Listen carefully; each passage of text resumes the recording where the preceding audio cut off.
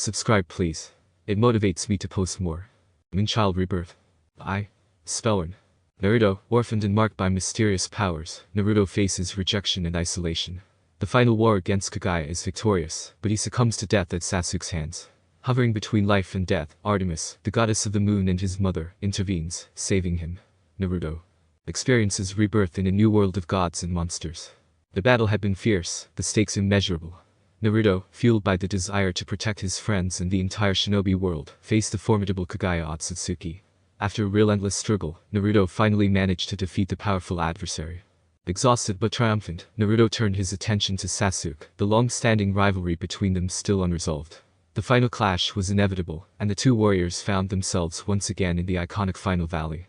The air crackled with tension as they exchanged blows, each strike carrying the weight of their shared history. The valley echoed with the clash of their powers, a dance of light and shadow. It was a battle that transcended physical prowess. It delved into the very core of their beings. In a moment of profound vulnerability, Sasuke unleashed a devastating blow that caught Naruto off guard. The fatal strike left Naruto gasping for breath, his strength waning. Sasuke stood over him, a conflicted expression on his face. Sasuke stood over the fallen Naruto, his Sharingan eyes reflecting a tumult of emotions. The wind whispered through the Final Valley, carrying an air of finality. Naruto gasped for breath, his strength waning as life ebbed away. Sasuke, conflicted but resolute, knelt beside Naruto. His voice, normally cold and stoic, now carried a weight of regret and understanding. "You were always too soft, Naruto," Sasuke said, his eyes meeting Naruto's fading gaze. "But maybe that's what the world needed. A soft-hearted fool like you to believe in something greater." Naruto managed a weak smile, blood staining his lips. "Sasuke, we could have been friends." Sasuke's expression softened for a fleeting moment, a hint of regret in his eyes. "Maybe in another life." As Naruto's breathing grew shallower, Sasuke continued, "I won't forget you, Naruto. Your strength, your foolishness, all of it. It's etched in my memory." With those parting words, Sasuke rose, leaving Naruto in the silent embrace of the Final Valley. The wind carried away Sasuke's figure as Naruto's world faded into darkness, the echoes of their shared history lingering in the air. As Naruto felt the life slipping away from him, he found himself transported into a surreal mindscape. Before him stood the ethereal figure of Hagoromo, the sage of six paths. "Hagoromo?" Naruto questioned, his voice echoing in the vast space. Hagoromo, a serene presence, acknowledged Naruto with a nod. "Naruto Uzumaki, your journey is not over. Your soul is different from the others." Confusion etched Naruto's face. As Hagoromo spoke, memories flooded Naruto's mind. Images of a divine figure, a motherly presence, filled his consciousness. He felt a profound connection to this mysterious goddess. "You now find yourself in a different world, one of gods and mythical beings, and you, Naruto, are the son of Godess. Wait, before I leave, would Kurama stay with me?" Naruto asked with pleading eyes. Hagoromo smiled, recognizing the bond that had formed between the young ninja and the mighty-tailed beast. "Consider it a parting gift for defeating my mother. Goodbye, Naruto Uzumaki." Hagoromo spoke with a sense of approval, acknowledging Naruto's strength and resilience. As he uttered those words, the vast expanse of the mindscape seemed to shift, and Naruto found himself standing in a moonlit forest. The soft glow of the moon above cast an ethereal light upon the surroundings. Naruto looked around, feeling a sense of tranquility in the moonlit forest. Naruto grinned, expressing gratitude to both Hagoromo and Kurama. "Thanks, Hagoromo. And Kurama, you're sticking with me, huh?" Kurama, in his usual gruff manner, replied, "Don't get all sentimental, brat. Just make sure you keep improving, or I'll have to take over." As Naruto stood in the moonlit forest, Kurama, the Nine Tails, addressed him with a mixture of seriousness and gruff concern. "Listen up, Naruto. I wouldn't be awake for quite some time. My chakra's regen process is as slow as they come in this world, so don't be thinking you can go around picking fights with gods or anything," Kurama warned, his eyes narrowing as if to emphasize the point. Naruto chuckled, understanding the gravity of Kurama's words. "Got it, Kurama. No picking fights with gods. We'll take it easy for now. You rest up, and we'll tackle whatever comes our way together." Kurama huffed, a semblance of approval in his tone. "Don't get too soft on me, brat. I'll be watching, even if I'm napping." Beneath his feet, the forest floor crunched with each cautious step Naruto took. The ambient glow of the moon, eerily reminiscent of his past sanctuary, filtered through the dense canopy above, casting an ethereal glow on the twisted branches. He was alone, surrounded by an uncharted wilderness that seemed to pulse with both life and enigma. As Naruto ventured deeper into the dark forest, guided by the soft glow of the moon, the enigmatic atmosphere became charged with an anticipation of challenges. The whispers of the shadows grew more pronounced as he approached a clearing, revealing a surreal landscape bathed in moonlight. In the heart of the clearing, Naruto encountered a group of Murmuki's gigantic ant-like creatures with razor-sharp pincers and venomous stingers. Naruto's senses heightened as the Murmukis detected his presence. Antennae twitching, the creatures moved with uncanny coordination, converging on him. The clearing became a battleground, the moonlight casting elongated shadows of the skirmish. However, Naruto soon realized that these Murmukis had an additional threat, their venomous stingers. During the battle, one of the creatures managed to strike him, injecting a potent venom into his system. Expecting the debilitating effects of poison, Naruto braced himself, only to be surprised when the symptoms failed to manifest. Naruto's eyes widened as the realization struck him he couldn't be poisoned. The moonlit connection within him seemed to grant immunity to the Murmuki's venom. Empowered by this newfound resilience, Naruto pressed on, countering the creatures with a combination of shadow clones and agility. The forest echoed with the clash of chitin and kunai, the moon bearing witness to Naruto's struggle. As the last Murmuki fell, Naruto took a moment to catch his breath. The moonlight bathed him in an ethereal glow as he contemplated the mysteries of this unfamiliar world. The forest lay still, the only sound the rustling of leaves in the gentle night, the moon still high in the night sky. Naruto moved deeper into the forest. The forest, once echoing with the sounds of battle, now embraced Naruto in a calm serenity. The Murmukis lay defeated, their gigantic forms still amidst the moonlit glade. Naruto took a moment to catch his breath, his senses heightened by the moon's glow. Guided by the moon's wisdom, Naruto pressed on with renewed determination. The whispers of the shadows became a symphony of encouragement, guiding him toward the next phase of his journey. As he traversed the forest, Naruto encountered various more creatures and challenges. As the night waned and the moon began its descent, Naruto approached the edge of the forest. The clearing revealed a celestial spectacle, a vast expanse of stars reflected in a tranquil lake. At the center of the clearing, a mysterious figure awaited. Naruto's heart quickened as he stepped into the clearing, the moonlight bathing the scene in an ethereal glow. The figure turned to face him, and in that moment, the whispers of the shadows seemed to converge into a single guiding force. As Naruto stepped into the moonlit clearing, the celestial figure turned to face him. Artemis, the goddess of the moon and the hunt, revealed herself in all her radiant glory. Auburn hair cascaded around her shoulders, and her eyes, pools of wisdom, softened at the sight of Naruto. "Naruto," she whispered, her voice carrying the tender weight of maternal longing. "My child, you have found your way back to me." Naruto's eyes brimmed with unspoken emotions as Artemis opened her arms. The celestial energy enveloped them, forming an embrace that transcended mortal and divine boundaries. Artemis spoke with a mother's warmth, revealing the origins of their profound connection. "Naruto, my child, I carry an oath, a sacred commitment that shapes my existence. As the goddess of the moon and the hunt, I have sworn to remain ever chaste. My dedication to this oath is unwavering, and it stems from a promise made to my father, Zeus, and the very essence of my divine responsibilities." Her eyes, filled with ancient wisdom, met Naruto's gaze. "This oath means that I, as the eternal maiden, refrain from romantic entanglements and the bonds of matrimony. It is a sacrifice made for the preservation of my divine role and the harmony of the cosmos." Artemis paused, the moonlight casting a soft glow upon her ethereal form. "But, my child, your existence transcends the boundaries of my oath. You are the result of a union that defies the limitations imposed upon me. Born from the moon's essence and immortal soul, you carry a unique blend of divine and mortal qualities." She reached out, her touch gentle as she continued, "I share this with you, Naruto, to help you understand the complexity of our connection. You are a celestial being born from a love that surpassed the constraints of my divine commitments. Your existence is a testament to the extraordinary nature of our bond." Naruto, absorbing the weight of Artemis's words, felt a mix of reverence and understanding. The cosmic tapestry of their connection unfolded before him, revealing the intricacies of his divine lineage, and the depth of Artemis's sacrifice for the greater cosmic order. As Artemis spoke, the moon radiated its glow, bathing them in its ethereal light. Moving closer, she embraced Naruto, her voice softening. "I saw everything, Naruto.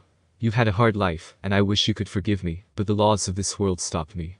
Unless you were dying, I couldn't bring you back with me," Artemis explained, tears welling up in Naruto's eyes. Speechless, Naruto struggled to find words. "You're no longer alone, Naruto," Artemis assured, cupping his face in her hands. "The journey you embark upon is one of destiny and revelation. The moon's glow within you shall guide you, and my essence will be with you, even when the night seems darkest." With the moonlit clearing still resonating with Artemis's cosmic energy, Naruto turned to the radiant goddess, his eyes filled with curiosity. Artemis, now a maternal figure, began to unravel the cosmic lore of this new world.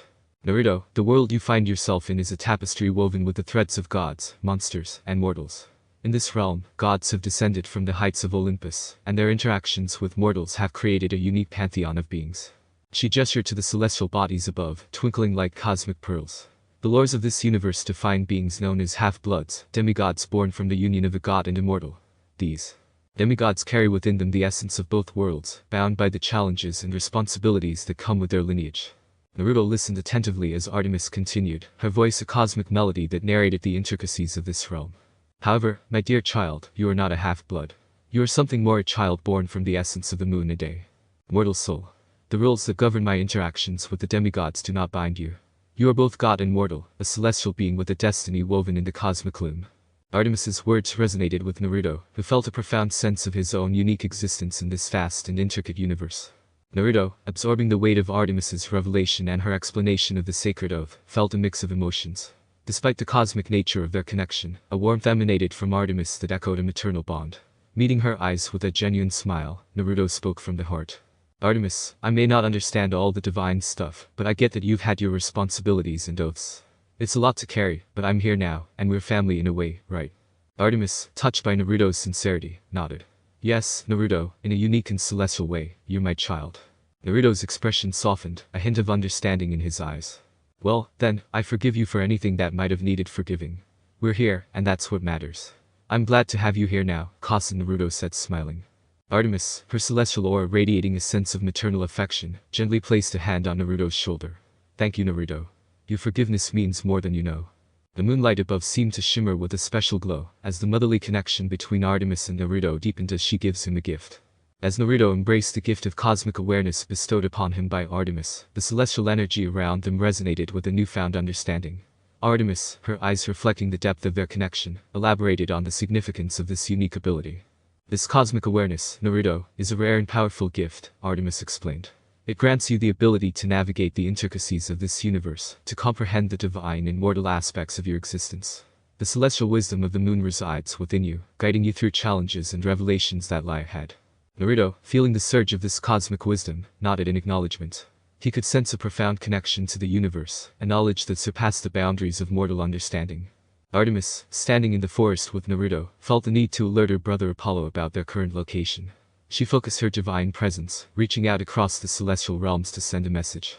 Brother, Artemis called out with an air of authority, "It's Artemis. I need your help." In response to Artemis's message, a burst of radiant energy marked the arrival of another god. Apollo, the sun god, descended in his golden chariot, hovering above the celestial scene, a testament to the cosmic balance. A worried look crossed his face upon seeing his sister with a young boy who looked exactly like her. "Little sister," Apollo called. "What's up? You never call." "Well, for starters, I am not your little sister," Artemis retorted, her face showing annoyance. "Hey, I was born first," Apollo replied, grinning. "We're twins. How many millennia do we have to argue? Never mind, we have more serious stuff to talk about," Artemis replied, looking down at Naruto. Apollo, putting two and two together, let out a shocked expression. "I see our nights just got a bit more interesting. A demigod born from the moon herself now, that's a twist," he replied, laughing. Artemis's expression was a blend of affection and amusement. Apollo, ever the irreverent sun god, couldn't resist a playful jab. Well, little sister," Apollo teased, casting a mischievous glance at Artemis. "Who would have thought you'd have a little celestial rendezvous and end up with a child? I didn't even get an invitation to the baby shower." Artemis rolled her eyes at her brother's banter. "This is not the time for your jokes, Apollo. His existence carries cosmic implications, and we must tread carefully." Apollo, undeterred by Artemis's stern demeanor, continued to playfully prod. "Oh, come now, sister. It's not every day you become a mother. I bet the other gods will be positively starstruck when they find out." Artemis gave him a stern look before speaking. "That's exactly why you're here, to keep him away from the other gods' eyes until he's ready to be claimed by me." Apollo, now fully understanding the situation, looked at Naruto with curious eyes. What an interesting demigod, a son born from the goddess of the moon. The world truly does work in wonderful ways. "Say, what's your name?" Apollo asked Naruto. Taking his time to answer, Naruto was lost in his thoughts. In his previous life, he was just Naruto Uzumaki, the future Hokage. Dream that wasn't meant to be. Naruto locked eyes with Apollo and greeted his new uncle. "My name's Naruto Uzumaki, son of Artemis, goddess of the moon," he grinned in response before adding, "and I will be the strongest demigod to ever exist." Artemis smiled with pride, her maternal concern evident in her voice as she spoke. "Naruto, you must hone your abilities before you venture to Camp Half-Blood. The challenges there are formidable, and we want you to be prepared." Apollo, ever the sun god of inspiration, added with a grin, "A bit of training under the sun can do wonders. What do you say we whip you into shape, Naruto? I'll even let you bask in my glorious radiance." With a nod of determination, Naruto accepted their guidance. Under the watchful eyes of Artemis and Apollo, his training commenced a fusion of celestial prowess and mortal resilience. Days turned into nights, and nights into days as Naruto embraced the rigorous training. Apollo's home, a grand mansion on the edge of a cliff in the middle of nowhere, became the backdrop for his training. The vast estate provided ample space for Naruto to harness his abilities under the guidance of Apollo and Artemis. As Naruto trained in the mansion's expansive gardens and celestial training rooms, he sought to understand his newfound family. During breaks in training, he engaged Artemis and Apollo in conversation, learning about their divine responsibilities, the complexities of their relationships with other gods, and the intricate balance between sun and moon. Naruto, curious and eager, asked questions about the cosmic order, the pantheon of gods, and the vast lore that shaped their existence. Artemis, in her compass manner, shared tales of the hunt and the moonlit mysteries, while Apollo, with his irreverent charm, regaled Naruto with anecdotes of sunlit escapades. In these moments of conversation, Naruto felt a deeper connection, forming an understanding of the celestial dynamics that surrounded him. His questions weren't just inquiries, they were threads weaving a tapestry of familial understanding. The grand halls of Apollo's mansion echoed with laughter and the exchange of cosmic wisdom. Naruto not only honed his physical strength, but also cultivated a profound connection with the sun and moon, and the family that embraced him in this haven. As Naruto talked with Apollo, the sun god, about the wonders of the realms, his appearance also underwent a subtle transformation. At 10 years old, his once blonde, spiky hair now took on an auburn hue, and his ocean blue eyes shimmered with a silvery gray tint, glowing yellow under the enchanting light of the moon. In this divine abode, Naruto, with his new appearance and cosmic wisdom, became a beacon of the harmonious union between sun and moon. Under the moonlit canopy, Naruto and Artemis stood in the sacred clearing, the celestial energy weaving a tapestry of cosmic connection. The gravity of their conversation hung in the air, and Artemis, the goddess of the moon and the hunt, spoke with a mixture of maternal warmth and solemn duty. Naruto, Artemis began, her silvery eyes reflecting the luminance of the moon, the time has come for me to return to my duties with the hunt. My presence here has been a guiding light, but I must heed the call of the huntress. Naruto's silvery gray eyes, now mirrored to the moonlit night, revealed a tinge of sadness. The celestial bond he had formed with Artemis had become a source of comfort and guidance, and the prospect of her departure stirred emotions within him. Kasen, Naruto spoke, his voice a gentle breeze in the cosmic stillness. I've found solace in your presence, and the moon has been my guide. Must you go? Artemis approached Naruto, her ethereal touch conveying both reassurance and the mother's love.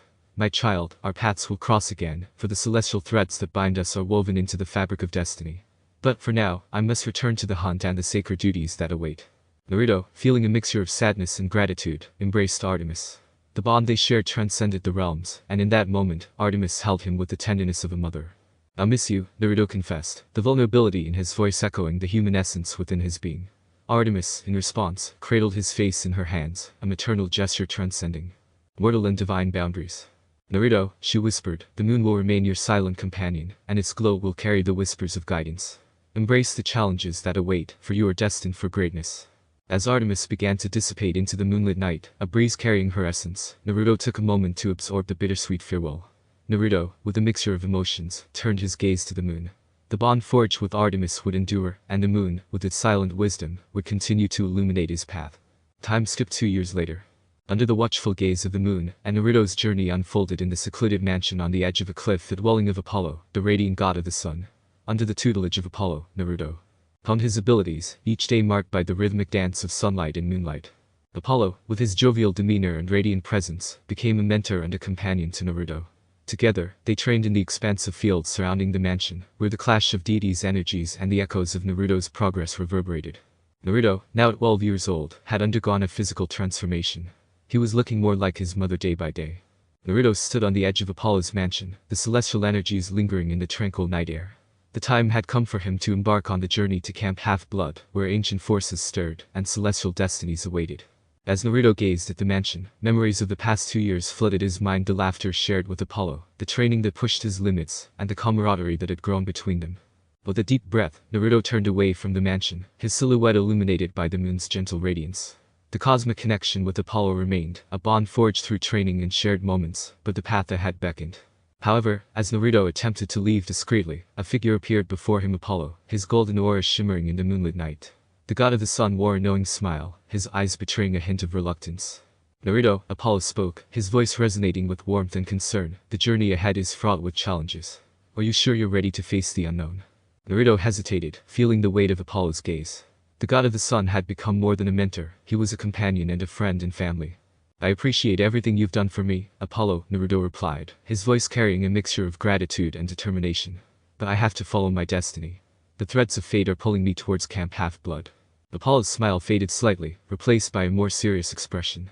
Naruto, even if I stopped you now, you would just find another way to leave. Just promise me you'll stay vigilant and stay true to yourself.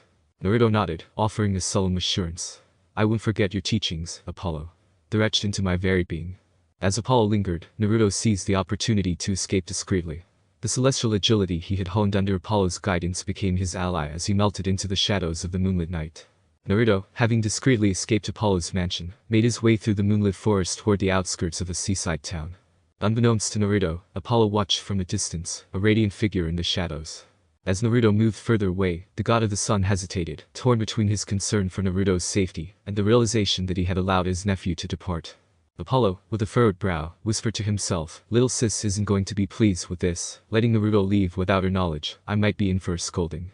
Meanwhile, Naruto continued his journey, guided by the moon's gentle radiance. The cosmic energies whispered secrets of the night. As Naruto ventured through the moonlit forest, his celestial agility and awareness heightened by Apollo's teachings, he absorbed the essence of the night. The moon became his silent companion, and the celestial whispers guided him toward the entrance of Camp Half-Blood.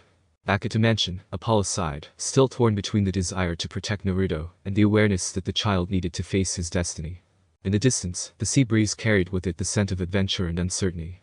The celestial journey of Naruto, the son of Artemis, goddess of the moon, unfolded, leaving Apollo to ponder the consequences of letting his nephew embark on a path yet to be fully revealed. Chapter 1: The Son of the Moon. End. Author's note.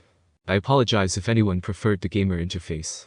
Updates will be frequent as I catch up to where I left off. Thank you for your understanding, and I hope everyone is enjoying this story better now. Camp Half-Blood. Chapter 2: Camp Half-Blood, May 2005, New York City. Naruto found himself on the outskirts of a bustling city that seemed to pulse with an energy unlike anything he had experienced before. Guided by the whispers of the shadows, as he made his way toward the luminous skyline of New York City. The city's heart beat with a rhythmic blend of mortal and divine essence. As Naruto ventured through the streets, the neon lights and towering skyscrapers cast long shadows in the moonlit night. Naruto marveled at the diversity of the city, the mingling scents of street vendors and sounds of distant music, creating a symphony that echoed through the urban canyons. Passing by landmarks such as Times Square and Central Park, he felt the pulse of mortal life intertwining with the cosmic energies that defined the universe. As he walked along the bustling streets, a unique sensation gripped him, a convergence of divine and mortal presence that whispered tales of heroes and myth. Curiosity led Naruto to explore further, and he found himself in the heart of Central Park, where the moonlit night transformed the green expanse into a celestial haven. The whispers of the shadows seemed to guide him toward Bethesda Terrace, a place where both mortal and divine forces converged. Near the iconic Bethesda fountain, Naruto encountered a group of satyrs playing lively tunes on pipes. The playful melody resonated with the cosmic energies, creating a harmonious blend of mortal and divine music. As Naruto continued his exploration, he stumbled upon a hidden corner of the city, an alley adorned with colorful graffiti and murals. The shadows here whispered secrets of demigods and hidden paths. Feeling the pull of destiny, Naruto navigated the city's vibrant streets with a sense of wonder. The mingling of mortal and divine, the symphony of urban life, and the shadows that danced with hidden stories, created an atmosphere that resonated with him on his journey to Camp Half-Blood.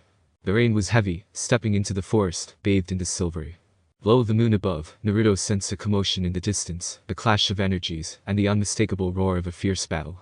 Intrigued, Naruto hastened toward the source of the disturbance. Entering a moonlit clearing, he beheld a young demigod, Percy Jackson, locked in a life and death struggle with a monstrous adversary, the Minotaur. However, the stage for tragedy had already been set. In a heartbreaking turn of events, Percy's mother, disoriented and caught in the Minotaur's rampage, found herself in the path of the beasts. Colossal charge. The air crackled with tension, and the moonlit night witnessed a moment of celestial sacrifice. The Minotaur, with crushing force, collided with Percy's mother. A blinding flash of golden light engulfed them both, leaving Naruto momentarily stunned. When the brilliance faded, Percy's mother was nowhere to be seen. In her place, a few shimmering golden motes sparkled in the moonlit air. Naruto, though a newcomer to this world, understood the gravity of the sacrifice.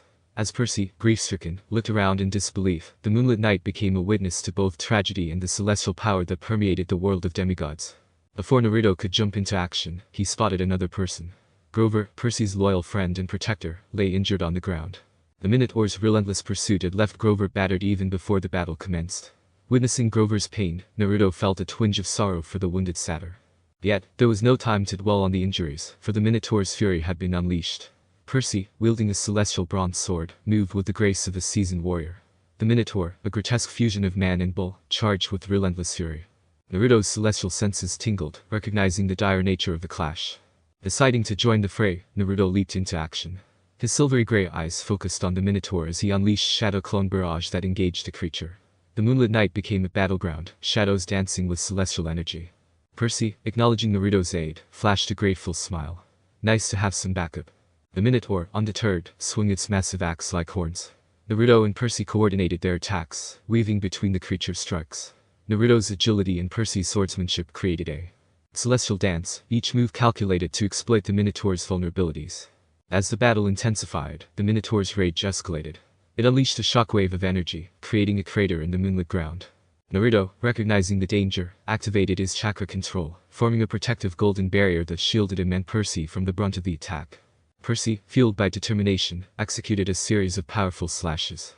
The Minotaur, wounded but relentless, retaliated with a final desperate charge.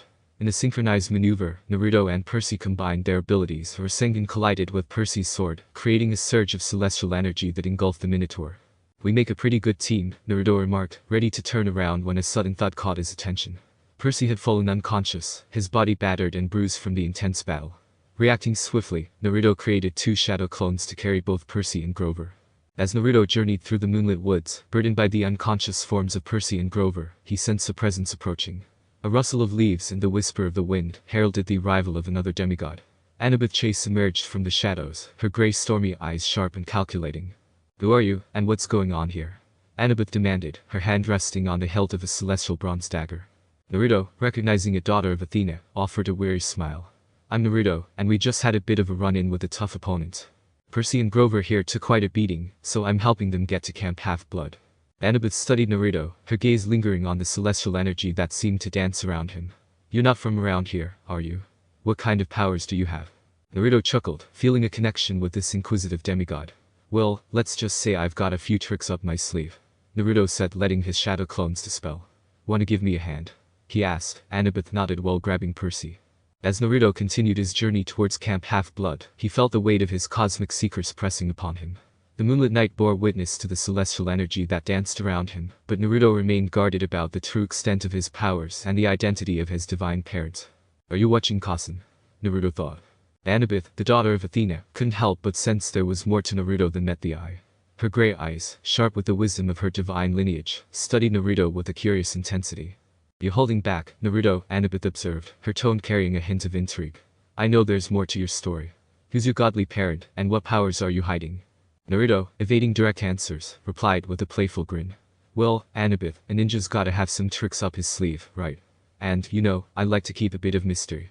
Annabeth, however, was not one to be easily deterred. As they walked through the moonlit woods, she continued to pepper Naruto with questions, her desire for knowledge fueled by the insatiable curiosity of a child of Athena. "I can figure it out, Annabeth declared, a spark of determination in her eyes. "Wisdom is my domain, and secrets have a way of unraveling under its gaze." Naruto chuckled, appreciating Annabeth's tenacity. "Well, good luck with that. Some secrets are meant to be kept." The daughter of Athena arched an eyebrow, her interest piqued. "Why keep secrets? We're allies, Naruto. We need to trust each other." Naruto's gaze lingered on the moon above, its glow casting a soft luminescence on the path ahead. "Trust is earned, Annabeth.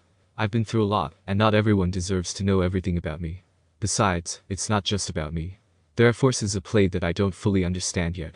Annabeth, though momentarily frustrated, respected Naruto's boundaries. As they reached the outskirts of Camp Half-Blood, she couldn't shake the feeling that the enigma of Naruto held the key to mysteries that transcended even the wisdom of Athena. The forest parted to reveal a familiar scene: a camp nestled in the heart of nature. Cabins, each representing a different deity, stood in silent homage to the demigods within. The moonlit night welcomed Naruto to his destination. As he stepped through the camp's entrance, a sense of belonging washed over him. The camp, with its celestial aura and the whispers of ancient tales, became Naruto's sanctuary. The moon, a constant companion on his journey, watched over him as he embraced the mysteries and challenges that awaited within the sacred grounds of Camp Half-Blood. The moonlit night, now a witness to Naruto's arrival, marked the beginning of a new cosmic adventure, one that would unfold amidst the legends of demigods, the echoes of Olympus, and the shadows that held both secrets and revelations. Naruto wandered through the moonlit confines of Camp Half-Blood, guided by the celestial glow that whispered tales of demigods and ancient legends. As he traversed the camp, he encountered its unique inhabitants, each with their own divine lineage. Naruto's first meeting was with Chiron, the activities director, who welcomed him with a knowing smile. "Ah, Naruto, I heard about the Minotaur incident." "Quite an entrance," Chiron remarked with a twinkle in his eye. Naruto grinned, appreciating the understated humor. Yeah, well, I didn't exactly plan it that way. Got any tips for dealing with mythical creatures around here? Chiron chuckled. You'll find each one has its own quirks. But, in general, knowing when to fight and when to seek an alternative route can be just as important. Naruto nodded, absorbing the advice. Got it. I'm still figuring this demigod thing out. Chiron's eyes twinkled with understanding. It's a lot to take in, I know. But you're not alone, Naruto. Many demigods have walked this path before you, and we're here to guide you. Your godly parent may not be here physically, but their influence is strong. Naruto's expression faltered for a moment, but he quickly masked it. Yeah, well, I'll do my best to make them proud. Chiron patted him on the shoulder. That's the spirit. And if you ever need someone to talk to or some guidance, don't hesitate to seek me out. Camp Half-Blood is more than just a training ground, it's a community. Chiron advised, his tone reassuring. Next to him was Dionysus, or Mr. D, the sarcastic and seemingly disinterested camp director. Another demigod, great. What's your story, kid? Mr. D asked, a hint of annoyance in his voice. Naruto, choosing his words carefully, replied, just a run-in with the Minotaur. It's not every day you get welcomed by a giant bull. He shot a quick glance at Dionysus. Guess it's all part of the demigod package, huh? Mr. D dismissed him with a nonchalant wave. Package, nuisance, it's all the same to me. Just don't make my life more complicated, he grumbled, turning his attention elsewhere. Despite the lack of warmth, Naruto sensed the powerful aura of the ancient god, and vowed to tread carefully in his presence. Leaving the administrative area, Naruto ventured towards Cabin 11, the unclaimed cabin as Chiron explained. As he approached, he glanced at Cabin 8, Artemis's domain, feeling an inexplicable connection. A sense of longing tugged at him, but he pressed forward to Cabin 11. Inside, Naruto met Luke Castellan, the son of Hermes and the cabin's counselor. The room was filled with an air of casual camaraderie as demigods exchanged stories and laughter. Hey there, Naruto, right? Luke greeted, flashing a friendly smile. Naruto returned the smile but couldn't shake the subtle discomfort, a feeling that something was amiss. Yeah, that's me. Nice to meet you, Luke. Luke leaned against a bunk bed, his easygoing demeanor never faltering. Welcome to the Hermes cabin. We're a laid-back bunch. Feel free to make yourself at home. Naruto glanced around at the scattered belongings and the eclectic mix of demigods. Thanks. So, what's the deal with this cabin? Do we have any cabin traditions or? Luke chuckled.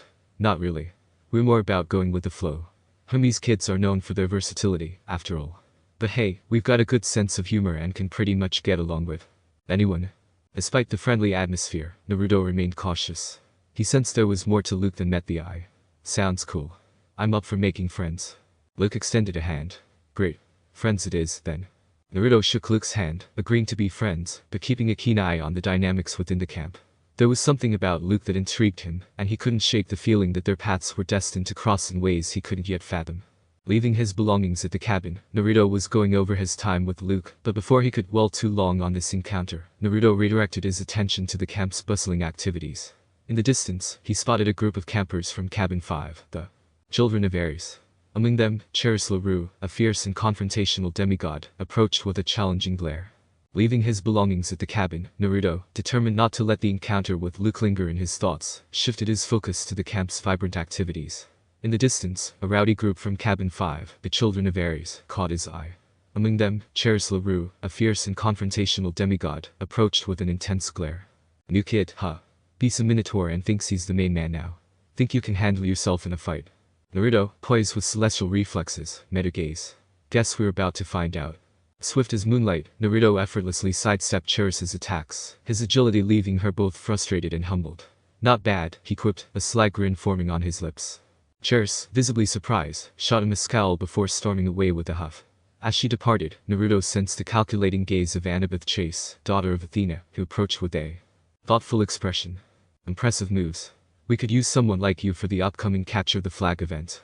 Amidst the warm glow of the campfire, Annabeth led Naruto away from prying eyes. The night enveloped them in its celestial veil, and Annabeth's curious gaze locked onto Naruto's. So, Naruto, you've got some serious skills. Surviving a Minotaur attack and taking on Cherislaru. Impressive, Annabeth said, genuinely intrigued. Just doing what I can. The Minotaur wasn't exactly a pushover, though, Naruto replied, stretching his muscles. I heard about that. Percy's still recovering, and you jumped into the fray. Brave move. Naruto's gaze softened, the weight of his actions settling on him. I couldn't just stand there. It's what anyone would do. In the end, I still failed to save his mother, he admitted, a tinge of frustration in his expression. You can't save everyone, it's a part of who we are, Annabeth responded, her look conveying understanding as if contemplating the complexities of nature. The moonlight cast a subtle glow on their surroundings, and Annabeth's expression hinted at a curiosity beyond the surface. How about joining my team for Capture the Flag? We could use someone with your skills. Besides, I'm intrigued. There's more to you than meets the eye. No problem, Annabeth. I'll join your team, and I won't let you down, Naruto said with a confident grin. Annabeth returned the smile, but Naruto sensed a hint of sadness, a familiar emotion from his past life. Thanks, Naruto. Before you head off, do you have any idea who your parent could be? Annabeth asked, her stormy eyes piercing through the shadows. Naruto, sensing the imminent danger of revealing his true heritage, attempted to weave a careful tale. However, lying to a daughter of Athena proved to be a formidable challenge. To be honest, I have no idea who my parents are. I was raised in an orphanage all my life, Naruto replied, reflecting on his days in Konoha. Memories of being avoided by everyone and the loneliness of having no one to rely on flashed through his mind. Despite the hardships, Naruto never gave up his unwavering determination, his ninja way. Now, with Artemis, the goddess of the moon, as his mother and her twin brother Apollo as his uncle, Naruto found true happiness. He would do anything to protect his newfound family, no matter the cost. Annabeth nodded understandingly, her gaze thoughtful, before making her way to Cabin 6. Meanwhile, Naruto headed to Cabin 11 for the night. As night descended upon Camp Half-Blood, Naruto settled into his new surroundings. Yet, as he drifted into slumber, dreams of his mother being captured haunted his rest. A lingering sense of foreboding enveloped him in the moonlit night. The whispers of the wind carried both the promise of adventure and a weight of impending challenges, leaving Naruto to contemplate the unpredictable journey that lay ahead. Chapter 2 Camp Half-Blood End. Author's note. I will be updating quickly, thanks for reading. Claimed. Chapter 3 Claimed. Percy slowly opened his eyes, his vision blurred as he emerged from the aftermath of the battle with the Minotaur. Disoriented and groggy, he struggled to make sense of his surroundings. The scent of pine hung heavily in the air, and the distant sounds of camp life gradually registered in his ears. As he attempted to sit up, a dull ache pulsated through his body. Standing nearby, his best friend and protector, Grover, wore a look of deep concern. Percy, you're awake. Thank the gods. Percy groaned, the events of the Minotaur's rampage flooding back to him, along with the blinding flash of golden light. What happened? Where's my mom? Grover hesitated, his expression revealing the pain of delivering heartbreaking news. Percy, I'm so sorry. Your mom, she didn't make it.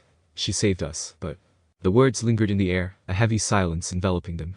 Percy's heart sank as the weight of the loss settled upon him. Grief welled up inside, the reality of his mother's sacrifice hitting him with a profound and sorrowful impact. As Percy grappled with the weight of his mother's sacrifice, a figure emerged from the shadows. A centaur with wise eyes and a knowing smile approached, casting an air of reassurance. Percy Jackson, welcome to Camp Half-Blood. I am Chiron, the activities director and trainer of heroes. Still in the throes of shock from his recent ordeal, Percy eyed the centaur warily. What? Mr. Brunner. Camp Half-Blood. What is this place? And who are you? Chiron, ever calm and compassed, began to unravel the truth. This is a haven for demigods, Percy. Children of the gods and mortals. You are no ordinary teenager. You are a demigod, and this camp is your sanctuary. Under the bright rays of the summer morning sun, Chiron guided Percy Jackson through the winding paths of Camp Half-Blood.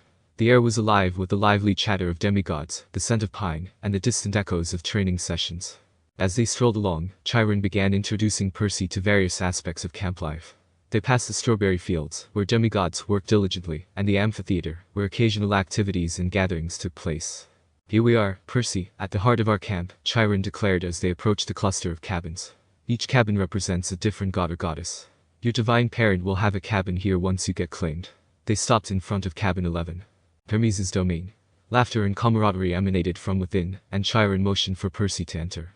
This is the Hermes cabin, a place for those with quick wit and versatile skills, and also a place where the unclaimed stay, Chiron explained. Inside, Percy saw a group of demigods mingling. Luke Castellan, the cabin's counselor, approached with a friendly grin. Hey there. You must be the new kid. I'm Luke, he greeted, extending a welcoming hand. Percy Jackson, Percy replied, shaking Luke's hand. Chiron interjected, Luke, this is Percy. He's just arrived and could use some introductions. Luke nodded, and his eyes shifted to a nearby bunk where Naruto was casually sitting. And this is Naruto, our resident mystery. Another one who doesn't know his godly parent, Luke added with a smirk. Naruto, looking up from where he sat, offered a nonchalant wave. Hey Percy. Welcome to Camp Half-Blood, Naruto said, standing up to meet the guy who fought side by side with him against the Minotaur. I'm really sorry about your mom. If only I had gotten there sooner, Naruto spoke with a hint of anger in his voice. Percy, still processing the death of his mother, met Naruto's gaze. "It's not your fault, it's mine. I wasn't strong enough," he said with a look of understanding. Chiron continued the tour, guiding them toward other cabins and camp facilities. The camaraderie between demigods, each with their unique backgrounds and parentage, created a vibrant tapestry that both fascinated and overwhelmed Percy. As they ambled through camp, Naruto walked alongside Percy, a companionable silence between them until they reached the bustling dining pavilion. "So, how's everything sinking in for you?" Naruto inquired as they found a table to settle at. Percy sighed, his expression heavy. "Not great, honestly. Knowing my dad's a god, and he hasn't done anything to help me, doesn't sit well with me, you know." "It's the law, Percy," Naruto explained, empathizing with Percy's frustration. Sensing the disappointment, he decided to provide a bit more context. "Zeus has forbidden the gods from interfering with their demigod children's lives. But Zeus can't keep an eye on everyone. Some gods manage to sneak away," Naruto added with a grin, savoring a bite of his food. As the sun dipped below the horizon, casting a warm glow across Camp Half-Blood, the demigods gathered at the dining pavilion. The air buzzed with lively conversations and laughter, creating a sense of camaraderie that permeated the evening. After a hearty meal, Percy decided to freshen up. He made his way to the communal bathroom, hoping for a moment of peace. As he entered, he noticed Cheris LaRue, the fierce daughter of Ares, leaning against the sink with a challenging glare. Well, Percy Jackson," she sneered, blocking his path. "I heard about your little heroics with the Minotaur. Think you're tough, huh?" Percy, tired but not in the mood for trouble, tried to sidestep her. "Look, I just want to." Before he could finish, Cheris shoved him, sending him stumbling backward. Percy, his patience wearing thin, unintentionally tapped into his water powers. The bathroom's pipes groaned, and water began to swirl around him. Cheris, sensing an opportunity to assert dominance, grabbed Percy by the collar and aimed to dunk his head into the toilet. However, as she did, Percy's water manipulation went awry. Water surged uncontrollably, engulfing the bathroom and creating a chaotic tempest. The pressure built, and with an explosive burst, the bathroom erupted into a watery explosion. Cheris, soaked and shocked, found herself at the center of the aquatic chaos. Water splashed in every direction, drenching the surrounding area. Percy, equally surprised by the unintended outburst, stood amidst the aftermath. Cheris, wet and humiliated, sputtered as she retreated in a hurry, leaving Percy to grapple with the consequences of his uncontrolled powers. The demigods who witnessed the spectacle stared in amazement, some stifling laughter. Percy, now standing in what remained of the flooded bathroom, scratched his head with a sheepish grin. He felt a gaze upon him. Turning around, he noticed Annabeth Chase, daughter of Athena, observing him with a thoughtful expression. "Interesting powers you've got there, Percy," Annabeth remarked, her grey eyes studying the water at his command. Percy, a bit self-conscious about his newfound abilities, scratched the back of his head. "Yeah, they can be a bit unpredictable, as you might have noticed." Annabeth nodded, her curiosity piqued. "Unpredictable can be an asset, especially in Capture the Flag. How about joining me and Naruto for the next round? I've seen both of you in action, and your abilities could give us a strategic advantage." Percy considered the proposition, recognizing the potential benefits of teamwork. "Sure, I'm in. But I don't think I'll be any help." Annabeth grinned, appreciating Percy's willingness to join forces. "Don't worry, we'll figure it out. Meet us at the designated spot before the game starts. It's time to show the other cabins what we're made of." With a nod, Percy agreed, while Annabeth walked away. In the distance, Naruto watched Percy as he made his way towards cabin 11. Glancing at the moon, Naruto spoke affectionately to his mother. "I'm slowly starting to understand everything, Kassen." He rubbed his head shyly. "Can I see you soon, Kassen? I was raised in Japanese culture." In response, the moon glowed ever so slightly, expressing a comforting warmth. "Thanks, good night, Kassen," Naruto said, his voice filled with gratitude and a growing sense of familial connection. As he headed to cabin 11 for the night, he couldn't help but feel a newfound closeness to his divine mother, Artemis. Naruto, settling into cabin 11, noticed the mischievous Stoll brothers, Travis and Connor, engaged in a lively conversation. Intrigued, he decided to join them, hoping to learn more about his fellow demigods. "Hey Naruto." "Newcomer, huh?" Travis grinned, extending a hand. Naruto reciprocated the gesture with a friendly smile. "Yeah, just got here a few days ago." Connor, the other half of the Stoll duo, chimed in. "Nice to meet you, Naruto. So, what's your story?" As they shared stories and experiences, the Stoll brothers explained the dynamics of Camp Half-Blood, offering Naruto insights into the daily life of demigods.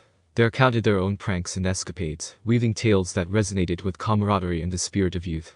Meanwhile, across the cabin, Percy engaged in conversation with Luke as they chatted. The topic shifted to Annabeth, catching Percy's interest. "So, Annabeth really wants to go on a quest?" Percy inquired, taking a sip from his camp-provided drink. Luke nodded, his expression carrying a mix of understanding and sympathy. "Desperately. She's been waiting for the right time, for someone special to arrive. Percy furrowed his brow in confusion. Someone special? What does it even mean? Luke chuckled, a cryptic gleam in his eyes. Well, Percy, there are things at play here that even the demigods can't fully grasp. The timing has to be just right, and sometimes, it depends on the arrival of someone unique, someone who can make a difference. Percy, not entirely satisfied with the vague answer, decided to drop the conversation for now. The night at Camp Half-Blood held too many enigmas, and as he looked around Cabin 11, he couldn't help but wonder about the untold stories and challenges that awaited him and his newfound friends. The morning sun painted the camp in warm hues as Percy settled into the routine of Camp Half-Blood. Eager to explore his newfound abilities, he attended a sword-fighting lesson with Luke, hoping to grasp the fundamentals of combat. As Luke demonstrated various sword techniques, Percy found himself surprisingly adept at wielding the celestial bronze weapon. His reflexes were heightened, and every move flowed seamlessly, a testament to his latent combat skills. To everyone's surprise, Percy managed to best Luke in their sparring match. The campers and even Naruto, who had been watching from the sidelines, were impressed by Percy's natural talent with a sword. Naruto approached Percy with a grin. Not bad, Percy. Looks like you've got the hang of it. Your combat skills are impressive. Percy, still catching his breath, chuckled. Thanks. It felt like the sword just knew what to do. Naruto nodded knowingly. Sometimes, our abilities are more instinctual than we realize. Keep honing that skill, and it'll serve you well. As the day progressed, Percy sought out Grover for a heart-to-heart conversation. Sitting by the campfire, Percy broached the subject of Grover's longing for a searcher's license. So, Grover, what's the deal with the searcher's license? Percy asked, genuinely curious. Grover hesitated for a moment before replying, it's about finding someone, Percy. Someone important. If I can keep you safe during a quest, it might bring me a step closer to getting that license. Percy, intrigued, pressed for more details. Who are you looking for, Grover? Grover's eyes clouded with a mix of determination and sadness. I can't share all the details, Percy, but it's someone crucial for the balance of our world. The conversation turned towards the big three gods. Zeus, Poseidon, and Hades. Grover explained the pact among these powerful deities to refrain from having more children, given the havoc caused by their offspring. Zeus broke the pact by having a daughter named Thalia, Grover continued. Hades was furious and sent monsters after her. She sacrificed herself to protect other half-bloods, and Zeus turned her into a pine tree. That tree still guards the camp's borders, known as Half-Blood Hill. As the evening sun painted the sky in hues of orange and pink, Annabeth gathered her team on a strategic vantage point overlooking the battlefield for the upcoming Capture the Flag game. Perched in the trees, Naruto observed the proceedings with a keen eye, his celestial senses attuned to every word spoken. Alright, team, Annabeth declared, her eyes focused and determined. This is our chance to show what we're made of. Naruto, your agility and abilities will be crucial in navigating the battlefield and providing support. Percy, your control over water and your unexpected resilience makes you a formidable force. Together, we can outsmart and outmaneuver our opponents. Naruto, hidden in the shadows, nodded in appreciation of Annabeth's strategic prowess. On the ground, Percy listened intently to Annabeth's instructions. Despite the gravity of the upcoming game, Annabeth managed to infuse a sense of camaraderie into her team. Her words were not just orders, they were a rallying call for unity and shared purpose. As Annabeth spoke, she glanced towards Percy and Naruto, acknowledging their unique strengths. Let's make sure we use each other's strengths to our advantage. We're a team, and each one of you plays a crucial role. Now, let's go out there and bring that flag home. Naruto, hidden in the trees, exchanged a glance with Percy. The unspoken understanding between the two demigods transcended words. Annabeth's plan was not just a set of instructions, it was a blueprint for a shared adventure. As the game commenced, chaos erupted on the battlefield. Clarus, leading an aggressive charge, targeted Percy and several other campers. The skirmish unfolded with intensity, each move and counter-move a testament to the demigod's skills and determination. In the trees, Naruto watched Percy's every move. The celestial energy surrounding Percy pulsed with an ethereal glow, adding an otherworldly aspect to the unfolding drama. The shadows seemed to dance to a celestial rhythm, responding to the cosmic forces at play. As Clarus lunged forward with a powerful thrust, Percy, guided by a surge of instincts, executed a swift sidestep. Riptide met the electric spear with a resounding clash, and the celestial energies sparked against each other. The divine clash created a brief, mesmerizing display, a dance of celestial forces locked in combat. During their intense exchange, Percy's senses tingled with the revelation. A vulnerability in Clarus's weapon, an opening in the divine weave that held the electric charge. An opportunity presented itself, and Percy, driven by a mix of skill and celestial intuition, seized the moment. With a calculated move, Percy redirected Clarus's next strike, exploiting the vulnerability he had discerned. Riptide, guided by celestial precision, struck the electric spear with pinpoint accuracy. The divine energies clashed, and in an instant, the electric spear shattered, its divine essence dissipating. Claris, momentarily stunned, stared at the remnants of her once formidable weapon. The battlefield hushed for a heartbeat as demigods from both sides observed the unexpected turn of events. Percy, now standing in the water, wielding an intact riptide, stood ready, the celestial energies resonating around him. The shattered pieces of Claris's electric spear lay scattered on the ground, a visual testament to Percy's unanticipated victory. On the battlefield, Luke orchestrated a brilliant maneuver, leading his team to victory. The cheers and celebrations echoed through the camp, marking the triumph of one cabin over the others. Annabeth, having materialized near Percy in the creek after removing her invisibility cap, observed the aftermath of the intense battle. She couldn't help but marvel at the resilience displayed by her teammates, especially Percy. As Percy emerged from the water, dripping wet, Annabeth's eyes focused on his arm. The deep wound inflicted by Claris's attack had vanished, leaving only a faint scar as a testament to the recent battle. Annabeth turned to Percy, her expression a mix of awe and curiosity. "Percy, your arm is healed. How did that happen?" Percy, equally bewildered, examined his arm. The mystery of his abilities deepened. As Naruto moved stealthily through the trees, observing the aftermath. Annabeth's plan was flawless, and Percy, despite the initial challenges, showcased impressive combat skills. Embracing his newfound powers, Naruto descended from the trees with grace. Meanwhile, Percy, weakened from the intense battle, faced an unexpected threat. A menacing hellhound from the fields of punishment lunged at him. Just as the monstrous creature aimed for Percy, Naruto appeared with incredible speed. Channeling the nature energy around him entering Sage mode, he unleashed a new jutsu. Moon style, Rasen Shuriken Naruto set as a ball of glowing light, infused with the power of the moon, spinning rapidly sliced through the hellhound, vanquishing it in an explosion of celestial energy. The battlefield fell silent for a moment as demigods, Percy included, witnessed Naruto's extraordinary display of celestial prowess. Annabeth, her strategic mind recognizing the advantage, nodded approvingly. Naruto, in his new sage mode enhancing his senses, approached Percy with a reassuring smile. "You handled yourself well out there. But it seems like you've got more surprises waiting to be unlocked." Percy, still catching his breath, regarded Naruto with a mix of gratitude and curiosity. "What was that technique? And how did you move so fast?" Naruto chuckled. "Call it Moon Sage mode. It's a little something I picked up on my journey here. As for speed, well, that's just one of the perks." In a moment of divine revelation, the water itself responded to Percy's presence. A glowing trident materialized above Percy Jackson, symbolizing the claim of Poseidon, god of the sea, over his son. "It has been determined," Cryon spoke. "My father?" Percy asked. "Poseidon, Earthshaker, Stormbringer, father of horses, hail, Perseus Jackson, son of the sea god," Chiron said. The demigods around Percy gasped in awe as Poseidon's trident bathed him in radiant light. The waves whispered tales of the ocean's might, and Percy, now claimed, the demigods all started to take an e. Annabeth, surprised by the revelation, couldn't hide her concern. "This isn't good, I thought it would be Zeus," she remarked, her worry evident. Naruto, on the other hand, burst into laughter. "Really? After all the things that's happened with water?" he teased, earning a sharp glare from Annabeth. Meanwhile, Naruto felt a celestial presence enveloping him. The moon's silvery glow intensified, and a crescent moon materialized above him, marking the claim of Artemis, goddess of the moon. The demigods looked on in awe as the moonlit claiming unfolded. As Chiron spoke the words, "Artemis, goddess of the moon, hunt, wilderness, archery, hail, Naruto Uzumaki, son of the hunters," the demigods gasped. The unexpected grandeur of the moonlit claiming left an indelible mark on their collective consciousness. The glow of Artemis's divine recognition surrounded Naruto, unlocking new powers and leaving him connected to the moon's dominion. Meanwhile, in the divine seclusion of their temples, the gods and goddesses contemplated the unexpected turns of fate. Artemis, within her moonlit abode, engaged in a conversation with Athena, who sought to understand the unusual claiming of Naruto. Athena, communicating through the channels of divine insight, inquired, "Artemis, a son? It's unprecedented, especially for you."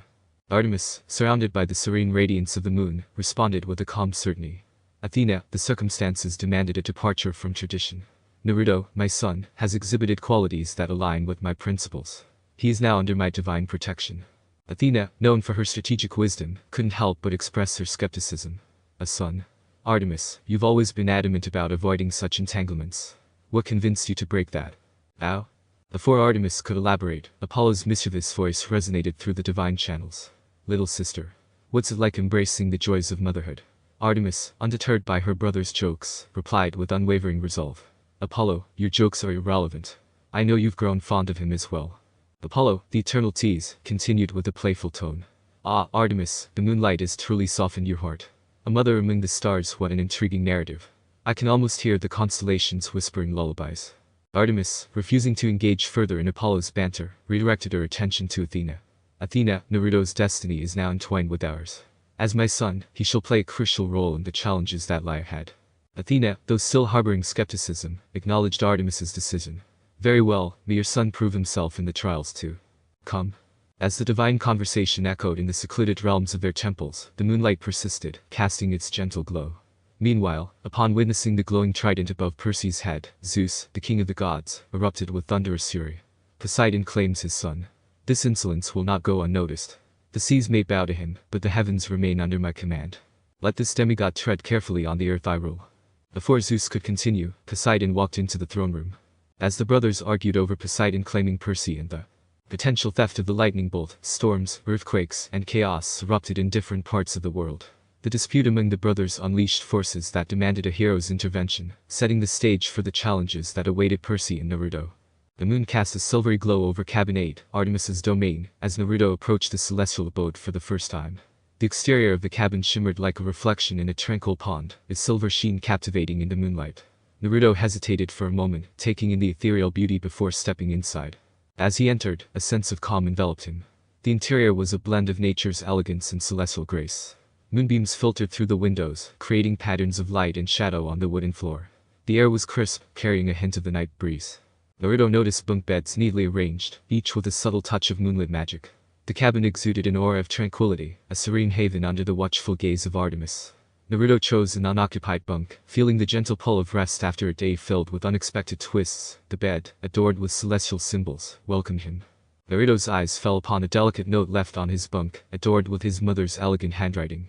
The words carried a sense of pride and love, expressing Artemis's admiration for her son's strength and resilience. Alongside the note, a radiant white bowl emanating a soft, celestial glow. My dearest Naruto, as the moon watches over you, so do I. Your strength and courage make me proud beyond words. Embrace the path ahead, for you are destined for greatness. With this bow, a gift from the moon itself, may you find the light in every shadow. With love, Artemis.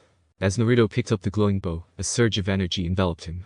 The moonlit aura of the cabin seemed to intensify, and Naruto felt a heightened connection to the celestial forces. Naruto lay down, his thoughts a blend of excitement and curiosity. As he closed his eyes, the moon's radiance seemed to linger, casting a soft glow over the cabin's interior. The night sky outside whispered tales of distant constellations. In this celestial haven, Naruto drifted into a restful slumber, embraced by the moonlit sanctuary that would become his home at Camp Half-Blood. Chapter 3 Claimed End. Author's note. Naruto's Sage Mode will act the same as the manga, but its appearance is different. Replace the orange outside with white lining, and the color of his eyes being a glowing yellow color. Thanks for reading. Head Scratcher. Chapter 4 Head Scratcher. In the heart of the ancient forest, Artemis convened her hunters beneath the celestial canopy of towering trees. The sacred grove, bathed in the ethereal glow of moonlight, became a place where whispers of leaves and the murmurs of ancient spirits bore witness to the unfolding revelation. Artemis, the goddess of the hunt, spoke with a measured solemnity that commanded the attention of her devoted huntresses. My hunters, Artemis began, her voice carrying the weight of divine authority. I gather you in this sacred grove to unveil a truth that transcends the boundaries of our sisterhood. Among us walks a demigod of great significance, a son born of the moonlit embrace. The air in the grove shifted as the huntresses exchanged glances, their eyes reflecting both the silvery glow of the moon and the awe inspired by Artemis's words. Zoe Nightshade, a steadfast lieutenant of the goddess, observed their reactions with a mix of surprise and curiosity. The goddess's revelation hinted at mysteries that stretched beyond their immortal sisterhood. Naruto, Artemis continued, invoking the name that echoed through the sacred grove like a celestial hymn. Son of the moon, bearer of destiny intertwined with the hunt. Though he walks a path unique among us, his presence among the huntresses carries the weight of the moon's divine grace. Zoe Nightshade, her brown eyes meeting Artemis's gaze, stepped forward. My lady, what does this mean for the sacred bond that unites us? The presence of a male demigod is unprecedented. Artemis, regal and compassed, addressed Zoe with a tranquility that mirrored the serene moonlit grove. Zoe, the eternal oath remains unbroken. Naruto's inclusion signifies a shift in the cosmic winds, a blending of destinies that does not diminish the sanctity of our sisterhood. He is my son born of celestial vows, and his journey aligns with the sacred hunt we uphold. The huntresses, their attention riveted on Artemis's words, exchanged glances filled with silent inquiries. The sacred grove held an atmosphere of both reverence and uncertainty, as the huntresses grappled with the unexpected revelation. One of the huntresses, Phoebe, spoke with a mixture of curiosity and caution. Artemis, how can we trust the inclusion of a male, even if he is your son? Our sisterhood has thrived on the purity of our bond. Artemis, her gaze unwavering, acknowledged Phoebe's concerns. Phoebe, the moon's light illuminates many paths. Naruto's presence among us is not a dilution of our sisterhood, but an expansion of the celestial tapestry. Trust in the threads of destiny that weave us together. The huntresses deliberated, their expressions ranging from skepticism to acceptance. Zoe Nightshade, the embodiment of loyalty, addressed her sisters. Our lady has spoken. The moon has declared Naruto as one of our own. Let us embrace this shift in destiny and stand united as daughters of the hunt. As the moon cast its silvery glow over the sacred grove, the huntresses, with a collective breath, accepted the divine proclamation. The night air shimmered with the magic of acceptance, and Artemis, in silent communion with her daughters, prepared to guide Naruto on a journey that transcended the boundaries of both mortals and immortals. The first rays of dawn painted the landscape of Camp Half-Blood in a warm golden hue. Naruto, bow in hand, engaged in rigorous training under the emerging sunlight. Moonlit Dominion, the ethereal glow surrounding him, pulsed with newfound power as Naruto seamlessly transitioned between different shooting stances. His arrows hit their mark unerringly, earning him experience points that steadily accumulated in his gamer system. As Naruto continued to hone his skills, he decided to test the limits of New Sage Mode. With focused intent, he walked effortlessly on the surface of a serene pond, defying gravity itself. Campers gathered around, their eyes widening in amazement at this unexpected display of mastery over the moon's energy. Clarice, a fellow camper known for her brash demeanor, couldn't help but express her disbelief. Walking on water. Seriously, how's he doing that? Grover, the nature-loving satyr, chimed in, adjusting his reed pipes. It's like he's tapped into the moon's energy. But this is on a whole new level. I've never seen anything like it. I could walk on water even in my base form, but hey, might as well show off a bit. Naruto thought, watching the campers gathered around him. As the campers marveled at Naruto's sage mode, Annabeth couldn't help but approach him with a playful smirk. Impressive trick, Naruto. Are you sure you're not borrowing some moves from Athena? Naruto shot her grin. Hey, if your mom's got any cool tricks to share, I'm all ears. Walking on water is just the beginning. Annabeth crossed her arms, playfully raising an eyebrow. Well, I'm more into strategic thinking than flashy moves. You might want to consider a bit of subtlety next time. Naruto mockingly saluted. Noted, wise one. I'll add subtle water walking to my training regimen. Grover, joining the banter, added with a chuckle, I bet Pan never saw this coming when he talked about connecting with nature. Annabeth's eyes narrowed at Naruto. You better not be causing disruptions in the natural order, or I'll have to come up with a plan to rein you in. Naruto feigned innocence. Who, me? I'm just getting the hang of this moon stuff. No disruptions, promise. Percy, unable to resist joining in, quipped, well, if things go south, I'll be ready with the tidal wave. Just say the word, Annabeth. Annabeth rolled her eyes. Great, I've got a comedian and a water walker on my hands. What could possibly go wrong? The banter continued, creating a light-hearted atmosphere among the demigods. In the tranquility of the camp, Percy was told to meet with Chiron, the wise centaur who served as the activities director at Camp Half-Blood. Chiron, surrounded by scrolls and artifacts in his makeshift study, welcomed Percy and sensed the weight of his concerns. Percy, I give grave news following the claiming, Zeus's master bolt was stolen, and he thinks his brother Poseidon used you to take it. Chiron said with a heavy expression. Percy began hesitantly, Zeus thinks I stole the master bolt. I didn't do it, but he won't believe me. What should I do? Chiron, with a calm demeanor, motioned for Percy to sit. Accusations among the gods are grave matters. However, there might be another possibility.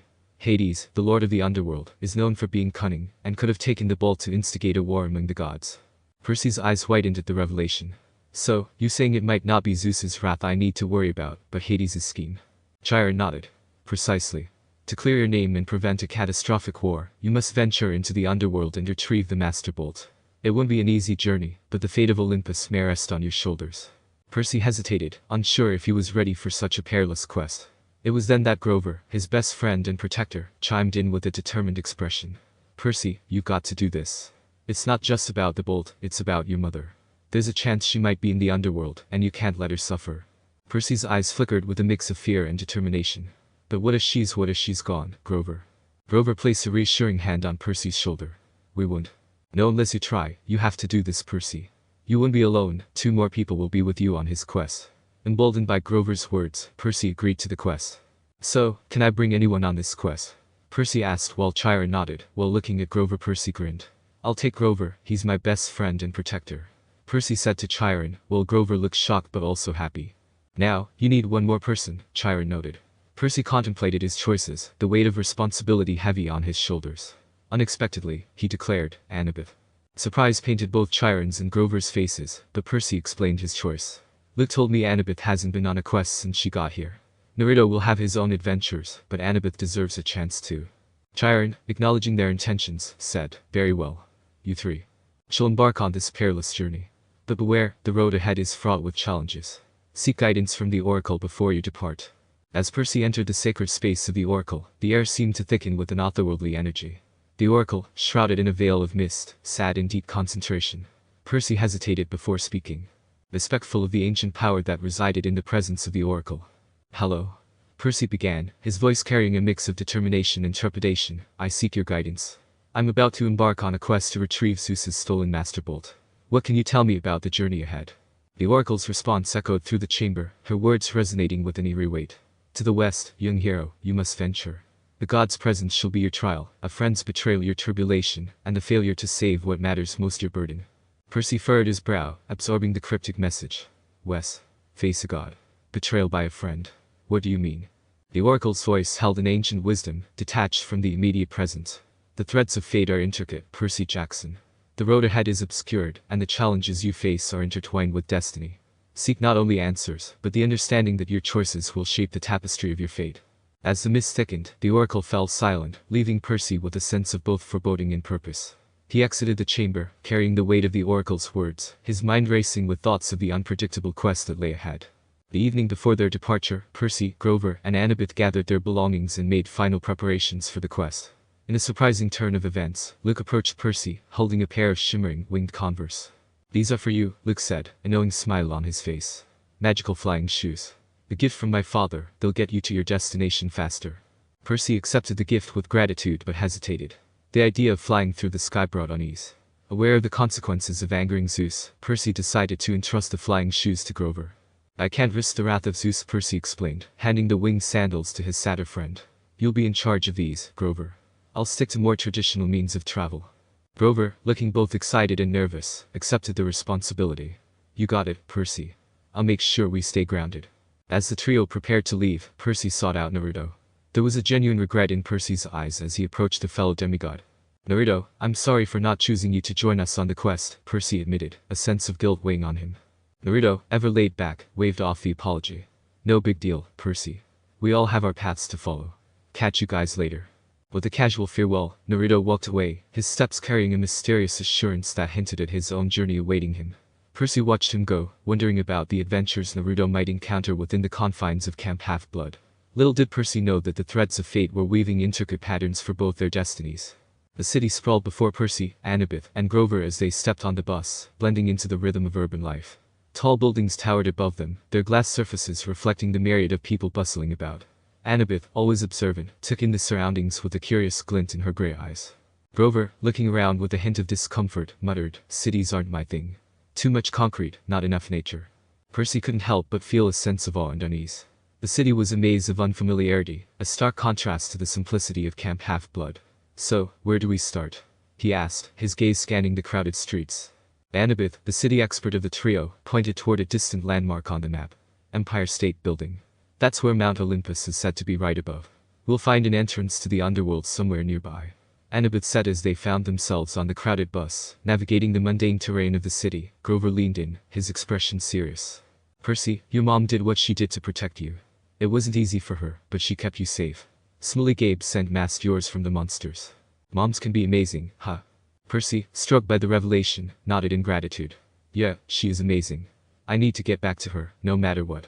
The conversation was interrupted by the entrance of three seemingly innocuous old women, their appearance reminiscent of Mrs. Dodds. Grover's keen senses immediately went on high alert. "Furies," he whispered, the weight of the revelation hanging in the air. Quick thinking propelled Percy into action. Borrowing Annabeth's invisible cap, he vanished from sight, intending to draw the Furies' attention away from his friends. However, the Furies were cunning. Instead of focusing solely on Percy, they lunged at Annabeth and Grover. Invisible, Percy took control of the bus, spinning the steering wheel with precision. The emergency brake screeched, freeing the mortals from the impending danger. The Furies, now aware of Percy's presence, shifted their focus to the young demigod. A tense battle unfolded within the confined space of the bus. Annabeth and Grover, with determination etched on their faces, stood by Percy's side. The Furies, relentless in their pursuit, revealed their monstrous forms, their eyes ablaze with malice. As the flames of conflict intensified, Percy, visible once more, wielded Riptide with newfound determination. Annabeth and Grover fought valiantly, their teamwork crucial in holding off the Furies. With each swing of Riptide, Percy turned the first two Furies to dust, their forms dissolving into nothingness. The third Fury, undeterred by the fate of its companions, launched a final assault. Flames licked at the bus, creating a chaotic spectacle. During the inferno, Percy, Annabeth, and Grover made their daring escape into the nearby woods. Amidst the crackling flames, Grover's voice echoed, "We need to keep moving, Percy. The underworld awaits, and we can't afford to slow down," he shouted as the trio made way into the woods. After some time, the dense woods echoed with the hushed whispers of leaves as Percy, Annabeth, and Grover walked along the worn path. The air was thick with anticipation, the sense of an impending challenge lingering like an unspoken promise. Suddenly, Naruto materialized from the shadows of a towering tree, surprising the trio. "Hey there," he greeted with a nonchalant grin. "Mind if I tag along?" Felt like the right thing to do. Percy, despite the initial surprise, nodded. "Sure, the more, the merrier." As the quartet walked through the woods, Naruto struck up a conversation, attempting to bridge the gap of unfamiliarity. "So, what's the deal with this quest? And how did you guys end up in the woods?" Percy, with a half-smile, began explaining their journey so far and the impending threat they faced. Annabeth, however, couldn't ignore the lingering doubt regarding Naruto's presence. "Why are you here, Naruto?" she asked, her tone edged with suspicion. "You're not supposed to be outside the camp. Chiron will be furious." Naruto, nonchalant as ever, scratched his head. "Well, I felt like I should follow you guys. Call it a gut feeling." Annabeth, not satisfied with the vague explanation, crossed her arms. "You can't just do whatever you feel like. We have a plan, and your presence might mess things up."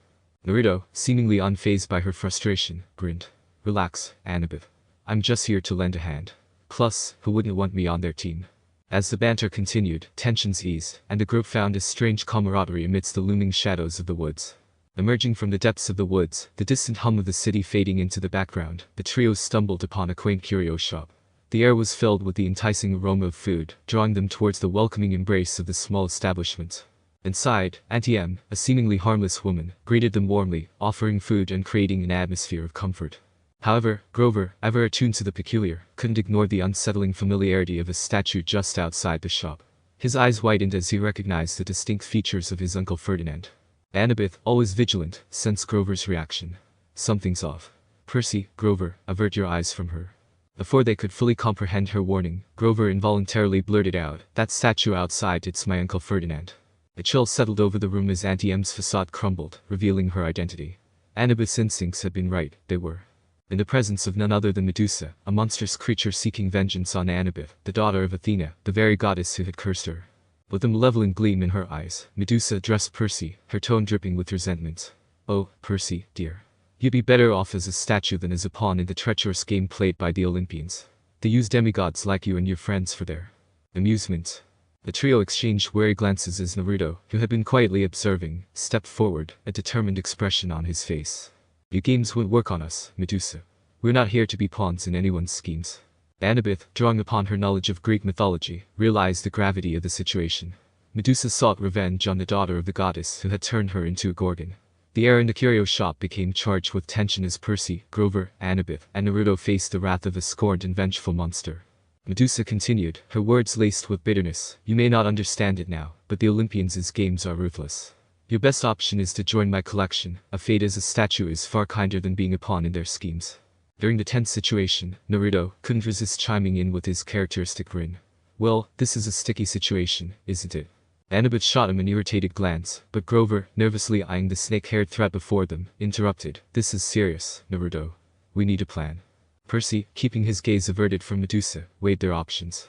"We can't look directly at her, but we need to do something." Naruto, his mind already working on a strategy, took a step forward. "How about this?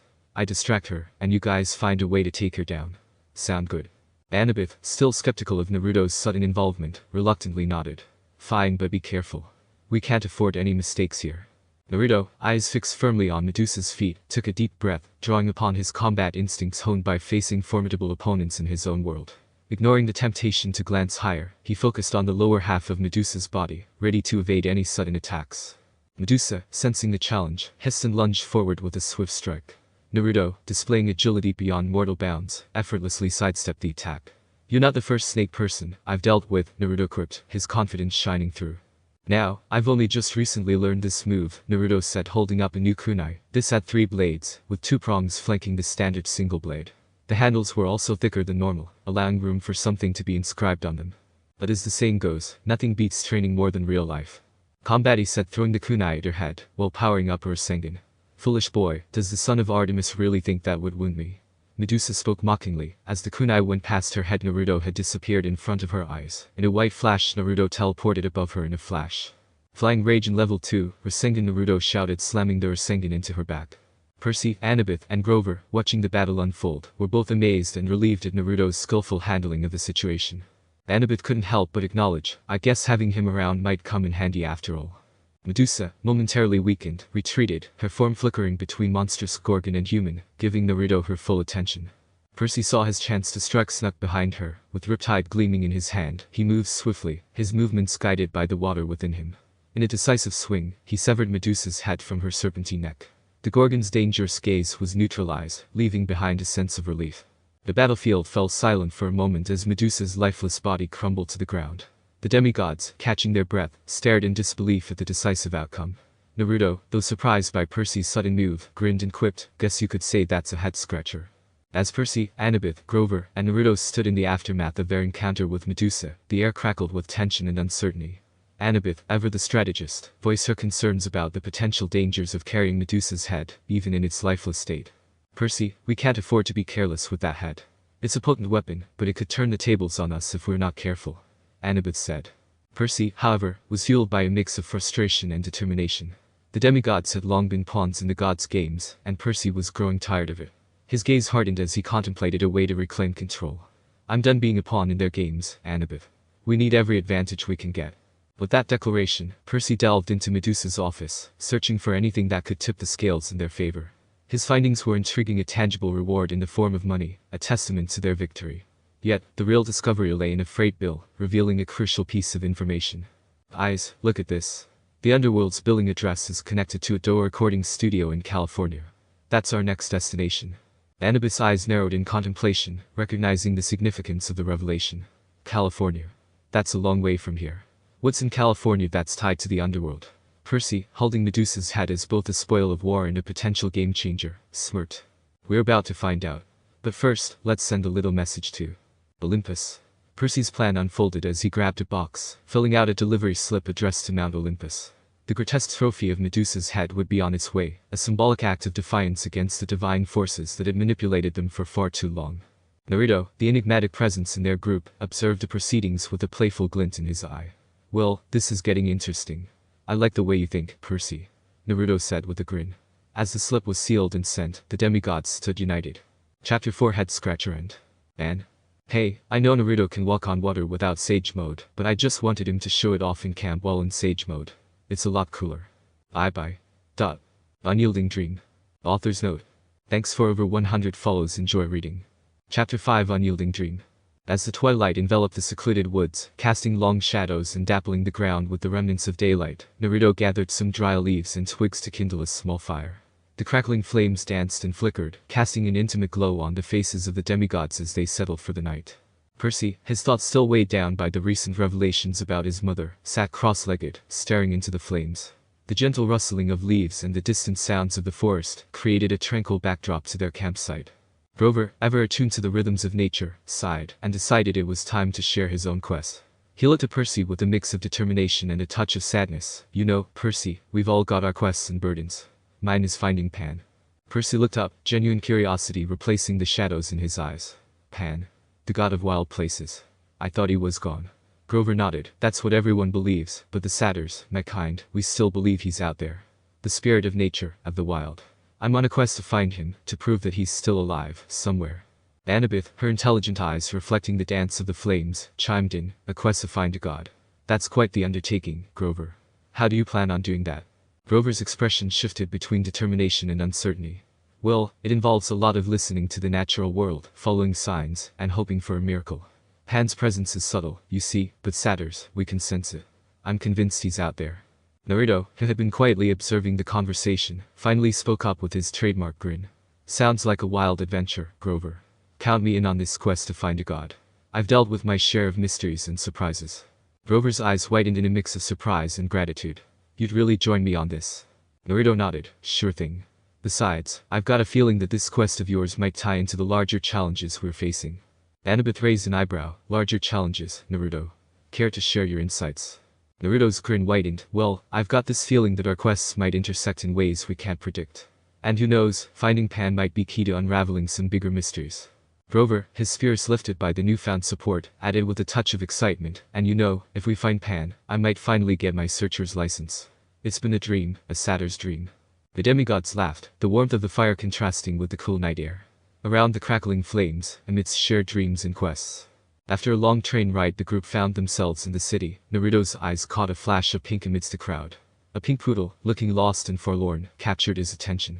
Naruto, always up for an adventure, couldn't resist the opportunity to help. Naruto crouched down, his expression animated as he interacted with the poodle. Hey there, little buddy. What are you doing all alone? Lost your way, huh? He asked, his eyes gleaming with curiosity and a sense of camaraderie. Gladiola, responding to Naruto's warmth, wagged its tail, a silent plea for assistance. Naruto's grin widened, and he couldn't resist the opportunity to turn this chance encounter into a mission. Percy, observing from a distance, approached Naruto cautiously. Naruto, what's going on? With a mischievous glint in his eye, Naruto exclaimed, we've got a mission, Percy. We're reuniting this adorable fluffball with its human. Plus, we might earn some money for our train tickets. It's a win-win. Percy chuckled at Naruto's enthusiasm, offering a light-hearted warning. Alright, let's do it. But keep in mind, we need to lay low. We're not exactly onto the radar these days. As they approached the worried owner, Naruto took charge with his charismatic smile. Hey, is this your pink furball? The woman's eyes lit up with relief. Gladiola. Oh, thank you so much. How can I ever repay you? Naruto, playing it cool, scratched the back of his head. No worries, just doing our good deed for the day. Maybe a little help with train. Fair? The woman, grateful and amused, handed them a generous sum. As they boarded the Amtrak train, Percy couldn't help but marvel at Naruto's knack for turning a simple encounter into a mini-adventure. Sometimes, I think you attract trouble, Naruto, Percy teased. Naruto laughed. Nah, trouble just knows how to find the most interesting people. And hey, we got the tickets covered.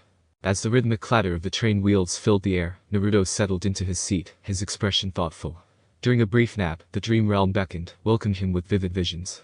In this dreamscape, he found himself facing a mysterious figure, ominous and foreboding. The air crackled with tension as Naruto's instincts kicked in, recognizing the gravity of the situation. His surroundings painted a scene of conflict, and during the chaos, Naruto's eyes widened. There, held captive, was Artemis, his mother. Determination etched across his face, he squared off against the enigmatic adversary. The dream unfolded into a battle, the clash of forces echoing in the surreal landscape. In the quiet hum of the train, Annabeth found herself drawn into a conversation with Grover and Percy. The rhythmic motion of the wheels seemed to create a cocoon of privacy, a space where confidences could be shared.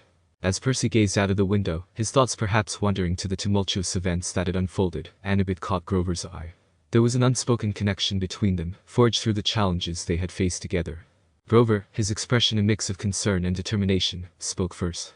Annabeth, you've been through a lot, and I can see it in your eyes. Anything you want to share? Annabeth sighed, a hint of vulnerability escaping her stoic exterior. Grover, it's just I never talked about my past much. The baggage from home, the expectations. It's like I'm carrying this weight, and sometimes, it feels suffocating. Percy, sensing the gravity of Annabeth's words, turned to her with a supportive gaze. You don't have to carry it alone, Annabeth. We're here for you. Whatever you're comfortable sharing, we'll listen. Grover nodded in agreement, his empathy evident. We're like family, right? And family shares burdens. Before Annabeth could respond, Naruto, stirred from his nap, entered the conversation. His arrival brought a change in the atmosphere, a subtle shift from introspection to the camaraderie that defined their newfound team. As Naruto settled in, his expression morphing from the remnants of dreams to wakeful awareness, Annabeth couldn't help but appreciate the unspoken understanding that bound them together. After a long train ride, the group made it to St. Louis, making way towards the Gateway Arch. At the top of the Gateway Arch, the panoramic view of St. Louis stretched out before them, and Percy decided to wait with the other tourists, while Naruto, Annabeth, and Grover took the remaining seats on the elevator for the descent. As the elevator descended, Naruto couldn't help but marvel at the cityscape unfolding below. Man, this view is amazing. I've never seen anything like it. Annabeth, ever analytical, nodded in agreement. It's a testament to human engineering. Quite fascinating. Grover, glancing nervously at the height, muttered, I prefer solid ground. Heights make me a bit anxious. Meanwhile, at the top, Percy was engrossed in the scenery when an unexpected encounter disrupted the serenity. A plump woman with a chihuahua approached him, their appearances seemingly harmless. However, Percy sensed something was off. Sensed the impending threat from the approaching monsters, he quickly assessed the situation. Wanting to protect the unsuspecting tourists, he looked around for a way to create a distraction. In a decisive move, Percy located the fire alarm and pulled it, unleashing the shrill sound throughout the arch. The blaring noise echoed through the structure, sending the tourists into confusion as they hurriedly evacuated. Unbeknownst to them, they were escaping a danger they couldn't perceive. Chimera, the seemingly innocent chihuahua, transformed into a ferocious, fire-breathing creature.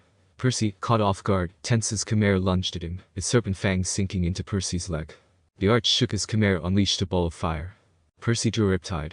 However, his valiant effort ended in loss, as Chimera's relentless attack forced Percy to lose his prized weapon. Echidna, reveling in Percy's vulnerability, taunted, "You're nothing, demigod. If you truly believe you're the son of Poseidon, prove it. Jump into the water. Save yourself." Feeling defeated and weaponless, Percy closed his eyes and prayed. The water, a source of both fear and solace, awaited below. Summoning his courage, Percy leaped off the arch, disappearing from mortal sight as he plunged into the river below. As Percy, now submerged in the river, navigated the water's currents, he felt a surge of energy coursing through him. The familiar embrace of the water, a testament to his divine heritage, surrounded him. Unknown to the onlookers above, Percy's descent into the river triggered a transformation. His vision blurred, and the water seemed to respond to his presence. A powerful undercurrent propelled him with unnatural speed, guiding him away from the arch. Naruto, Annabeth, and Grover, still on the descending elevator, were unaware of Percy's plunge into the river. The chaotic encounter with Chimera and Echidna left them with questions and uncertainty about Percy's fate. Back at the top of the arch, the tourists, oblivious to the supernatural battle that had unfolded, were in disarray due to the blaring fire alarm. The authorities would soon arrive to assess the situation, leaving behind a scene of confusion and chaos. As Percy, submerged in the river's depths, felt the currents guiding him, a sense of determination welled within. The river, a realm he once feared, now became a conduit for his strength and resilience. Percy, amidst the swirling currents, spotted Riptide just a few feet away. The celestial bronze blade, a comforting sight, beckoned him as a female spirit materialized. Her ethereal form emanated tranquility, and her words carried guidance from the divine. "Percy Jackson, your father believes in you. Head to Santa Monica before venturing into the underworld. Be cautious of gifts, for not all that glitters is benign. Your mother's fate is not a tale of hopelessness," the spirit reassured with a soothing voice. As swiftly as she appeared, the spirit dissipated, leaving Percy with newfound purpose. Clutching Riptide, he propelled himself through the water, determined to reunite with Naruto, Annabeth, and Grover. Above the surface, chaos unfolded. News stations and police officers swarmed the area beneath the arch, trying to decipher the inexplicable events. Eyewitnesses shared their accounts of a boy leaping into the water. Ambulance technicians tended to civilians on the roof, their attention drawn to the aftermath of an unforeseen calamity. Percy surfaced near the arch's foundation, Riptide in hand, the spirit's guidance resonating in his mind. Emerging from the water, Percy caught sight of Naruto, Annabeth, and Grover. With urgency in his voice, he explained the cryptic message he received from the spirit and the importance of heading to Santa Monica. "Eyes, something big is happening. My dad believes in me, and that spirit told me we need to go to Santa Monica before we dive into the underworld. And we've got to be careful with gifts, not everything we receive is going to be in our favor. Plus, there's hope for my mom. We can't waste any time." Naruto nodded in agreement. "Santa Monica it is, then. But why there, Percy?" Percy, water droplets glistening on his clothes, elaborated, "I don't have all the answers, but I feel it's a crucial step. There's some divine guidance at play here, and I think we'll find more answers in Santa Monica. We can't afford to stand still. We've got a quest, and we need to see it through." With their resolve strengthened, Percy, Naruto, Annabeth, and Grover rushed towards the train station, leaving behind the chaotic scene below the gateway arch. The urgency of their quest propelled them forward, the rhythmic clatter of their footsteps echoing their determination. As they reached the station, the train to Santa Monica awaited, its engine humming with anticipation. The group boarded, a sense of anticipation filling the air. The journey to Santa Monica was more than a physical transit, it was a leap into the unknown, a step closer to unraveling the mysteries that entwined their destinies. The train departed, carrying the four companions toward the next chapter of their adventure.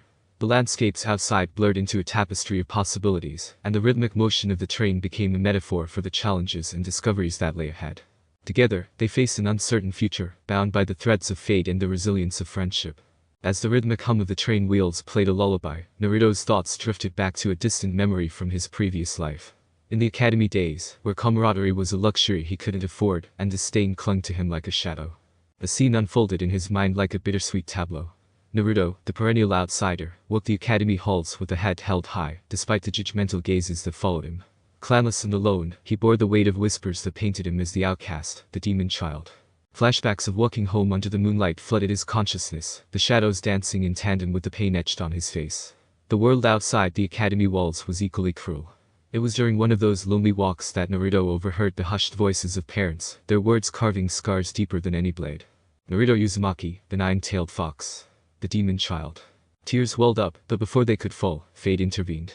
The night air carried the desperate cries of a girl from the Hyuga clan, cornered by 3 tormentors. Naruto wiped away his tears, determination flashing in his eyes. In that moment, a silent vow echoed within him: no one should suffer alone. Without hesitation, Naruto rushed to the scene, breaking through the dark shadows like a beacon of resilience. The bullies, momentarily distracted, found an unexpected force standing before them. The Hyuga girl, wide-eyed and hopeful, witnessed a whirlwind of silver as Naruto unleashed a torrent of punches and kicks, defending her with an unwavering spirit. The bullies scattered, defeated and demoralized, leaving Naruto and the girl alone in the moonlit alley. As she caught her breath, the girl looked at Naruto with gratitude, her pale eyes revealing the sincerity in her. "Thank you, what's your name?" she asked. Naruto, now wearing a genuine smile, replied, "I'm Naruto Uzumaki, the future Hokage." With those words, he left, the echo of his determination lingering in the night air. The girl, now with a glimmer of hope, watched him disappear into the shadows. The train's rhythmic clatter merged with the echoes of that defining moment, reminding Naruto that his journey, both in this world and the one left behind, was marked by resilience, compassion, and an unyielding dream. Naruto, with a look of determination, accepted the new quest, ready to find a new meaning in his new life, as the group arrived at Denver. The group gathered around, contemplating their next move. "I think we should contact Chiron through Iris messaging. We need guidance from the gods," Percy suggested, and the others nodded in agreement. Utilizing the services of the Rainbow Goddess to convey their messages, they activated the Iris message. Surprisingly, Luke answered the call, and the group was promptly updated on all the events that had unfolded so far. "Luke, we're concerned about the possibility of Hades stealing the Master Bolt during the winter solstice, using his Helm of Darkness," Percy voiced his worry. Luke furrowed his brow, considering the implications. "That's a serious threat, Percy. We should strategize and be prepared for any confrontation with Hades." The conversation continued as they discussed possible scenarios and devised plans. As the discussions progressed, they found themselves at a nearby diner, the atmosphere tense with anticipation. To their surprise, Ares, Clariss's formidable father and the god of war, made an unexpected entrance. Ares, leaning against the diner's counter, turned his attention to Percy. "Kid, I've got a proposition for you. Retrieve my lost shield from the Tunnel of Love in an abandoned water park, and in return, I'll share crucial information about your mother, and offer essential assistance on your journey westward." Percy exchanged glances with Annabeth and Grover. After a moment, they collectively agreed to embark on this mission, recognizing the value of Ares' offer. However, Naruto, displaying a hint of suspicion, chose a different path. "I'm staying behind. Someone needs to keep a close eye on the god of war," Naruto stated, his gaze locked onto Ares. The dynamics within the group shifted as Percy, Annabeth, and Grover prepared to venture into a new quest, leaving Naruto alone with Ares. Amidst the uneasy atmosphere in the diner, Naruto couldn't shake off the feeling that Ares was hiding more than he let on. The god of war's arrogant demeanor clashed with Naruto's straightforward nature, creating a rift of distrust between them. Naruto's eyes, sharp and piercing, locked onto Ares as the god continued to revel in the discomfort he sowed. Unable to contain himself any longer, Naruto spoke up, "Look, Ares, there's more to this than you're letting on. Why do I need to fetch your shield? What's the real deal with this quest?" Ares, unfazed by Naruto's probing questions, grinned maliciously. "Curiosity isn't a trait I admire, kid. But since you're so eager to know, let's say it's a test. A test of your mettle, your loyalty, and your ability to follow through." Naruto's skepticism deepened, his frown etched with suspicion. "And what's in it for you? Why send us on this wild goose chase?" The god's laughter echoed through the diner, amplifying the discomfort. "Isn't it obvious? I enjoy chaos, stirring things up a bit. Plus, if your friend Percy here manages to retrieve my shield, I might throw in a useful piece of information about his dear mother." Naruto's eyes narrowed at the vague promise. "You're not giving us much to go on. What guarantee do we have that you'll hold up your end of the bargain?" Ares leaned in, his tone low and menacing. "Trust is a luxury, kid. But I'm a god of my word. If Percy fetches my shield, he might get what he seeks." The uneasy exchange continued, neither side willing to fully trust the other. Naruto, frustrated but determined, reluctantly accepted the terms of the quest, knowing that unraveling the mystery surrounding Percy's mother was paramount. Ares, finding amusement in stirring up discomfort, decided to take another jab, this time directed at Artemis and Naruto's mother. As the demigod squirmed under his scrutiny, Ares smirked and said mockingly, "Artemis, dear sister, your son seems to be quite the curious one. Always questioning, always poking his nose where it doesn't belong. I wonder if his recklessness runs in the family." Naruto's eyes narrowed, his fists clenched, and an indignant spark flickered in his gaze. Ares continued, relishing the unease he created. Ah, the mighty Artemis, goddess of the hunt, has a son playing hero. How quaint. I hope he doesn't inherit your aversion to following orders. Artemis, not present in the diner but keenly aware through her connection with Naruto, felt a twinge of anger at Ares' mockery. Naruto, struggling to contain his frustration, shot back, "Save your insults, Ares. We're not here for your amusement." Ares chuckled, seemingly unaffected by their defiance. The tension in the air thickened. Just as Naruto contemplated his next move, Percy, Annabeth, and Grover arrived with Ares' shield. The quest notification vanished from Naruto's interface, replaced by the harsh reality of their situation. Ares, satisfied with the return of his shield, mocked Percy with a sinister smile, before handing him a backpack filled with provisions. "Off you go to Los Angeles," Ares said dismissively, directing them towards a beat-up truck parked nearby. The air was thick with unresolved conflicts, and the ominous revelation about Percy's mother lingered in the minds of the demigods. Ares, revealing in the chaos he left in his wake, dropped a bombshell about Sally Jackson being a hostage in Metamorphosis. The smirk he flashed at Naruto carried a hint of malice, leaving the son of Artemis seething with anger. As Ares disappeared from the scene, the group reluctantly boarded the truck. The atmosphere inside was palpably tense, as if the vehicle itself bore the weight of their unspoken concerns. The beat-up truck jolted into motion. Percy, Annabeth, Grover, and Naruto found themselves thrown together, surrounded by the unsettling sounds of caged animals and the persistent rumble of the engine. The air inside the vehicle felt thick with tension, and the lingering revelation about Sally Jackson being a hostage in Metamorphosis hung like a dark cloud over their heads. Naruto couldn't shake off the anger that burned within him after Ares' mocking revelation. His fists clenched, he shot a glare at the fading figure of the god of war. "This isn't a game, Ares," Naruto muttered under his breath, his voice edged with frustration. Percy, feeling the weight of responsibility, turned to Annabeth and Grover. "We need to figure out what Ares meant about my mom." Annabeth, her expression a mix of concern and determination, nodded in agreement. "We can't afford to ignore any clues. We need to be cautious and smart about our next moves." The truck trundled along the highway, the landscape transforming into a desolate stretch of road, mirroring the uncertainty that loomed ahead. As they approached Las Vegas, the neon lights in the distance flickered like a beacon of unknown challenges awaiting them. Naruto, still simmering with frustration, decided to break the uneasy silence. "Look, we can't let Ares dictate our every move. We need to be one step ahead, or who knows what other surprises the gods have in store for us." Grover, ever the voice of reason, chimed in. "I agree. We need to strategize, gather information, and be prepared for whatever comes our way." The conversation continued, a mix of brainstorming, skepticism, and a shared determination to unravel the mysteries of their quest.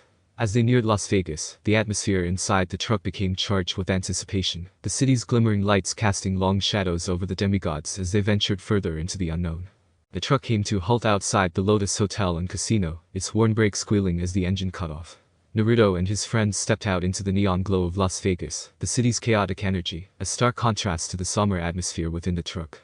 Entering the lavish hotel, they were greeted by opulence and extravagance. At the hotel reception, a friendly concierge handed them a room key. The promise of a hot shower and a comfortable bed seemed like a welcome reprieve after the challenges they'd faced so far. The group settled into their room, feeling the weariness of their journey lift as they embraced the temporary luxury. As they showered, ate, and relaxed, Naruto couldn't help but feel a strange sense of déjà vu. The allure of the casino beckoned, and soon they found themselves engrossed in video games, losing track of time in the process. It was Percy who first sensed that something was amiss. The people around them seemed to be in a daze, their eyes glazed over, lost in the endless entertainment the casino offered. When Percy asked the patrons about the current year, the answers were evasive or incomprehensible, adding an unsettling layer to the already peculiar situation. While Naruto immersed himself in the video game, a mysterious figure caught his attention from the shadows. A small boy with pale skin, messy black hair, and dark, intense eyes stepped forward with a wry grin. "Hey, you up for a challenge?" His voice held a playful challenge. Naruto looked at him with interest. "A challenge? What's the catch?" He chuckled, his dark eyes gleaming with determination. "No catch, just a friendly duel. Let's see if you've got what it takes." Intrigued, Naruto set aside the controller and accepted the challenge. The banter began as the virtual battle unfolded. "Not bad for a newcomer," Naruto teased, dodging an in-game attack. The boy shot back with a smirk. "Newcomer, huh? Don't underestimate the rookies. We can surprise you." The banter between them echoed the friendly rivalry of two gamers meeting for the first time. As Naruto emerged victorious, he couldn't resist a triumphant remark. "Looks like the newcomer still has some tricks to learn." The boy rolled his eyes but couldn't suppress a grin. "Well played. Rematch anytime you're up for it." Their banter was interrupted by a sudden surge of power coursing through Naruto.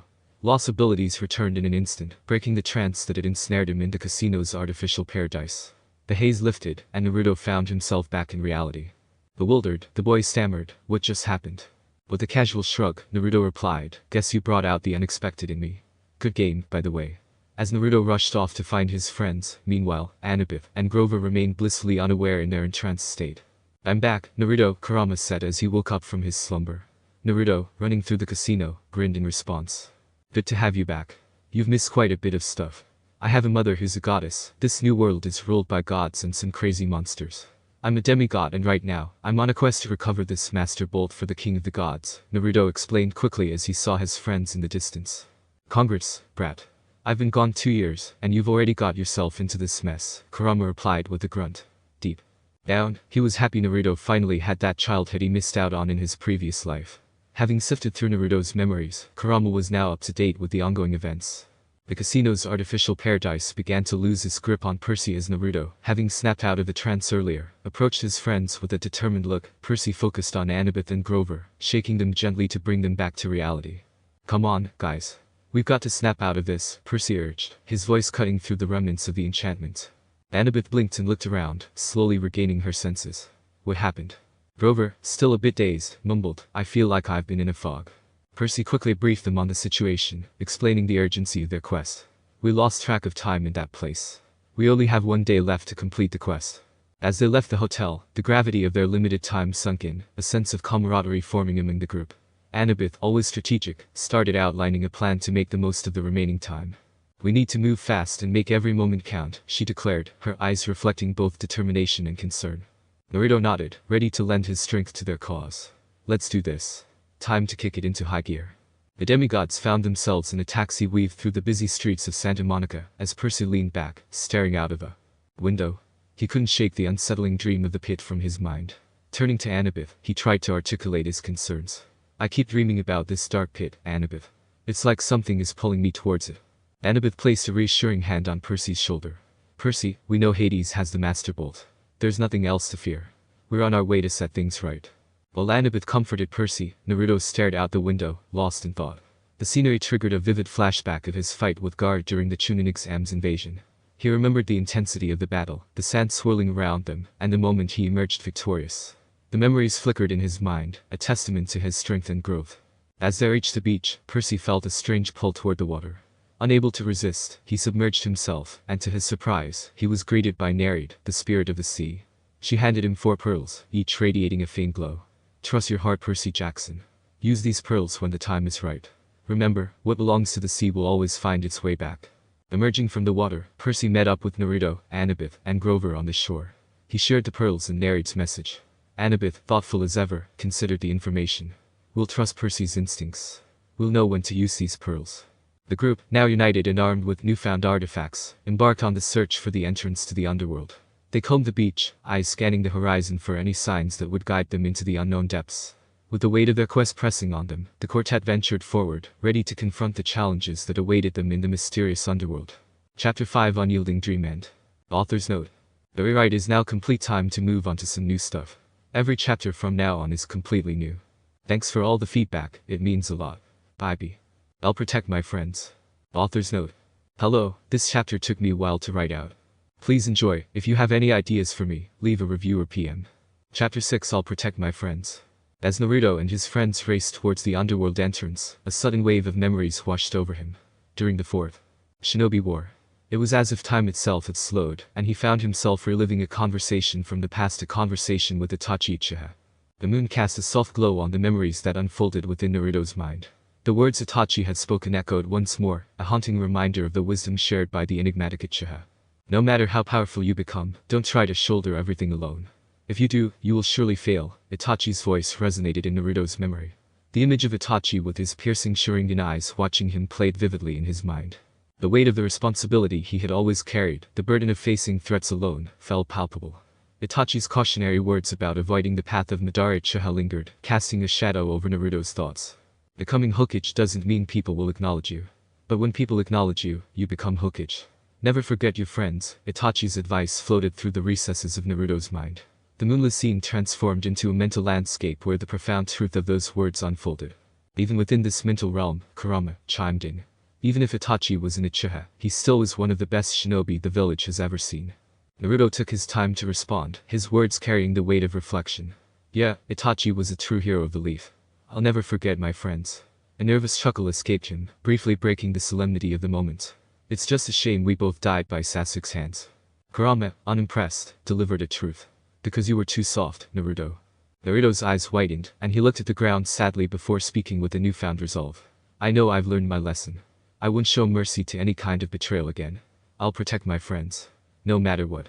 The flashback memory, filled with echoes of wisdom and self-discovery, faded away as Naruto continued walking down a dimly lit alley. A group of menacing boys closed in on Percy, Annabeth, Grover, and Naruto. Sensing danger, the four friends quickly decided to escape the brewing confrontation and ducked into a water store. The doorbell jingled as they entered, and a sales clerk, with an oddly cheerful demeanor, welcomed them. Hey there, folks. Name's Krusty. You look like you could use a break. Why not try out one of our comfy waterbs? On the house, of course. Krusty gestured towards rows of waterbs lined up in the store. Annabeth and Grover, enticed by the idea of a moment's respite, decided to take Krusty up on his offer and reclined on the beds. However, the seemingly friendly atmosphere took a dark turn as ropes suddenly shot out, ensnaring Annabeth and Grover, binding them tightly to the beds. The smiling facade of Krusty faded away, revealing his identity: Procrus, the Stretcher, a figure from ancient Greek mythology, notorious for forcing his victims to fit his iron bed, by stretching them or amputating their limbs. Naruto, quick to react, saw the danger his friends were in. Seizing the opportunity, he distracted Procrus by transforming into Procrus himself. The sudden appearance of seeing himself caught Procrus off guard, giving Percy the opening he needed. But Procrus, momentarily distracted, Percy swiftly pushed him onto the bed, trapping him with the ropes, and drew Riptide, the celestial bronze sword. The blade glinted in the dim light as Percy approached Procrus. Percy, with determination in his eyes, faced off against Procrus, while Naruto worked swiftly to free Annabeth and Grover from the tight bonds that held them captive. Naruto's nimble fingers deftly manipulated the ropes, unraveling the knots that bound Annabeth and Grover to the waterbs. However, one stubborn strand resisted Naruto's efforts.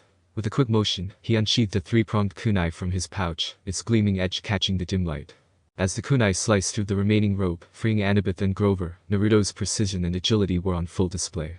The liberated duo sat up, relief washing over their faces. Annabeth brushed a strand of hair from her face, her gray eyes filled with gratitude. Thanks, Naruto, Annabeth said with a nod, her voice reflecting a mixture of relief and admiration. Grover, always quick with a light-hearted comment, chimed in. Yeah, man, you've got some serious ninja skills. We owe you one. Naruto grinned, acknowledging their thanks. No problem, guys. We need to stick together. As Naruto assisted Annabeth and Grover to their feet, Percy, with a swift stroke of Riptide, vanquished Procrus. The once threatening figure crumbled into golden dust, dissipating into the air. The scene left an indelible impact on the trio. Annabeth, while grateful for their rescue, couldn't help but feel a shiver run down her spine at the sight of Percy taking a life, even one as sinister as Procrus. Naruto, sensing the tension, stepped forward. Some people are meant to be killed, he said, his voice calm but firm. It's how the world works. It won't be the last time I kill, and it won't be the last time Percy does either. Annabeth, though still uneasy, nodded in reluctant acknowledgement, understanding the harsh reality they faced. Their attention shifted as Annabeth noticed a flyer on a bulletin board nearby. She approached it and saw the details for the Doe recording studio, the exact address for the entrance to the underworld. Eyes, look at this, Annabeth exclaimed, pointing to the flyer. The underworld entrance is at the Doe recording studio. We've got our next destination. The revelation spurred a renewed sense of purpose among the group. With the knowledge of the underworld entrance, they prepared to face the challenges that lay ahead. The memory of their encounter with Procrus etched into their minds, as a grim reminder of the dangers they faced on their quest. The taxi pulled up to the recording studio, and the quartet Naruto, Annabeth, Percy, and Grover stepped out onto the pavement. The imposing structure of the Doe recording studio loomed before them, and they made their way to the entrance. Standing guard was a formidable-looking security guard named Chern. Entrance fee, drachmas only, Chern grumbled, extending his hand expectantly. Percy, ever resourceful, handed him a handful of drachmas he had acquired from Krusty's office. Chern squinted at the coins, clearly dissatisfied with the amount. Not enough, Chern grunted, crossing his arms. Before tensions could escalate, Chern's expression changed as he recognized Percy, Naruto, and Annabeth for what they truly were godlings with divine parentage. Naruto, in a diplomatic move, produced a bag full of drachmas. I believe this should cover it, and more, Naruto said with a confident smile. Consider it a token of appreciation. I'll make sure to put in a good word with Hades about getting you a proper raise. Chern's eyes widened, and a hesitant grin appeared on his face. A raise, you say? Well, in that case, welcome. Go on through. The group approached one of the 3 entrances adorned with metal detectors and security cameras. However, their path was blocked by Cerberus, a massive 3-headed security Rottweiler. Percy attempted to distract the fearsome creature with a bedpost taken from Krusty's, but Cerberus remained uninterested. Undeterred, Annabeth, quick-thinking as ever, pulled out a ball she had taken from the water park. With a commanding voice, she ordered Cerberus to sit.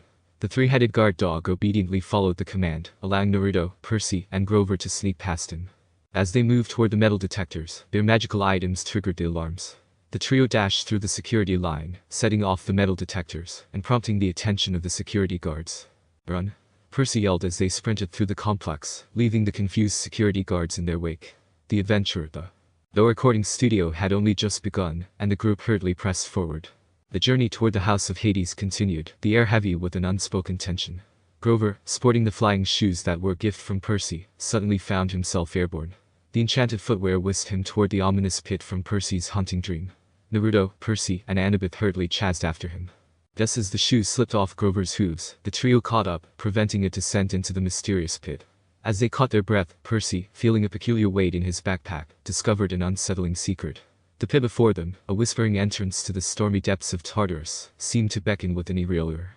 Naruto, ever attuned to the unseen, cast a wary glance at the pit. Something stirred beneath, and a sense of foreboding hung in the air. The quartet, their instincts tingling with unease, decided it was best to flee the tempting abyss.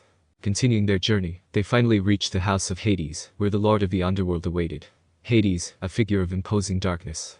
The confrontation with Hades unfolded in the oppressive atmosphere of the underworld. As Hades accused Percy of stealing both the Master Bolt and his Helm of Darkness, the god's ominous presence filled the room. Naruto, his usually irreverence shining through, quipped, "Well, the underworld does seem very empty, doesn't it?" The comment earned him a sharp and irritated glance from the Lord of the Underworld. Percy, his tone defiant, denied the accusations vehemently. "I didn't steal anything from you, Hades. I don't have your helm or the Master Bolt." Hades, unmoved, issued a chilling warning. "If my helm isn't returned, I will unleash the dead back into the world and start a war," Hades said. Percy, his tone defiant, denied the accusations vehemently. "I didn't steal anything from you, Hades. I don't have your helm or the Master Bolt." Growing frustrated, Percy took a step forward. "We have no reason to start a war. Someone wants to see the gods tear each other apart, and they're using us to do it. We're demigods, not pawns." Hades, acknowledging the gravity of Percy's words, shifted his focus. "Son of Artemis, tell me more about this scheme. Who would be audacious enough to manipulate the likes of you?" Addressing Hades, Naruto spoke with an edge. "Someone's trying to start a war between the gods. Any idea who it might be, Lord of the Underworld?" Hades, acknowledging Naruto as the son of Artemis, a title that carried weight, listened as Percy continued. "The only person with a grudge big enough to last so long is Kronos." Annabeth, the voice of reason, elaborated on the possibility. "It's a dangerous possibility, but Percy has been having dreams. Kronos has been talking to him."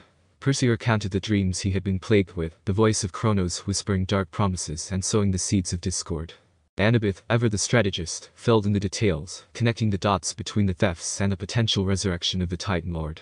As the demigods unfolded the narrative of their quest, the cavern echoed with intense discussions, accusations, and warnings. The looming threat of war cast a shadow over their every word. Hades, now intrigued, leaned forward. "Kronos, the Titan of Time, my father, a bold move indeed. If what you say is true, and the Titans are behind this, then the threads of fate are being pulled by ancient hands." Before they could delve further into the mysterious machinations of the gods, Hades issued a chilling ultimatum that hung in the air like a heavy cloud. The fate of Percy's mother was thrust into the balance, her image encapsulated in a bowl of gold fire. Percy, feeling the weight of his decisions, clenched his fists, torn between duty and the profound love he held for his family. Hades's dark eyes bore into Percy's as he delivered the haunting words, "Give me the Master Bolt, or your mother's fate will be sealed." "Master Bolt. You only wanted your helm back before, now you want the Master Bolt, why?" Naruto said, putting his guard up, alerting Kurama that he might need his help. Hades replied with a slight laugh. "If war is coming, I need a weapon for protection. With my helm, the next best thing is my brother's Master Bolt," he said, walking closer to the group. Naruto, ever the stalwart companion, sensed Percy's inner turmoil. Placing a reassuring hand on his shoulder, he spoke with determination. "We're in this together, Percy. Let's go, and we'll face whatever comes our way." As Percy reached for the pearls, the magical lifelines that could transport them away from the underworld, the cruel reality set in. Only 4 pearls, meant choices had to be made. Annabeth, her gaze filled with understanding, spoke softly. "Percy, we have to be strategic. We can't save everyone, but we can still make a difference." Grover, the usually jovial satyr, added with a somber tone, sometimes sacrifices have to be made for the greater good, Percy. With a heavy heart, Percy nodded, the weight of responsibility settling on his shoulders. I know. Let's do this. Hades, I'm not giving you the bolt, but I'll be back with your helm to free my mother. I promise. Percy said as the demigods used the pearls to escape the clutches of the underworld, leaving Hades with the stolen Master Bolt. As they emerged in Santa Monica, the realization of the challenges ahead and the impending confrontation with the Titans settled over them like a storm on the horizon. Hades's parting words lingered, a cryptic acknowledgement of the path they had chosen. Beware, demigods, beware, Hades's voice echoed, an ominous promise that added another layer of complexity to their quest. The four found themselves plunged into the ocean at Santa Monica, determined not only to return the stolen Master Bolt, but also to confront the god who had deceived them. As they stepped onto the beach, a waiting figure emerged, Ares, the god of war. Naruto, his usually reverence cutting through the tension, quipped, well, if it isn't the god of war himself. Couldn't find a better hobby, huh? Ares, the imposing figure, merely grinned, acknowledging the presence of the demigods before him. Percy, fueled by a mix of frustration and determination, stepped forward. We know you're involved in the theft of the Master Bolt and the Helm of Darkness. What's your game, Ares? The god of war, with a cocky demeanor, admitted to his role in orchestrating the theft. I didn't steal them personally, you see. Gods can't take each other's symbols of power directly. But I found a way around it, through someone else. Annabeth, her skepticism evident, questioned, why would you go to such lengths for war? Ares chuckled, his eyes glinting with mischief. War is my domain, sweetheart. Chaos, destruction, the sweet sound of clashing blades, it's all music to my ears. I framed Percy to incite a three-way war between Poseidon, Zeus, and Hades. Perfect chaos. Percy, his frustration bubbling to the surface, demanded answers. Who did you use to steal the bolt and the helm? And why frame me? Ares leaned in, a sinister smile playing on his lips. Riptide's magic was used on your backpack. The bolt would appear once you entered the underworld. Now that you still have it, Percy, you must die. I can't have it returning to Zeus. Before Percy could agree to the fight, Naruto stepped in, his expression resolute. Hold on a sec, he said, raising a hand. I owe Ares a beatdown for disrespecting my mother. Ares, intrigued by the interruption, raised an eyebrow. Your mother. I don't recall offending her lately. Naruto's eyes narrowed, and a smirk played on his lips. Artemis, the goddess of the moon. You insulted her at the diner. Disrespecting her is a big no-no. As Naruto walked towards Ares, the beach seemed to stretch infinitely before him. The rhythmic crash of the waves provided a backdrop to the internal conversation he was about to have with Kurama. Closing his eyes for a brief moment, he entered the mindscape where he communed with the Nine Tails. Kurama, Naruto began, the mental landscape taking on a vivid, ethereal quality. The fox spirit's eyes glowed with an otherworldly light as he regarded Naruto.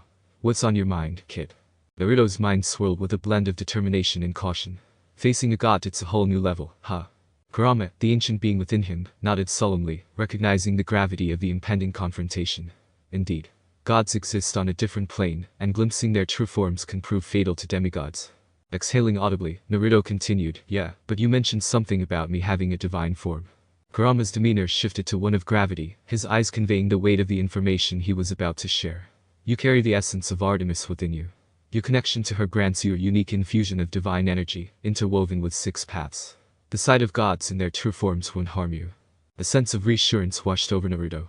That's good to know. But taking on Ares, it's not just about protecting myself. We can't use any divine forms. My friends are here, Naruto added, glancing back and catching the worried expressions etched on the faces of Percy, Annabeth, and Grover. He turned back to Kurama, his eyes reflecting a mix of determination and concern. This may sound selfish, but it's also about standing up for my mom. Kurama's eyes softened, understanding the depth of Naruto's resolve. Your mother is a goddess of great strength and dignity. Defending her honor is a noble cause, kid. As Naruto braced himself for the impending clash with Ares, the complexities of the situation weighed heavily on him. The dichotomy of mortal vulnerability and divine lineage created a unique conundrum. Yet, fueled by the essence of Artemis and the camaraderie of his friends, Naruto steeled himself for a confrontation that transcended personal stakes, a battle that would ripple through the fabric of divine destiny. Naruto reached into his pouch and pulled out a set of kunai knives adorned with the moon's symbol. Ares, intrigued by Naruto's preparations, chuckled, planning to throw little knives at a god. How adorable. Ask my name. Naruto grinned, a mischievous glint in his eyes. Not exactly. These are special kunai, a gift from old world. Watch closely. With swift and practiced movements, Naruto tossed the kunai knives in strategic locations across the beach. As each kunai embedded itself into the sand, a shimmering, transparent marking appeared at its location. Now, let's dance, Ares, Naruto taunted, his eyes focused. Using the Flying Thunder God technique, a technique he learned in his past life, Naruto could teleport instantly to any marked location on the beach by touching one of the kunai. The advantage was now his, as he disappeared and reappeared with unparalleled speed. Ares, initially amused, soon found himself facing a whirlwind of movement. Naruto teleported around him, striking with precise and rapid attacks, leaving the god of war momentarily disoriented. "Is this the best you can do, Godling?" Ares roared, trying to track Naruto's movements. Naruto's voice echoed from different corners of the beach. "Just getting started, Ares." The beach became a stage for a high-speed dance of combat, with Naruto using Minato's kunai to teleport, creating afterimages that confounded the god of war. Each strike was calculated, a testament to the legacy of the son of Artemis. As the battle unfolded, Naruto's determination and agility, combined with the teleportation technique, proved to be a formidable challenge for Ares. The kunai Laden beach turned into a battlefield where mortal cunning faced divine might. The beach was now a stage for a high-speed dance of combat, with Naruto using his kunai to teleport, creating afterimages that confounded the god of war. Each strike was calculated. Ares, initially amused, soon found himself facing a whirlwind of movement. Naruto teleported around him, striking with precise and rapid attacks, leaving the god of war momentarily disoriented. Percy, Annabeth, and Grover stood at the sidelines, their eyes wide with a mix of awe and concern. Percy couldn't help but mutter, "When did he become so agile?" Annabeth, her analytical mind racing, observed, "Those kunai are allowing him to teleport. It's like a mix of Shadow Clone Jutsu and his Flying Thunder God technique."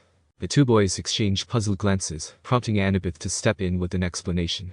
"Naruto told me what it was called when I watched him train sometime," she clarified, watching as comprehension dawned on their faces.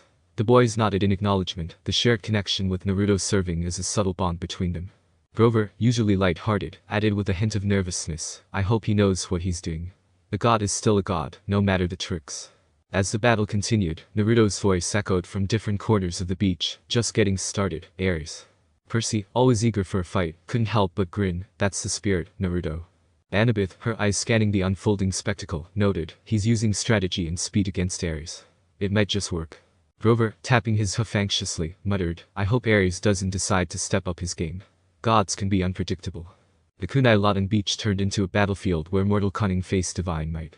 The reactions of Percy, Annabeth, and Grover mirrored the intensity of the clash, a mixture of admiration for Naruto's skills, and a lingering concern for the unpredictable nature of a god. Percy felt the urge to join in. The excitement of battle surged within him, and he took a step forward, ready to leap into the fray. Annabeth, however, placed a firm hand on Percy's shoulder, stopping him in his tracks. "Not yet, Percy," she advised, her eyes fixed on the unfolding battle. "Let Naruto wear him down. Ares might be a god, but Naruto has almost unlimited stamina. Let them feel each other out first." Percy, torn between the desire to fight and Annabeth's strategic advice, grumbled, "I can take him, Annabeth. I've fought gods before." Annabeth shot him a knowing look. "And you'll fight more gods in the future, Percy. But sometimes, letting someone else take the lead can be the smarter move. Naruto knows what he's doing." Grover, nervously watching the battle, chimed in, "Yeah, Percy, Annabeth is right. Let Naruto handle this for now.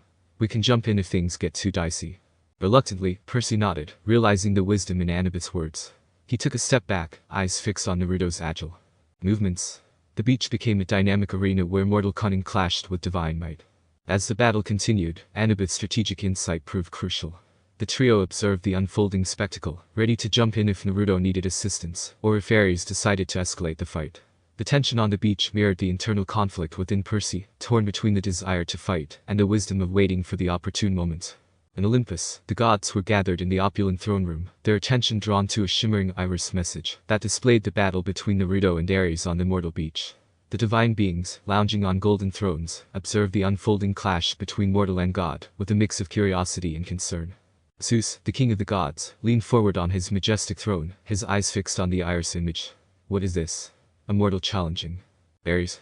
Hera, ever regal, remarked, "It seems the affairs of mortals have taken an interesting turn." The godling with remarkable agility. Athena, with her sharp intellect, analyzed the situation. "That's the son of Artemis, Naruto. He possesses unique abilities and a connection to his divine parent. It's an intriguing display of mortal ingenuity." Poseidon, leaning on his trident, couldn't help but comment, "He fights well for a demigod. The sea approves." Artemis, the goddess of the hunt, who had been quietly observing, spoke with a mix of pride and concern, "Naruto, my son, engaging Ares in battle. His courage knows no bounds." Hermes, the messenger of the gods, added with a mischievous grin, "I wonder if he knows what he's gotten himself into. Ares doesn't take kindly to challenges." As the gods continued to observe the battle, Apollo spoke with a cryptic tone. There is more to this than meets the eye. Mortals and gods entwined in a dance of fate. This could have far-reaching consequences. Aphrodite, with a playful smile, Muse, love and war, my darlings. Mortals always find a way to make things interesting. The iris image continued to project the dynamic clash on the mortal beach, and the gods of Olympus watched with a mixture of amusement, pride, and anticipation. The outcome of Naruto's bold challenge to Ares remained uncertain, and the affairs of both love and war held the attention of the divine assembly. As the gods of Olympus continued to observe the battle between Naruto and Ares through the iris message, Artemis, the goddess of the hunt and Naruto's mother, couldn't hide her concern. She spoke with a voice that echoed through the divine chamber, a blend of motherly worry and pride. Naruto, my son, Artemis began, her ethereal presence filling the room. Bravery courses through your veins, and your determination is evident in this clash. Yet, Ares is a god of war, and the challenges he poses are formidable. She glanced at the other gods, her silver eyes shimmering with a mix of emotions. This mortal, born of both my essence, faces a perilous path. The battleground between gods and mortals is treacherous. Artemis, known for her wisdom, continued, but, my son, your spirit is unyielding. Your connection to the moon and the hunt runs deep within you. May the essence of the wilderness guide and protect you in this confrontation. With a gaze that conveyed both love and concern, Artemis addressed the divine assembly, as the goddess of the hunt and the moon, I bestow my blessing upon Naruto. May the stars illuminate his path, and may the moonlight grant him strength. Even in the realm of the divine, where words carried the weight of destiny, Artemis couldn't completely conceal the maternal worry for her son engaged in a battle with the god. Her blessing, however, resonated with a powerful energy, infusing Naruto with the essence of the moon and the wilderness, as he continued to face Ares on the mortal beach. As the gods of Olympus continued to observe the unfolding battle between Naruto and Ares, the atmosphere in the divine chamber grew tense. Zeus, the king of the gods, couldn't hide his displeasure. The thunderclouds gathered around his throne, crackling with restrained lightning. I know you didn't break your oath, but his existence alone is dangerous for Olympus, Zeus said, revealing his paranoid demeanor. Hera, sensing her husband's displeasure, cast a concerned glance in his direction. Zeus, aware of Artemis being his favorite among the goddesses, downplayed his anger. Artemis, your son has embarked on a reckless endeavor, joining a quest he had no part in. Artemis, standing tall with a mixture of concern and pride, addressed Zeus with respect. Father, Naruto's actions are driven by his courage and determination. He seeks to defend and prove himself in the face of divine challenges. Zeus, although still displeased, nodded slightly. Very well, Artemis. But Naruto will be judged accordingly. Before the tension could escalate further, the goddess Hestia entered the chamber, her presence radiating warmth and calm. My siblings, let us not be too hasty in judgment, she spoke gently. Zeus, suppressing his anger, looked at Hestia with a raised eyebrow. Explain, sister. Hestia, the gentle and nurturing goddess of the hearth, continued, Naruto is unique, a blend of divine essences that makes him stand apart. Born of Artemis's essence of the moon, well from realm, his courage is fueled by a combination of mortal resilience and divine strength. Artemis nodded in agreement. Naruto carries the essence of both the hunt and the wilderness within him. He is a bridge between the mortal and divine realms. Zeus, though still displeased, considered Hestia's words. Unique indeed. But challenges to the divine order cannot be ignored. Hestia, with a serene smile, suggested, perhaps there is more to Naruto's destiny than we realize. Let us observe and consider the threads of fate that intertwine around him. As the gods contemplated Naruto's unique existence, the divine chamber held a delicate balance between Zeus's displeasure and Hestia's calming influence. The fate of the mortal who dared challenge a god remained uncertain, wrapped in the threads of destiny that the gods themselves were compelled to weave. As Naruto continued his high-speed dance of combat with Ares on the mortal beach, he felt a surge of energy, an ethereal connection with the moon and the essence of the wilderness. Artemis's blessing, bestowed upon him as the son of the goddess of the hunt, began to manifest. In the midst of the battle, Naruto closed his eyes, tapping into his well-honed skills. As he drew upon his chakra, the moon's influence coursed through him, and he entered sage mode.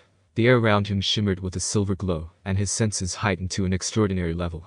With Artemis's blessing, Naruto's movements became even more precise and agile. He could sense Ares' every shift in posture, anticipate the trajectory of his attacks, and respond with unparalleled speed. It was as if the moon itself guided his every move, and the essence of the wilderness infused his techniques. The divine connection granted Naruto an otherworldly perception of the battlefield. The kunai Latin beach turned into a tapestry of movements, and Naruto weaved through it with the grace of a seasoned hunter. Ares, the god of war, found himself facing a mortal who moved with a divine rhythm, blending mortal cunning with the blessings of the hunt. As Naruto pressed on, the whispers of the moon guided him, and the energy of the wilderness fueled his determination. Artemis's blessing had transformed the battle, making it a dance of shadows and moonlight, where mortal and god clashed in a symphony of combat. Percy, Annabeth, and Grover, witnessing Naruto's newfound prowess, couldn't help but be amazed. Percy muttered, "What's happening to him?" Annabeth, her analytical mind piecing together the puzzle, replied, "Artemis's blessing. It's enhancing his abilities, giving him an edge against Ares." Grover, tapping his hoof nervously, added, "I've seen some crazy things, but this is on a whole new level." The beach transformed into a battleground where mortal and god clashed with incredible speed and power. Naruto, fueled by Artemis's blessing in Sage Mode, faced Ares, the god of war, with a newfound prowess. Naruto weaved through the chaotic dance of combat, creating shadow clones that moved in unison with him. The beach echoed with the whirling sound of Rasengan's forming in his hands, each a swirling vortex of chakra ready to strike. Ares, no stranger to battle, met Naruto's onslaught with a formidable display of godly strength. He deftly dodged some of Naruto's Rasengans, showcasing divine agility. However, Naruto's relentless assault with clones and Rasengans kept Ares on the defensive. In a burst of divine power, Ares unleashed a shockwave, dispersing several shadow clones. He closed in on Naruto with blinding speed, landing powerful blows that sent shockwaves through the sand. The clash between god and mortal painted the beach with the intensity of their struggle. Percy, Annabeth, and Grover, observing the spectacle, couldn't help but marvel at the sheer force of the battle. Percy shouted over the din, "Naruto, show him what you've got." Annabeth, analyzing the fight, noted, "Ares is fast, but Naruto's shadow clones and Rasengans are keeping him on the back foot." Grover, nervously watching, added, "I hope Naruto can keep this up." Naruto, fueled by the essence of the moon and the wilderness, continued to press the attack. The air crackled with chakra as he summoned more shadow clones, each armed with a Rasengan. Ares, undeterred, met the challenge head-on, countering Naruto's strikes with precise and powerful movements. The battlefield became a dynamic canvas, with Naruto's Rasengans colliding with bursts of divine energy from Ares. The clash of mortal determination and godly might reached its zenith on the moonlit beach, a celestial symphony of combat that left both mortals and gods in awe of the unfolding spectacle. As the battle between Naruto and Ares reached its crescendo on the moonlit beach, Naruto, empowered by Artemis's blessing, seized a moment of opportunity. With a swift and precise strike, he summoned a Rasengan in his hand, infusing it with the energy of the moon and the essence of the wilderness. With a powerful spin, he collided with Ares, sending the god of war hurtling through the air. Ares, momentarily disoriented by the unexpected force, crashed into the water with a thunderous splash. The sea, responding to the clash of divine and mortal energies, surged around them, adding an unpredictable element to the battlefield. Percy, witnessing Ares submerged in the water, felt the call of the sea resonating within him. His connection to the ocean surged, and he couldn't resist the urge to join the fray. Annabeth and Grover exchanged glances, realizing that Percy's time to intervene had come. Naruto, having created a window of opportunity, looked towards Percy and nodded, acknowledging the unspoken invitation. Percy, with Riptide in hand, leaped into the water with the fluid grace that only a son of Poseidon could possess. As Percy submerged, the water seemed to respond to his presence. The sea currents danced around him, enhancing his movements. Ares, now faced with two formidable opponents, Naruto on the beach and Percy in his domain, realized that the dynamics of the battle had shifted. As Ares struggled to rise from the water after Naruto's powerful strike, Naruto and Percy exchanged a glance, a silent understanding passing between them. The moonlit beach provided the backdrop for their unspoken agreement. With a nod, Naruto signaled Percy to join the battle. Naruto, now standing at the water's edge, called out to Percy, "Percy, let's finish this together." Percy, water cascading off him as he emerged from the sea, grinned in response. "About time. Let's show him what us demigods can do." As Ares regained his footing, he eyed the two demigods converging on him. Naruto, still in Sage Mode, emanated an aura of moonlit determination, while Percy, water droplets shimmering around him, held Riptide with the confidence of a son of Poseidon. Ares, sensing the shift in dynamics, scoffed, "You think your combined efforts can stand against the god of war? Amusing." Naruto, undeterred, replied, "Kasen's blessing and the might of the sea are on our side. Your arrogance will be your downfall." Percy added with a smirk, "Yeah, maybe you should have thought twice before causing all this trouble." With synchronized determination, Naruto and Percy moved in tandem. Naruto created shadow clones, surrounding Ares, while Percy summoned a miniature whirlpool beneath Ares' feet. The god of war, now faced with the combined onslaught of chakra-infused attacks and the power of the sea, found himself at a disadvantage. Naruto shouted to Percy, "Let's finish this together, Percy." Percy, channeling the might of the ocean, replied, "Right behind you, Naruto." In a seamless display of teamwork, Naruto and Percy launched their final assault. Naruto's shadow clones struck simultaneously, creating a chaotic barrage of Rasengans. Percy, capitalizing on the distraction, surged forward with Riptide, the sea itself amplifying the force behind his strikes. Ares, unable to contend with the combined might of moonlit chakra and the sea's power, found himself overwhelmed. The god of war roared in frustration as the joint assault sent him crashing back into the water, defeated and humbled. The moonlight cast its ethereal glow upon the victorious demigods, their breath steady as they stood side by side. Naruto turned to Percy and offered a fist bump. As the battle on the moonlit beach between Naruto, Percy, and Ares reached its climax, the gods of Olympus continued to observe through the Iris message. The divine chamber held a tense silence, anticipation hanging in the air like a charged storm. Zeus, the king of the gods, who had initially expressed displeasure at the audacity of mortals challenging a god, watched with a stern gaze. Hera, with a touch of concern, observed the unfolding events. Artemis, the mother of Naruto, held a composed yet tense demeanor, her silver eyes reflecting a blend of maternal worry and confidence in her son. As Naruto and Percy's coordinated assault overwhelmed Ares, the atmosphere in the divine chamber shifted.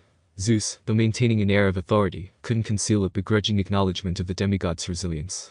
Hera, recognizing the unique blend of mortal and divine strengths in Naruto and Percy, exchanged a glance with her husband.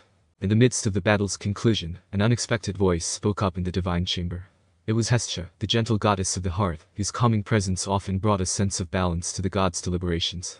I must say, my siblings, there is a unique harmony in the way these demigods, children of both mortal and divine realms, have faced the challenges before them, Hestia remarked, her voice carrying a warmth that contrasted with the tension in the room. Zeus, acknowledging Hestia's perspective, conceded, indeed, their actions have been noteworthy. Artemis, maintaining her regal composure, couldn't hide the subtle pride in her gaze. The goddess of the hunt and the moon spoke with measured confidence. Naruto, my son, has proven the strength born of both the moonlit essence and mortal determination. The divine chamber buzzed with quiet murmurs as the gods processed the outcome of the battle. Ares, the god of war, defeated by the collaborative efforts of demigods, left a lingering impact on the divine hierarchy. As the gods continued to observe, Zeus, despite his initial displeasure, found himself in a contemplative mood. The demigods' victory, orchestrated by fate and propelled by their unique heritage, became a topic of divine discourse. The threads of destiny, woven by the fates themselves, had led to a moment where the lines between mortal and divine blurred. Naruto and Percy stood side by side, breathing heavily but triumphant. The divine energy of Artemis's blessing and the might of the sea had proven to be a formidable combination. They exchanged a nod, acknowledging the strength they found in each other's abilities. Percy, with a half-smile, remarked, "Not bad, Naruto. Maybe we should team up more often." Naruto chuckled, "Yeah, we make a pretty good team. But let's not make a habit of taking on gods every day." As they spoke, Ares, the defeated god of war, staggered out of the water. His clothes were torn, and his imposing presence seemed diminished. Before Naruto and Percy could react, a dark mist enveloped Ares, obscuring him from view. The mist seemed to pulse with malevolence. Ares, still staggering, his voice resonating with bitterness, managed to utter a curse before being completely enveloped by the dark mist. "You may have won this round, demigods, but the tides of fate can be cruel. My curse shall follow you like a shadow." Naruto and Percy exchanged wary glances, sensing the lingering malevolence in Ares' parting words. The mist dissipated, leaving only the echo of the god's ominous curse. Annabeth and Grover, who had been watching the aftermath of the battle, joined Naruto and Percy. Annabeth frowned. "What just happened? Did he curse us?" Grover, looking uneasy, added, "Curses from gods are never a good sign. We should be on our guard." Naruto, his expression determined, spoke, "We'll deal with whatever comes our way. Right now, let's focus on returning the stolen Master Bolt and Helm of Darkness. Olympus needs them." The moonlit beach began to calm after the confrontation with Ares, a chilling presence descended. The Furies, the avenging spirits of the underworld, materialized in their ominous forms. Their eyes glowed with an otherworldly intensity as they surveyed the scene. Tisiphone, Megair, and Alecto, the three Furies, approached the demigods. Alecto, the Fury responsible for administering punishments, spoke with an air of grim acknowledgement. "Percy Jackson, you stand accused of the theft of Hades' Helm of Darkness. The accusations were false. You are cleared." With a solemn nod from the Furies, Tisiphone and Megair retrieved the Helm of Darkness. As they took to the air, flying away with an ethereal grace, Percy watched them depart, a mix of relief and curiosity in his eyes. Naruto, Percy, Annabeth, and Grover regrouped on the moonlit beach, the aftermath of the battle still lingering in the air. The question of who or what had intervened to stop Ares remained unanswered. Naruto, his eyes reflecting a keen awareness, suggested, "Some divine interference, maybe. We'll figure it out later." Percy, still processing the events, added, "Yeah, for now, let's focus on returning the stolen items. Olympus needs them back." As they contemplated their next move, Grover, the satyr, expressed a hint of concern. "What if Ares comes after us again?" Naruto, displaying his trademark confidence, replied, "We'll deal with him if he does.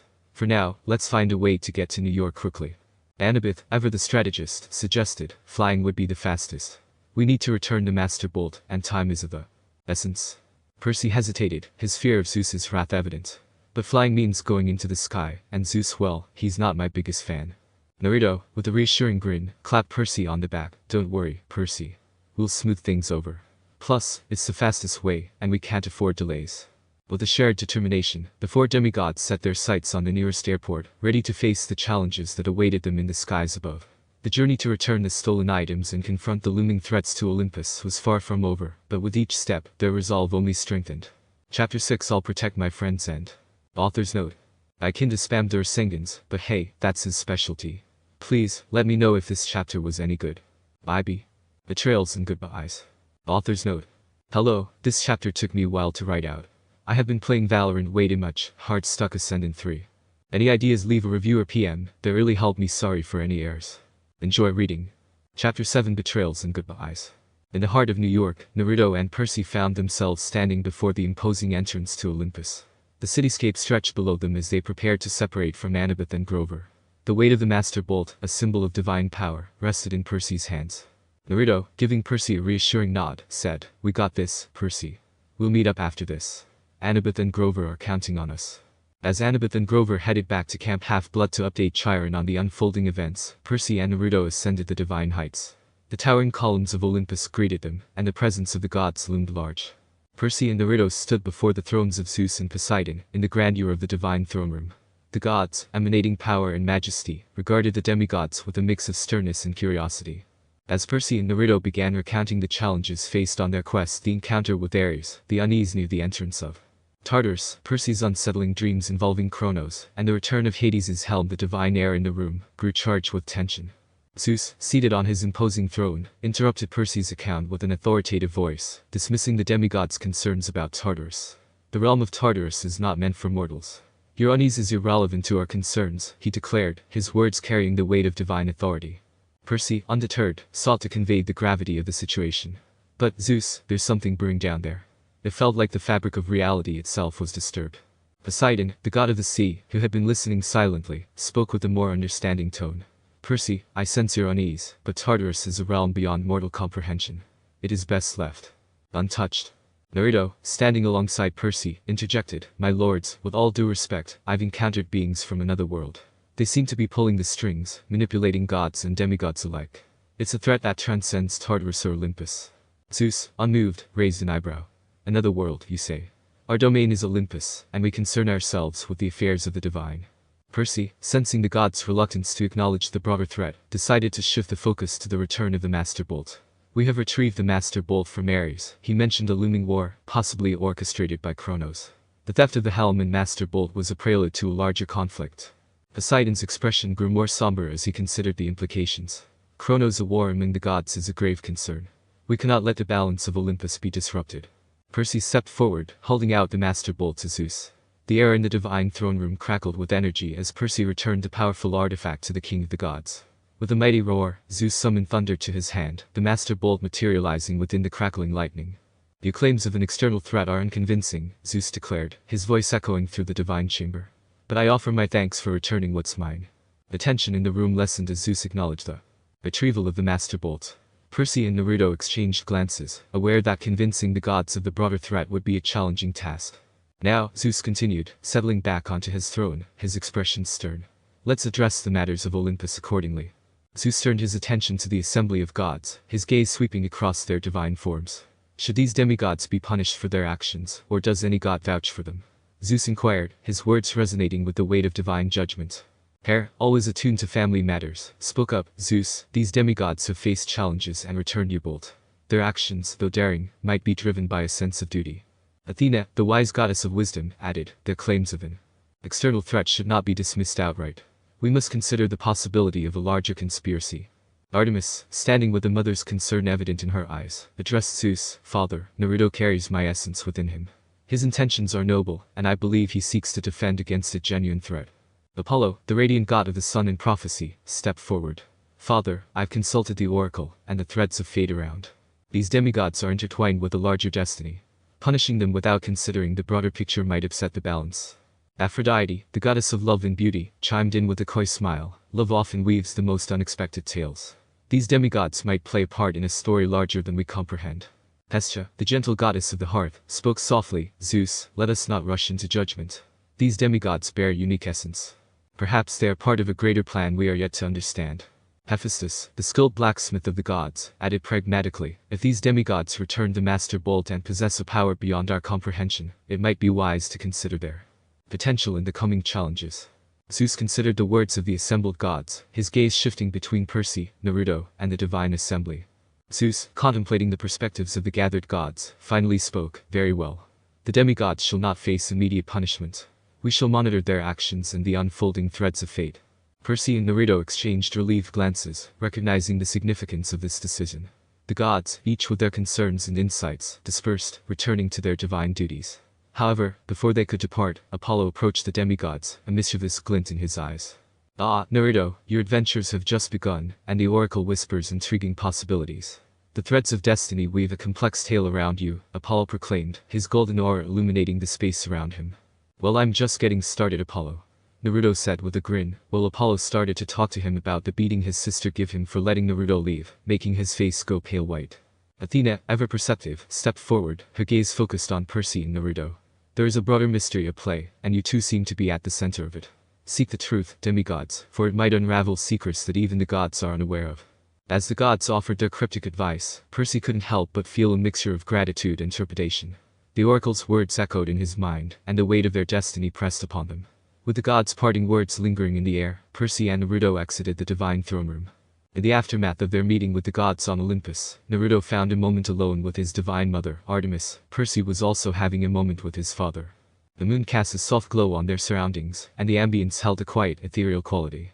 Artemis, her usually stern countenance softened with a touch of maternal pride, regarded Naruto with a sense of both concern and admiration. She spoke, her voice carrying the wisdom of the wilderness and the grace of the moon. Naruto, you've demonstrated great courage and resilience on this quest, Artemis began, her eyes reflecting the shimmering light of the celestial body she held dominion over. I've watched over you, and your actions have not gone unnoticed among the gods. Naruto, humbled by his mother's words, responded with a nod.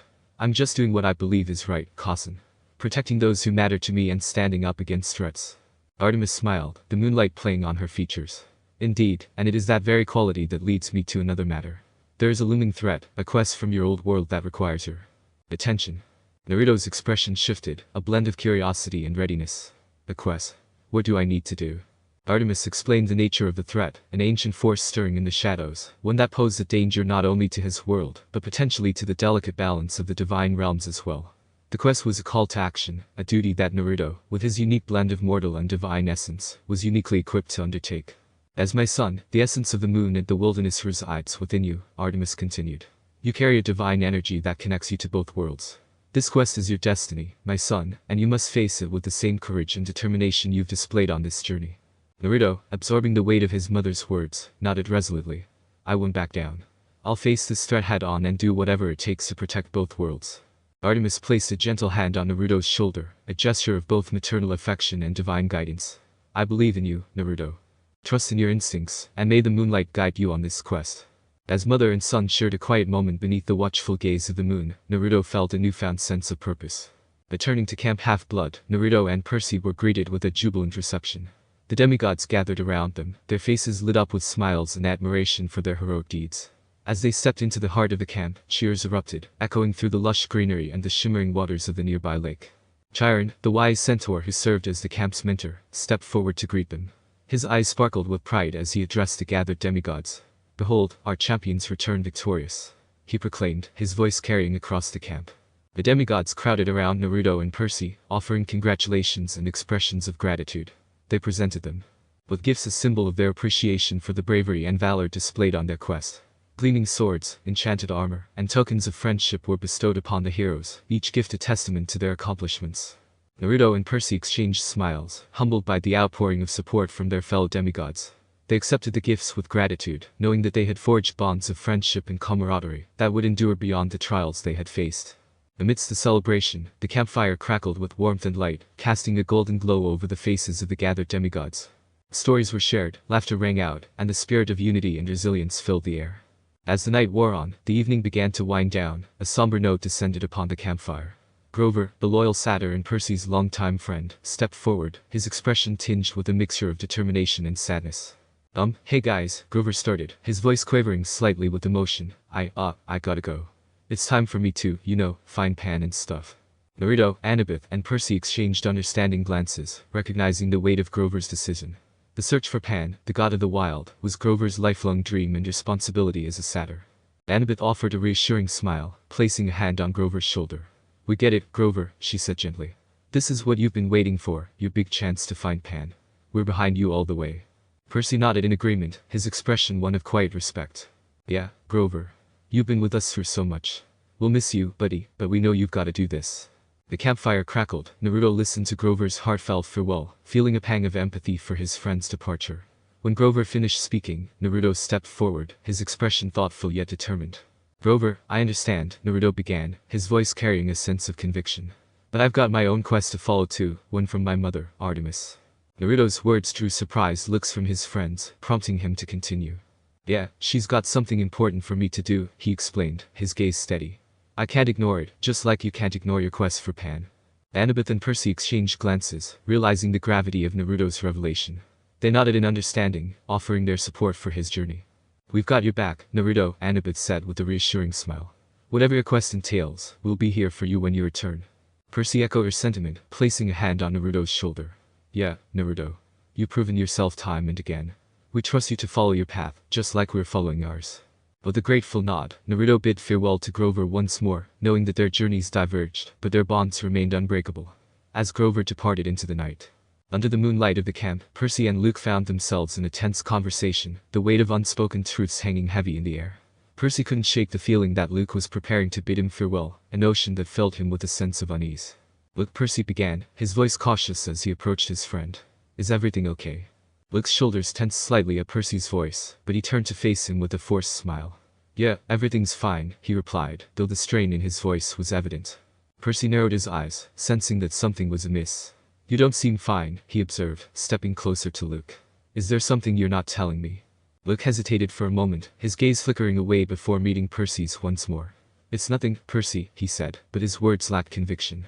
Percy's suspicions grew, and he pressed on, his tone firm. Luke, we've been through too much together for you to keep secrets from me, he said, his voice tinged with concern. Whatever it is, you can tell me.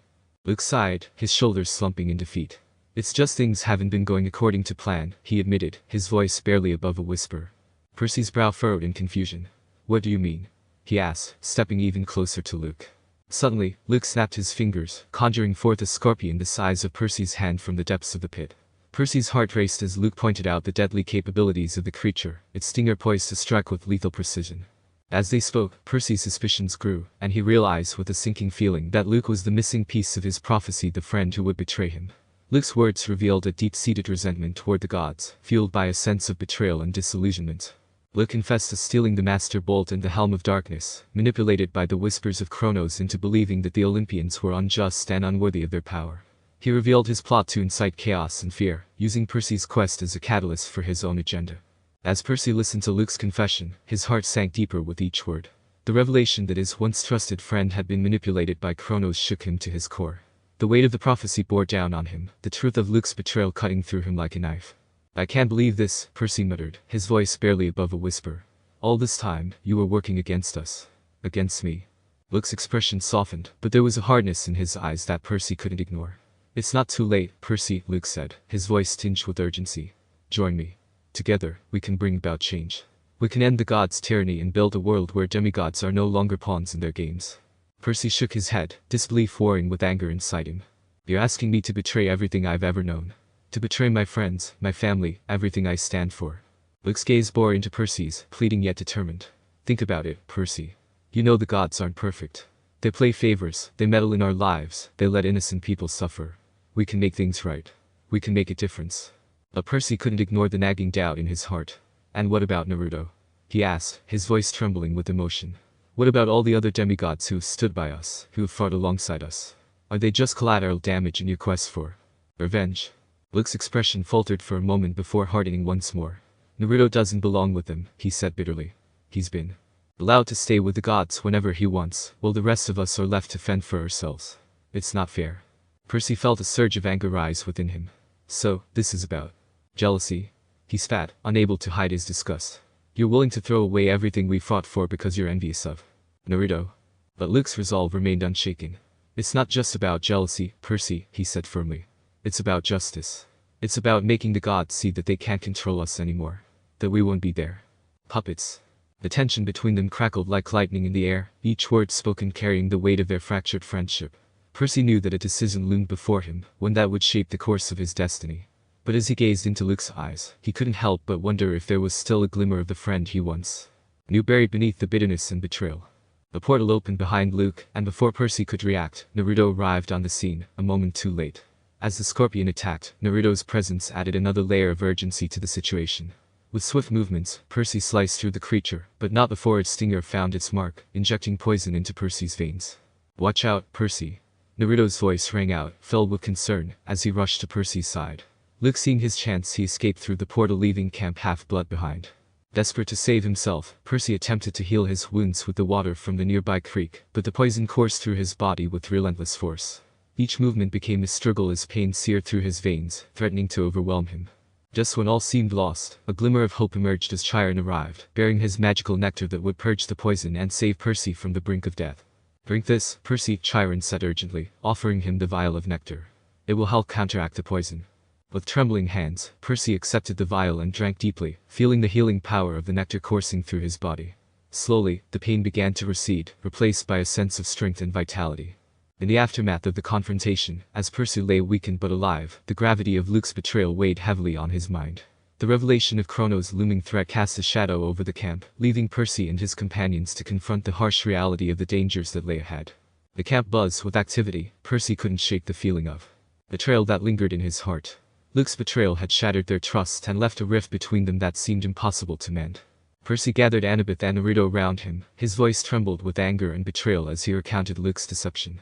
His fists clenched at his sides, and his eyes burned with determination as he vowed to take revenge on the traitorous demigod. "We can't let him get away with this," Percy declared, his voice low and intense. "We have to stop him before he causes any more harm." But before Percy could take another step towards vengeance, Chiron placed a calming hand on his shoulder, his wise eyes meeting Percy's with a steadying gaze. "Revenge will not heal the wounds that Luke has inflicted," Chiron said gently. "We must trust in the will of the fates and have faith that justice will be served in due time." Percy's jaw clenched as he fought against a burning desire for retribution, but he knew that Chiron spoke the truth. With a heavy sigh, he nodded in reluctant agreement, though the fire of determination still burned bright within him. Naruto stepped forward, his expression resolute as he placed a hand on Percy's shoulder. "I'll help you, Percy," he said firmly. "But first, I have my own quest to complete. Once I'm finished, I'll stand by your side, and together we'll bring Luke back." Percy felt a surge of gratitude towards his friend, knowing that Naruto's unwavering support would bolster him in the battles to come. As Annabeth stood by silently, her resolve mirrored in her steely gaze, Percy knew that she had made her decision. Tears glistened in her eyes as she turned to Naruto, seeking comfort in his familiar presence. "I'm sorry, Annabeth," Naruto said softly, wrapping his arms around her in a comforting embrace. "But you need to do what's best for you. We'll be here waiting for you when you're ready to return." Annabeth nodded, her voice choked with emotion as she struggled to find the words. "Thank you, Naruto," she whispered, her voice barely above a whisper. "I'll miss you all so much." Annabeth bid her farewells and disappeared into the night, ready to reconcile with her family. Percy couldn't shake the sense of sadness that settled over him like a heavy cloak. But amidst the sorrow, he found solace in the knowledge that they would see each other again, stronger and more determined than ever before. And as he watched Naruto offer his silent support to Annabeth, Percy knew that their bond would endure, unbroken by the trials that lay ahead. Together, they would face whatever challenges came their way, united in their quest for justice and redemption. As the night settled over Camp Half-Blood, Naruto found himself standing at the edge of the forest, gazing out into the darkness. Beyond, the events of the past few days weighed heavily on his mind, the echoes of betrayal and uncertainty lingering in the air. With a heavy sigh, Naruto closed his eyes, allowing the memories of his journey to wash over him. He thought of the battles fought, the friendships forged, and the challenges overcome. Each step of the way had been fraught with danger and uncertainty, but Naruto had emerged stronger, more determined than ever to fulfill his destiny. Deep within his mind, Kurama stirred, a comforting presence amidst the tumult of emotions. Naruto reached out to his inner companion, their connection a source of strength and solace in times of need. "Boy, Kurama," Naruto called out mentally, his tone carrying a mixture of weariness and determination. "We've been through a lot, huh? But we're not done yet." Kurama's voice resonated within Naruto's mind, its tone gruff yet supportive. "Indeed, Naruto. We've battled our way through countless trials, and there are still more ahead. But you've proven time and again that you have the strength to face whatever comes our way." Naruto nodded, a sense of resolve settling over him. "Yeah, you're right, Kurama. No matter what happens, I won't back down. We'll face our destiny together. With one final glance back at Camp Half-Blood, Naruto closed his eyes and focused his chakra, channeling his energy into a brilliant burst of light. In an instant, Naruto vanished from sight, leaving behind only the echoes of his journey, and the promise of adventures yet to come. As the night enveloped the camp in silence, the legacy of the son of Artemis echoed through the darkness, a testament to the indomitable spirit of one who dared to defy fate and forge his own destiny. Chapter 7 Betrayals and Goodbyes End. Author's note. Well, that's the end of book 1. I know it was a little short, but I didn't want to take so long on the first book. I have big plans for the future. I will not be making a brand new story for the next book, all parts will be in this one story. Thanks for reading, I really appreciate it. Please review and let me know your thoughts. Bye. Quest of the Moon. Author's note. Hello, welcome to book 2. I will be skipping most of the Sea of Monsters, because I don't want to continue following Percy's journey as we have all saw it multiple times. Instead, I made this to go along with Percy's quest in the second book. Naruto will arrive near the ending the Sea of Monsters. Sorry for any errors. Enjoy reading. Chapter 8 Quest of the Moon. Naruto materialized in a flash of light. He found himself in a dense forest shrouded in moonlight. Before him stood a group of young women, clad in silver armor and armed with bows and arrows. Among them was Artemis, his mother, the goddess of the hunt. Naruto's heart skipped a beat as he locked eyes with Artemis, a mix of emotions swirling within him: awe, reverence, and a deep sense of longing to connect with his mother. Artemis approached Naruto with a serene expression, her silver eyes alight with a mother's love. Naruto, she greeted him, her voice carrying a gentle warmth that washed over him like a soothing breeze. It is good to see you. Naruto returned his mother's smile, a mixture of joy and nervousness flickering in his gaze. Cousin, he replied, his voice tinged with emotion. I'm home. Artemis reached out to place a comforting hand on Naruto's shoulder. You have made me very proud, Naruto, she said softly. And though we may have been separated for a time, you have always been in my heart. Naruto felt a surge of warmth at his mother's words, a sense of belonging settling over him like a comforting embrace. I've missed you, cousin, he admitted, his voice barely above a whisper. Artemis's smile softened, her eyes shimmering with unspoken affection. And I have missed you, my son. But now, we have much to discuss. There is a great journey ahead of us, and I need you by my side. Naruto nodded, determination shining in his eyes. I am ready, mother. Whatever challenges lie ahead, I will face them. With those words, Artemis turned to lead the way deeper into the forest, and Naruto followed closely behind, a sense of purpose filling his soul, as they made way back to camp. Naruto stood among Artemis and her hunters. He felt a sense of anticipation mingled with caution. It was evident in the way the huntresses regarded him, their gazes flickering with uncertainty before settling into a guarded acceptance. Zoe Nightshade, her posture rigid yet composed, was the first to address him. You must be the son of Artemis, she stated, her tone laced with a hint of skepticism. We don't often welcome men into our ranks.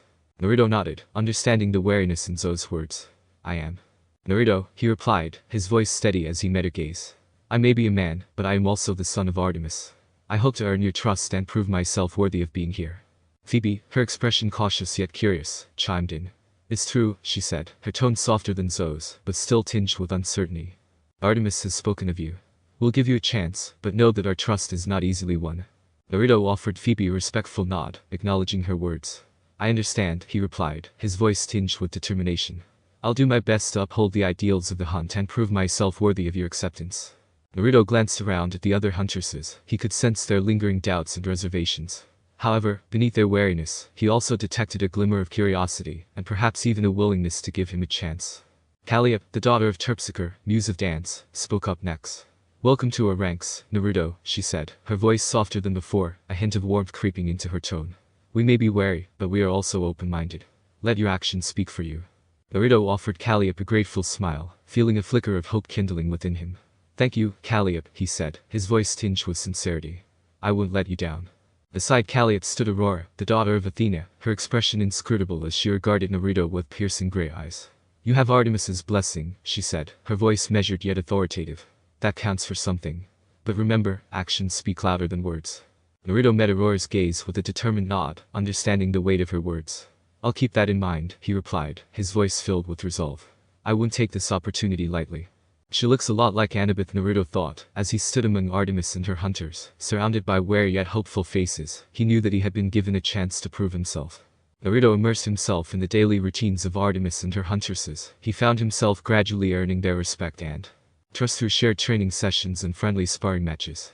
Each interaction served as a stepping stone towards solidifying his place among the legendary group, despite the initial skepticism some of the huntresses harbored towards a man among their ranks. Under the dappled shade of the ancient forest canopy, Naruto found himself immersed in the rigorous training regimen of Artemis and her huntresses.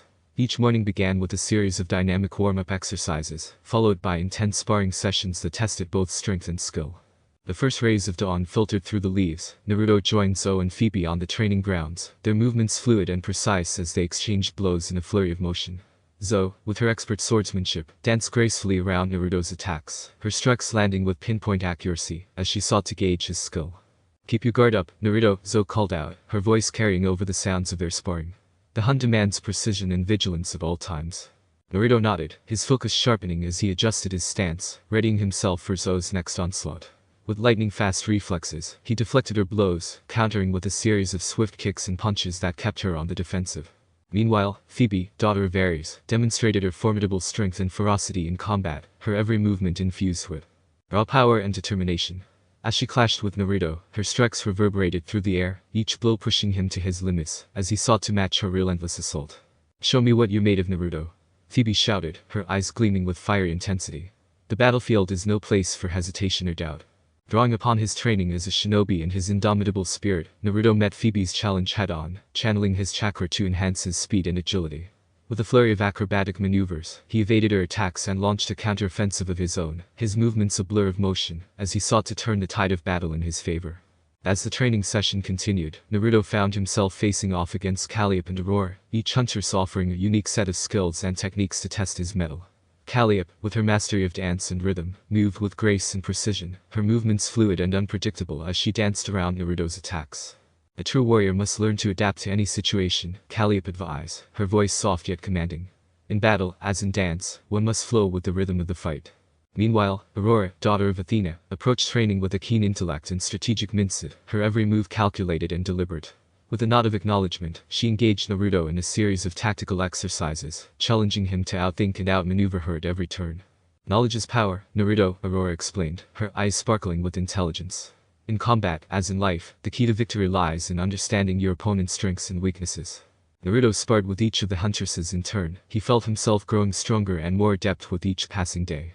Though the challenges ahead were daunting, he knew that with the guidance of Artemis and the support of his fellow warriors, he would be ready to face whatever trials awaited him on the path ahead. The next training sessions with the huntresses progressed. Naruto found himself facing off against each of them in friendly sparring matches, each one eager to test their skills against the son of Artemis. With a confident smile, Naruto stepped onto the training grounds, his energy pulsating with determination. Zoe, Phoebe, Calliope, and Aurora stood before him, their stances poised and ready for battle. With a nod of mutual respect, the sparring matches began. Zoe unleashed a flurry of precise sword strikes, her movements graceful yet lethal. But Naruto, drawing upon the teachings from his old, swiftly evaded her attacks, his movements guided by the principles of the Flying Thunder God technique. With a flicker of movement, Naruto appeared behind Zoe, his hand lightly tapping her shoulder in acknowledgement of her skill. "You're fast, Zoe," he remarked with a grin. "But I've got a few tricks up my sleeve too." Next, Phoebe stepped up to challenge him, her fists crackling with the raw power of Ares. With each thunderous blow she unleashed, Naruto danced effortlessly out of harm's way, his movements fluid and unpredictable. "Nice punch, Phoebe," Naruto called out, his voice filled with admiration. "But let's see if you can keep up with this." In a burst of speed, Naruto darted around Phoebe, his movements blurring as he executed the Flying Thunder God technique. With a gentle tap on her shoulder, he signaled the end of their match, a playful smile tugging at his lips. Calliope and Aurora followed suit, each one meeting Naruto's challenge with their own unique fighting styles. But no matter how skilled they were, Naruto's mastery of the Flying Thunder God technique proved to be the deciding factor in each match. As the sparring sessions ended, Naruto gathered with the huntresses, a sense of camaraderie and mutual respect filling the air. "Thanks for the matches, everyone," he said warmly. "You're all incredible warriors, and I'm honored to train alongside you." With a chorus of smiles and nods, the huntresses echoed Naruto's sentiments, their bond strengthened by their shared experiences on the battlefield. As they prepared to return to their duties, Naruto couldn't help but feel a sense of pride in how far he had come since joining the ranks of Artemis's hunt. And with each passing day, he knew that he was one step closer to fulfilling his destiny as the son of Artemis. The evening draped his cloak over the camp. Naruto sensed a peculiar stirring in the air, drawing him away from the comforting hum of camaraderie and into the depths of the ancient forest. The moon's ethereal glow filtered through the canopy, casting a silver luminescence upon the forest floor as Naruto ventured deeper into the heart of the wilderness. Amidst the tranquil solitude of the woods, he found Artemis, the goddess of the hunt and moon, waiting for him with a demeanor that exuded both grace and solemnity. Her silver eyes, reminiscent of the moon itself, regarded Naruto with a depth that spoke of ancient wisdom and unfathomable power. "Naruto," she spoke, her voice a gentle caress upon the night breeze, "there is a matter of utmost importance that we must discuss." Naruto's pulse quickened with a mixture of anticipation and trepidation as he beheld the divine figure before him. This was no ordinary conversation. He could sense the gravity of Artemis's words, the weight of destiny pressing down upon his shoulders. Artemis regarded him with a solemn intensity, her gaze penetrating to the very core of his being.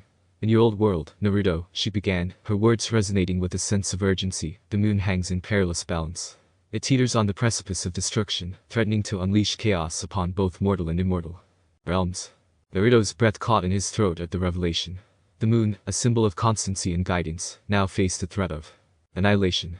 He felt a surge of protectiveness welling up within him, a fierce determination to safeguard his old world from impending catastrophe. "I understand," Naruto replied, his voice steady despite the tumult of emotions swirling within him.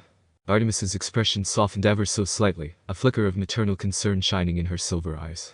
"You must journey back to your old world, Naruto," she explained, her voice carrying the weight of centuries of wisdom. "You alone possess the power and the courage to avert this catastrophe. You must protect the moon at all costs." Naruto nodded, his resolve hardening like steel. "I won't let you down, Kasen. I'll do whatever it takes to save the moon and protect my old world."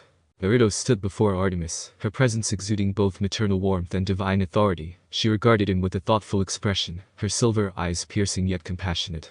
"Naruto," she began, her voice carrying a tone of solemnity, "before you embark on this quest, is there anything in your old world that you possess, a mark, an object that can serve as a beacon for you to return?" Naruto paused, considering her question carefully. His mind flickered back to his old world, to the familiar landmarks and cherished memories that still lingered in the recesses of his consciousness.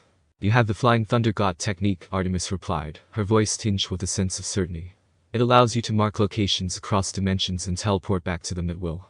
"Yes, I marked multiple places before I died," Naruto replied, thinking about the time he saved a Hyuga girl from pain. Artemis nodded, a faint smile gracing her lips. "That will serve you well," she acknowledged, her tone filled with approval. "With such a powerful technique at your disposal, you will be able to navigate the challenges of your quest with greater ease." With a renewed sense of confidence coursing through him, Naruto squared his shoulders, ready to embrace the trials that lay ahead. He knew that with the Flying Thunder God technique by his side, he could traverse the vast expanse of dimensions and realms, forging a path towards the salvation of the moon and the protection of his old world. Naruto prepared to depart on his quest. He sought out each of the huntresses individually to bid them farewell. With each conversation, he shared moments of heartfelt connection and gratitude, expressing his appreciation for their friendship and support. Approaching Zoe Nightshade, the seasoned leader of the huntresses, Naruto felt a surge of respect for her unwavering dedication to her duty. "Zoe," he began, his voice sincere, "thank you for everything. Your guidance and wisdom have been invaluable to me." Zoe regarded him with a mixture of pride and fondness. "You have proven yourself to be a worthy ally, Naruto," she replied, her tone carrying a note of respect. "May the goddess watch over you on your journey." Next, Naruto sought out Phoebe, the daughter of Ares. His fierce determination and unwavering loyalty had earned his admiration. "Phoebe," he said, a smile touching his lips, "thank you for standing by my side, even when others doubted me." Phoebe returned his smile, her expression softened by genuine warmth. "It has been an honor to fight alongside you, Naruto," she replied, her voice tinged with sincerity. "May your path be illuminated by the light of Artemis." Turning to Aurora, the daughter of Athena, Naruto felt a sense of kinship with her, knowing that they shared a bond forged in the fires of battle. "Aurora," he said, his gaze meeting hers, "thank you for your intellect and your courage. You have been a steadfast companion." Aurora nodded, a flicker of pride in her eyes. "It has been a privilege to fight alongside you, Naruto," she replied, her voice filled with conviction. "May Athena grant you wisdom on your journey." Finally, Naruto approached the other huntresses, expressing his gratitude to each of them for their friendship and camaraderie. With each farewell, he felt a deep sense of appreciation for the bonds they had forged, knowing that they would endure even in his absence. Gathering supplies, honing his combat skills, and seeking counsel from the wise members of the huntresses, Naruto left no stone unturned in his preparations. Each decision he made was made with careful consideration, knowing that the fate of not just one, but two worlds depended on his success. Standing on the brink of departure, Naruto felt a surge of conflicting emotions swirling within him. Anticipation coursed through his veins, driving him forward with a fierce determination to succeed. Yet, beneath the surface, a hint of apprehension lingered, reminding him of the daunting task that lay ahead. With the blessings of Artemis and the unwavering support of his newfound allies, Naruto took his first steps towards his old world. As he cast one final glance back at the camp, a sense of determination burned brightly in his eyes. He knew that the road ahead would be fraught with challenges and obstacles, but he was ready to face them head-on, armed with the strength of his convictions and the unwavering support of those who believed in him. Naruto journeyed forth into the unknown. His mind was filled with a whirlwind of thoughts and emotions. He couldn't help but reflect on the life he had left behind, the life of Naruto Uzumaki, the hero of the Leaf, whose story had met a tragic end at the hands of Sasuke Uchiha. But now, he stood at the precipice of a new beginning, embracing his newfound identity as Naruto, the son of Artemis, goddess of the moon. Deep in conversation with Kurama within the recesses of his mind, Naruto pondered the significance of this transformation. Kurama, he began, his voice tinged with uncertainty, I never imagined my life would take such a turn. But I suppose fate has a way of leading us down unexpected paths. Kurama, ever the wise and steadfast companion, offered his insights. Not indeed, Naruto, he replied, his tone somber yet resolute. Life is a journey filled with twists and turns, and it is our choices that define us. Embrace this new identity, for it is a testament to your strength and resilience. They delved deeper into their conversation. Naruto's thoughts drifted to his time with Artemis and the Huntresses. Kurama, he continued, the time I spent with Kasen and her companions, it was unlike anything I've experienced before. They accepted me for who I am, despite being a man. I owed them a debt of gratitude. Kurama nodded in understanding. They saw the strength and courage within you, kid, he remarked. And in return, you found allies who will stand by your side through thick and thin. Treasure these bonds, for they will serve you well on your journey. With these words of wisdom weighing on his heart, Naruto was approached by Artemis for their farewell. Kasen, he began, his voice tinged with gratitude and respect, I cannot thank you enough for everything you've done for me. Your guidance and support have meant more to me than words can express. Artemis smiled warmly, her eyes filled with pride. You have proven yourself to be a worthy son, Naruto, she replied, her voice soft yet resolute. Go forth with courage and conviction and know that you carry with you the strength of the Huntresses and the blessings of the gods. With a final hug and a wish of luck, Naruto bid farewell to Artemis, feeling a sense of determination coursing through his veins. As he vanished in a flash of white light, he knew that his journey was far from over, that new challenges and triumphs awaited him on the horizon, waiting to be embraced with open arms. Naruto materialized atop the head of the fourth Hokage's stone visage. He found himself immersed in a flood of memories and emotions. The village sprawled out beneath him, bathed in the gentle glow of moonlight, a testament to its enduring resilience and vitality. Yet, amidst the familiar sights and sounds, Naruto couldn't help but notice the subtle changes that had taken root in his absence. His keen eyes scanned the village, taking in the new buildings, streets, and landmarks that had sprung up over the years. The once familiar landscape had evolved, transformed by the passage of time in the hands of progress. Naruto felt a sense of pride swell within him as he witnessed the village's growth, a testament to the indomitable spirit of its people. But amidst the hustle and bustle of the village below, Naruto's attention was drawn to the left Hokage monument, where the solemn visages of past leaders gazed out into the night. Among them, he spotted the likeness of Kakashi Hatake, the sixth Hokage, etched into the stone with an air of quiet authority. Naruto couldn't help but feel a swell of pride, knowing that his former sensei had risen to such a prestigious position of leadership. He knew that Kakashi would carry on the legacy of those who had come before him, guiding the village with wisdom and compassion. Turning his gaze skyward, Naruto's thoughts turned to the daunting task that lay ahead. Reaching the moon. The enormity of the challenge loomed large in his mind, and he couldn't help but wonder how he and Kurama would accomplish such a feat. Naruto stood atop the fourth Hokage's head, taking in the sights of the village below. He reached out to Kurama, his trusted companion sealed within him. Kurama, Naruto called out in his mind, his voice tinged with a mixture of determination and uncertainty. The response came swiftly, Kurama's deep and resonant voice echoing within Naruto's consciousness. What is it, Naruto? Kurama's presence was a reassuring anchor amidst the swirling currents of Naruto's thoughts. We need to figure out how to get to the moon, Naruto said, his tone earnest.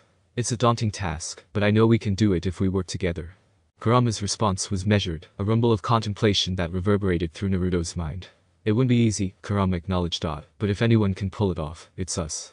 Naruto felt a surge of confidence welling up within him at Kurama's words. With the 9 tails by his side, he knew that they could overcome any obstacle that stood in their way.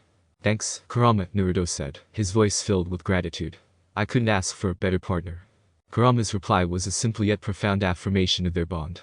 Together, we can accomplish anything, he said, his words echoing in Naruto's mind like a solemn vow. With Kurama's unwavering support, Naruto felt a renewed sense of determination coursing through him. The journey ahead would be challenging, but with his trusted friend by his side, he knew that they could face it head-on, no matter what trials awaited them. Naruto delved deeper into his thoughts, contemplating their next move. He tapped into Sage Mode, a profound connection to the natural world enveloped him, filling his being with a potent blend of energy and awareness. With each breath, he felt the pulse of life around him, attuning his senses to the subtle rhythms of nature. Gazing out over the village from atop the fourth Hokage's head, beside him, Kurama's voice rumbled in his mind, a constant presence that offered both guidance and companionship. Do you feel it, Naruto? Kurama's deep voice resonated within him. There's an odd power emanating from that cave. It's worth investigating. Naruto nodded in agreement, his determination renewed.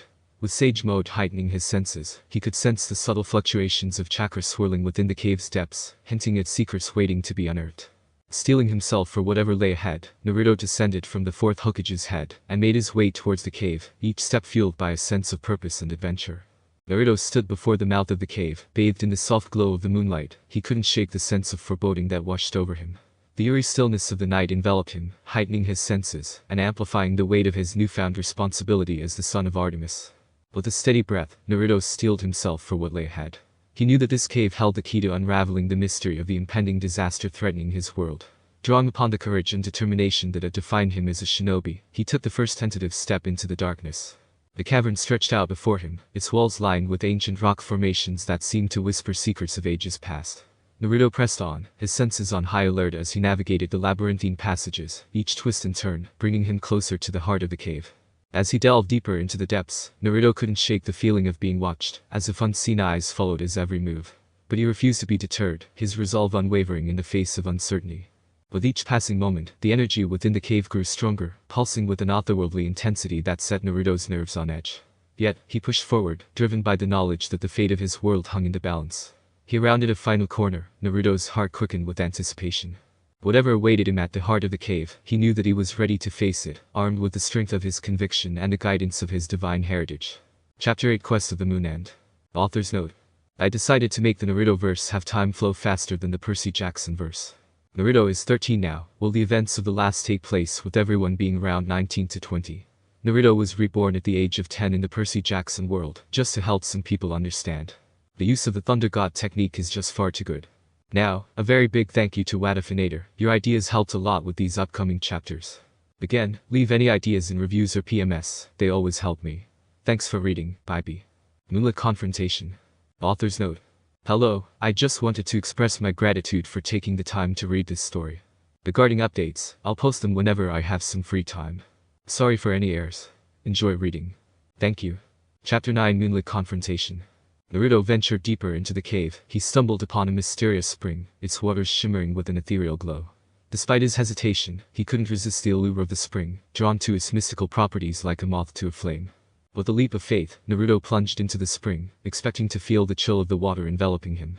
However, to his surprise, he emerged unscathed, the water slipping off his skin like a veil of mist. It was as if the spring held secrets beyond the comprehension of mortal minds. Undeterred by the strangeness of it all, Naruto pressed on, his curiosity piqued by the mysteries that lay ahead. As he passed through the water, he entered a chamber adorned with green glowing orbs, casting an otherworldly light that danced across the walls. But as Naruto gazed upon the orbs, a wave of exhaustion washed over him, his eyelids growing heavy with the weight of his journey. With a resigned sigh, he allowed himself to succumb to sleep, his mind drifting into a realm of memories and visions.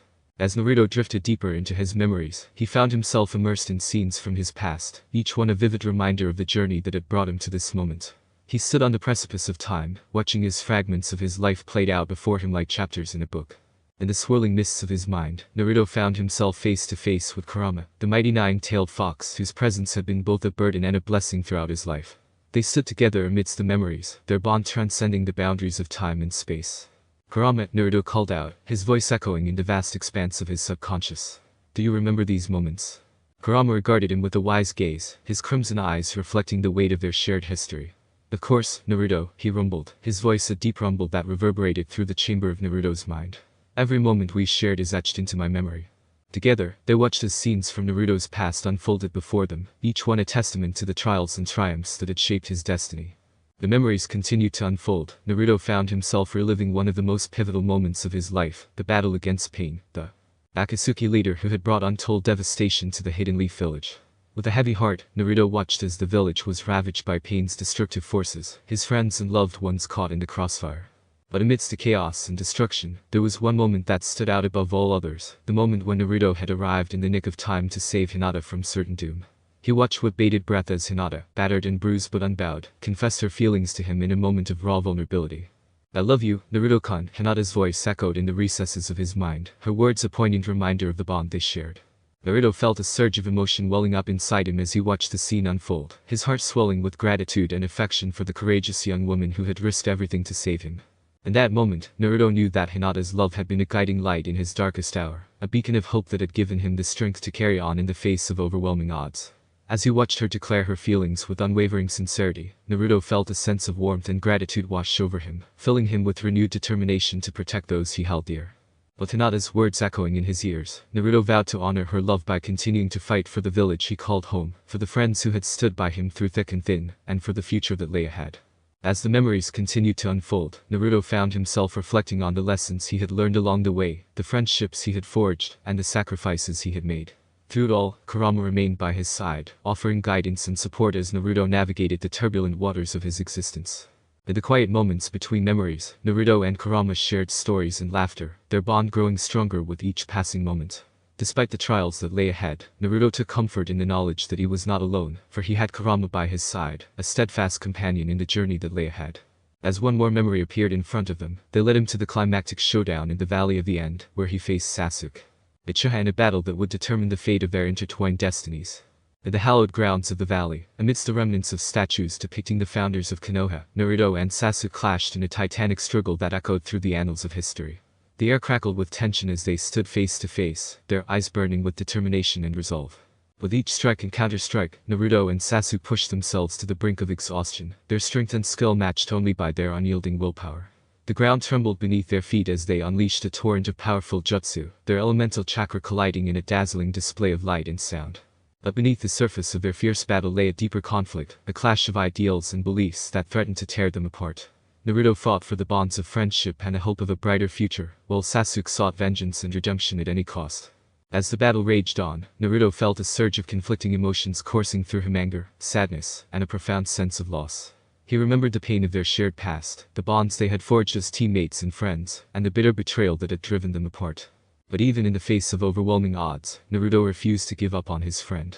With every blow he landed and every word he spoke, he reached out to Sasuke, his voice filled with a plea for reconciliation and understanding.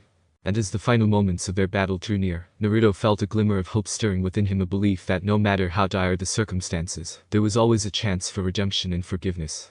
With one last push, Naruto poured his heart and soul into his final attack, his Rasengan colliding with Sasuke's Chidori in a clash of titans. The dust settled, and the echoes of their clash faded. Into the distance, a somber silence fell over the Valley of the End, as Sasuke stood victorious. Sasuke stood over the fallen Naruto, his Sharingan eyes reflecting a tumult of emotions. The wind whispered through the final valley, carrying an air of finality. Naruto gasped for breath, his strength waning as life ebbed away. Sasuke, conflicted but resolute, knelt beside Naruto. His voice, normally cold and stoic, now carried a weight of regret and understanding. "You were always too soft, Naruto," Sasuke said, his eyes meeting Naruto's fading gaze. "But maybe that's what the world needed. A soft-hearted fool like you to believe in something greater." Naruto managed a weak smile, blood staining his lips. "Sasuke, we could have been friends." Sasuke's expression softened for a fleeting moment, a hint of regret in his eyes. "Maybe in another life." As Naruto's breathing grew shallower, Sasuke continued, "I won't forget you, Naruto. Your strength, your foolishness, all of it. It's etched in my memory." With those parting words, Sasuke rose, leaving Naruto in the silent embrace of the final valley.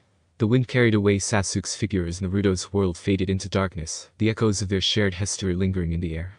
The memory of his final battle with Sasuke unfolded before him. Naruto couldn't help but feel a rush of conflicting emotions surging within him. He watched intently as the fierce clash between himself and his former friend played out on the battlefield of the final valley. Kurama observed the scene alongside Naruto, his golden eyes reflecting a mix of solemnity and understanding. "It's not easy. Watching your own demise," the Nine-Tails remarked, his voice laced with empathy. Naruto nodded, his gaze fixed on the intense exchange between his past self and Sasuke. "Yeah, it's tough," he admitted, his voice tinged with a hint of sadness. "But it's also a reminder of how far we've come." Kurama inclined his head in agreement. "Indeed," he replied. "That battle marked the end of one chapter in your life and the beginning of another." As they watched Naruto's past self face Sasuke's devastating attack, a sense of resignation settled over them both. "I remember how it Felt, Naruto said softly, his eyes never leaving the unfolding scene. The weight of responsibility, the burden of destiny. Kurama placed a comforting paw on Naruto's shoulder. You faced it all with courage and determination, he remarked. And now, here you stand, stronger than ever. Naruto offered a faint smile, a silent acknowledgement of Kurama's words. Thanks, Kurama, he said, his voice filled with gratitude. I couldn't have done it without you. The Nine Tails returned the smile, his gaze softening with affection. The feeling is mutual, Naruto, he replied. We've been through a lot together, haven't we? As the memory faded into the recesses of Naruto's mind, the two companions shared a moment of quiet reflection. Despite the hardships and sacrifices of the past, they knew that they were stronger together. Naruto gradually became aware of his surroundings once more. Blinking back into consciousness, he found himself lying beside the spring in the mysterious cave, surrounded by the soft glow of the green orbs. Shaking off the remnants of sleep, Naruto sat up and took a moment to collect his thoughts. The memories of his past had left a lingering impression on him, but he knew that dwelling on them wouldn't serve him now. With a determined expression, he rose to his feet, ready to continue his journey. Turning his attention to the spring before him, Naruto couldn't shake the feeling that there was more to it than met the eye. He recalled the sensation of the water enveloping him without getting wet, a strange phenomenon that piqued his curiosity. With a sense of anticipation, Naruto approached the edge of the spring once more. Taking a deep breath, he steeled himself for whatever lay ahead and plunged into the shimmering water. As he passed through the surface, a rush of energy washed over him, sending tingles down his spine. The sensation was unlike anything he had ever experienced, a mix of exhilaration and uncertainty that fueled his resolve. Emerging on the other side, Naruto found himself in a new chamber of the cave, illuminated by the soft glow of the orbs. He took a moment to orient himself, his senses sharp and alert as he scanned his surroundings. With each step forward, Naruto felt a sense of anticipation building within him. Whatever lay ahead, he knew that he was ready to face it head-on. Naruto ventured deeper into the cave, his footsteps echoing against the rocky walls. His thoughts were interrupted by the sudden appearance of a man with white hair, who materialized before him with an air of menace. Naruto's brow furrowed in confusion as he spoke of another intruder attempting to thwart his plans to marry Hinata, the Byakugan princess. Whoa, hold on a second, Naruto said, his voice tinged with skepticism. What are you talking about? Who's trying to stop you from marrying Hinata? Naruto questioned before adding another one, who even are you? His gaze hardened, his eyes flashing with determination. There's more people who seek to interfere with my sacred duty, he replied cryptically. I am, Toneri Otsutsuki, you will be wise to remember that, son of the moon. Toneri said. Sensing the underlying threat in Toneri's words, Naruto's instincts kicked in, and without hesitation, he sprang into action. With a swift movement, he launched himself at Toneri, his fists clenched in determination. Enough with the cryptic talk, Naruto exclaimed, his voice echoing off the cave walls. If someone's threatening Hinata, then I won't stand for it. However, as Naruto's attack connected, he realized that something was amiss. Toneri's body seemed strangely insubstantial, as if it were merely a puppet being manipulated by unseen forces. Naruto's confusion turned to suspicion as he deduced that Toneri was a fake. What's going on here? Naruto demanded, his voice tinged with urgency. Who's pulling your strings? No pun intended, Naruto thought. Toneri's expression remained impassive, but a flicker of uncertainty crossed his features. You cannot comprehend the true purpose of our mission, he replied cryptically. As the realization dawned on him, Naruto's thoughts turned to Hinata, his concern for her safety driving him forward. With renewed determination, he pressed Toneri for answers, demanding to know the true purpose behind the moon's descent and the involvement of others from the village. Though Toneri remained cryptic in his responses, Naruto's resolve remained unshaken. He knew that he had to find a way to stop Toneri and uncover the truth behind his sinister plans, for the sake of both his world and the one he had left behind. With a steely gaze, Naruto vowed to protect Hinata and bring an end to the threat looming over them. With a fierce determination in his eyes, Naruto lunged forward, his hands aiming to tear apart the puppet that stood before him. With a swift motion, he grasped hold of Toneri's form, ripping it to pieces, as if unraveling the strings of a marionette. As the remnants of the puppet fell to the ground, a sudden disturbance echoed through the cavern, causing Naruto to tense in readiness. From the shadows above, a monstrous figure descended, its 8 legs skittering across the rocky surface with unsettling speed. Naruto's senses sharpened as he faced the looming threat, his muscles coiling with anticipation. With a roar of challenge, he leaped into action, meeting the giant spider head-on. The cavern reverberated with the clash of battle as Naruto and the spider engaged in a fierce struggle. Dodging and weaving with practiced agility, Naruto unleashed a flurry of strikes, each blow fueled by his determination to protect Hinata and uncover the truth behind Toneri's schemes. The spider, however, proved to be a formidable opponent, its massive bulk and razor-sharp fangs posing a grave threat. But Naruto refused to back down, his resolve unyielding as he fought tooth and nail against the monstrous creature. With each passing moment, the intensity of the battle escalated, the cavern echoing with the sounds of their clash. Naruto's movements were a blur of speed and precision, his determination unwavering despite the odds stacked against him. As the battle raged on, Naruto knew that he couldn't afford to falter. With every ounce of strength and skill at his disposal, he pressed forward, his sights set on emerging victorious against the monstrous foe that stood in his path. With a focused resolve, Naruto channeled his chakra for his jutsu. Moon-style Rasenshuriken. Energy crackled around him as he unleashed the devastating jutsu, the swirling vortex of blades taking shape in his palm. With a mighty hurl, Naruto sent the Rasenshuriken hurtling towards the giant spider, the spiraling blades cutting through the air with deadly precision. The creature let out a piercing screech as it collided with the onslaught, its monstrous form engulfed in a tempest of destruction. But Naruto didn't stop there. With a swift series of hand seals, he summoned a battalion of shadow clones to his side, their numbers multiplying exponentially as they surrounded the spider from all sides. In perfect synchronization, Naruto and his clones launched a coordinated assault, striking with blinding speed and overwhelming force. The cavern reverberated with the thunderous clash of their attacks, the combined might of their onslaught proving too much for the spider to withstand. With a final, decisive blow, Naruto and his clones unleashed a barrage of devastating strikes, their combined efforts driving the giant spider to its knees. With a resounding crash, the creature collapsed, defeated at last. Naruto surveyed the aftermath of the battle, his chest swelling with pride at their victory. With the threat vanquished, he turned to leave the cave, the light of the moon guiding his path as he ventured forth into the unknown. Naruto emerged from the cave. He was met with a breathtaking sight that stretched out before him, a vast ocean that stretched endlessly into the horizon, and above it, a floating world adorned with ancient ruins, and bathed in the warm glow of an artificial sun. Naruto ventured deeper into the ancient ruins. He marveled at the intricate carvings and crumbling architecture. Each step he took echoed through the silent halls, filling the air with a sense of mystery and anticipation. Lost in his exploration, Naruto rounded a corner and entered a vast chamber, its walls adorned with faded murals depicting scenes from a bygone era. He studied the images intently, trying to glean some insight into the history of this place. It was then that he heard a soft sound of faint rustling that seemed to emanate from the shadows beyond. Naruto tensed, his senses on high alert as he scanned the dimly lit chamber. As he peered into the darkness, Naruto caught a glimpse of movement, a figure emerging from the shadows, her form bathed in the soft glow of the fading sunlight. Naruto's heart skipped a beat as he recognized the familiar silhouette of a girl he hadn't seen in years. "Hinata," he called out tentatively, his voice echoing through the chamber. But to his surprise, the girl showed no sign of recognition.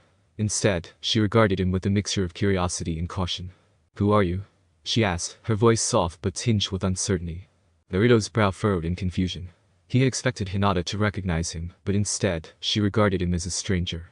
It was then that he realized the changes wrought by his rebirth had altered not only his appearance, but also his identity. I'm not sure," Naruto admitted, his gaze shifting to the ground. "I was exploring the ruins, and I stumbled upon this chamber. What about you?" Hinata hesitated, her eyes searching his face for any sign of recognition. "I felt drawn to this place," she confessed. "As if there was something here waiting for me." Naruto nodded, understanding dawning on him. It seemed that fate had brought them together once again, but this time, under vastly different circumstances. "Well, whatever the reason, I'm glad I found you," Naruto said with a small smile, extending his hand in friendship. "My name is Naruto. What's yours?" As Naruto introduced himself, Hinata's breath caught in her throat, her heart pounding erratically in her chest. The name echoed in her mind, stirring memories long buried beneath the surface. She stared at Naruto, her eyes wide with disbelief, as a flood of emotions washed over her. "Naruto," she repeated softly, her voice barely above a whisper. The name resonated within her, evoking images of a past she had tried so desperately to forget. The old Naruto, the one she had known, the one she had loved. This Naruto was different, his appearance, his demeanor, all of it seemed foreign to her, his sliver eyes and auburn hair, the fact that this person was no older than 14. For a moment, Hinata hesitated, her gaze flickering uncertainly as she searched Naruto's face for any hint of recognition. But there was none to be found. The Naruto she had known had been a whirlwind of energy and enthusiasm, his bright blue eyes filled with determination and mischief. This Naruto was different. It's nice to meet you," she finally managed to say, her voice tinged with uncertainty. She offered him a tentative smile, though it did little to mask the unease that gnawed at her insides. Deep down, Hinata couldn't shake the feeling that there was more to this encounter than met the eye. Naruto and Hinata explored the ruins. They engaged in small talk, their voices hushed in reverence for the ancient surroundings.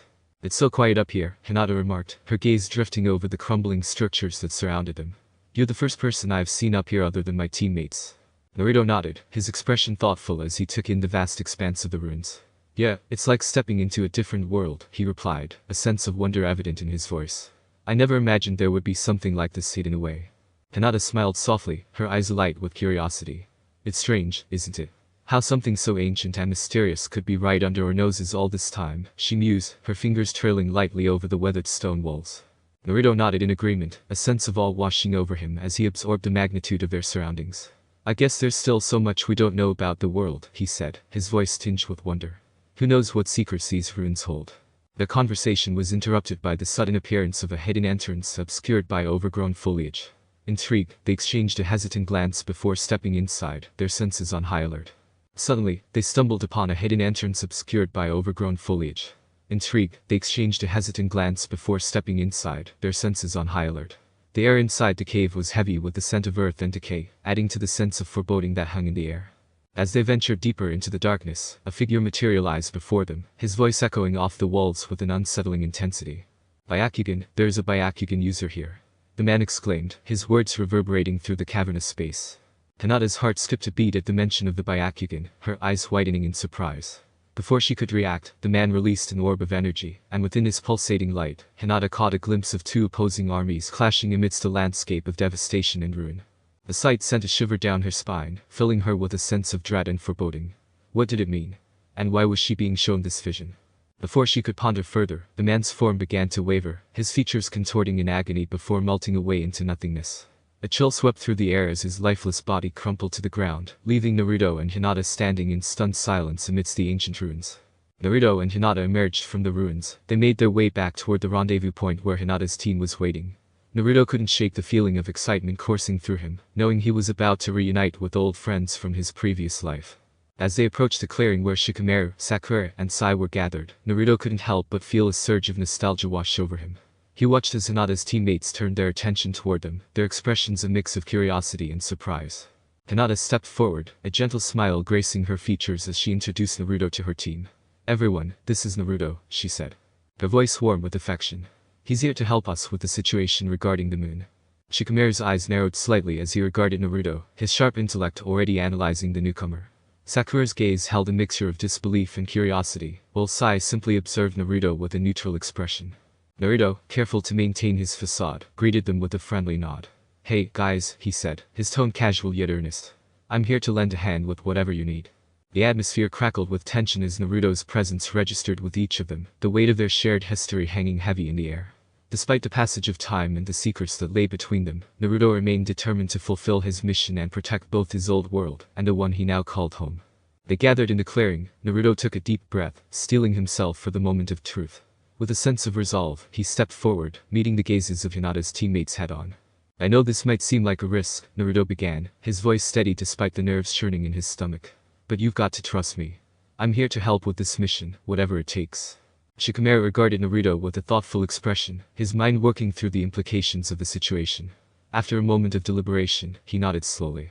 We're facing a serious threat, he said, his tone serious yet measured. And we could use all the help we can get. If you're willing to lend a hand, then we'll accept it. A small smile tugged at the corners of Naruto's lips as he heard Shikamaru's acceptance.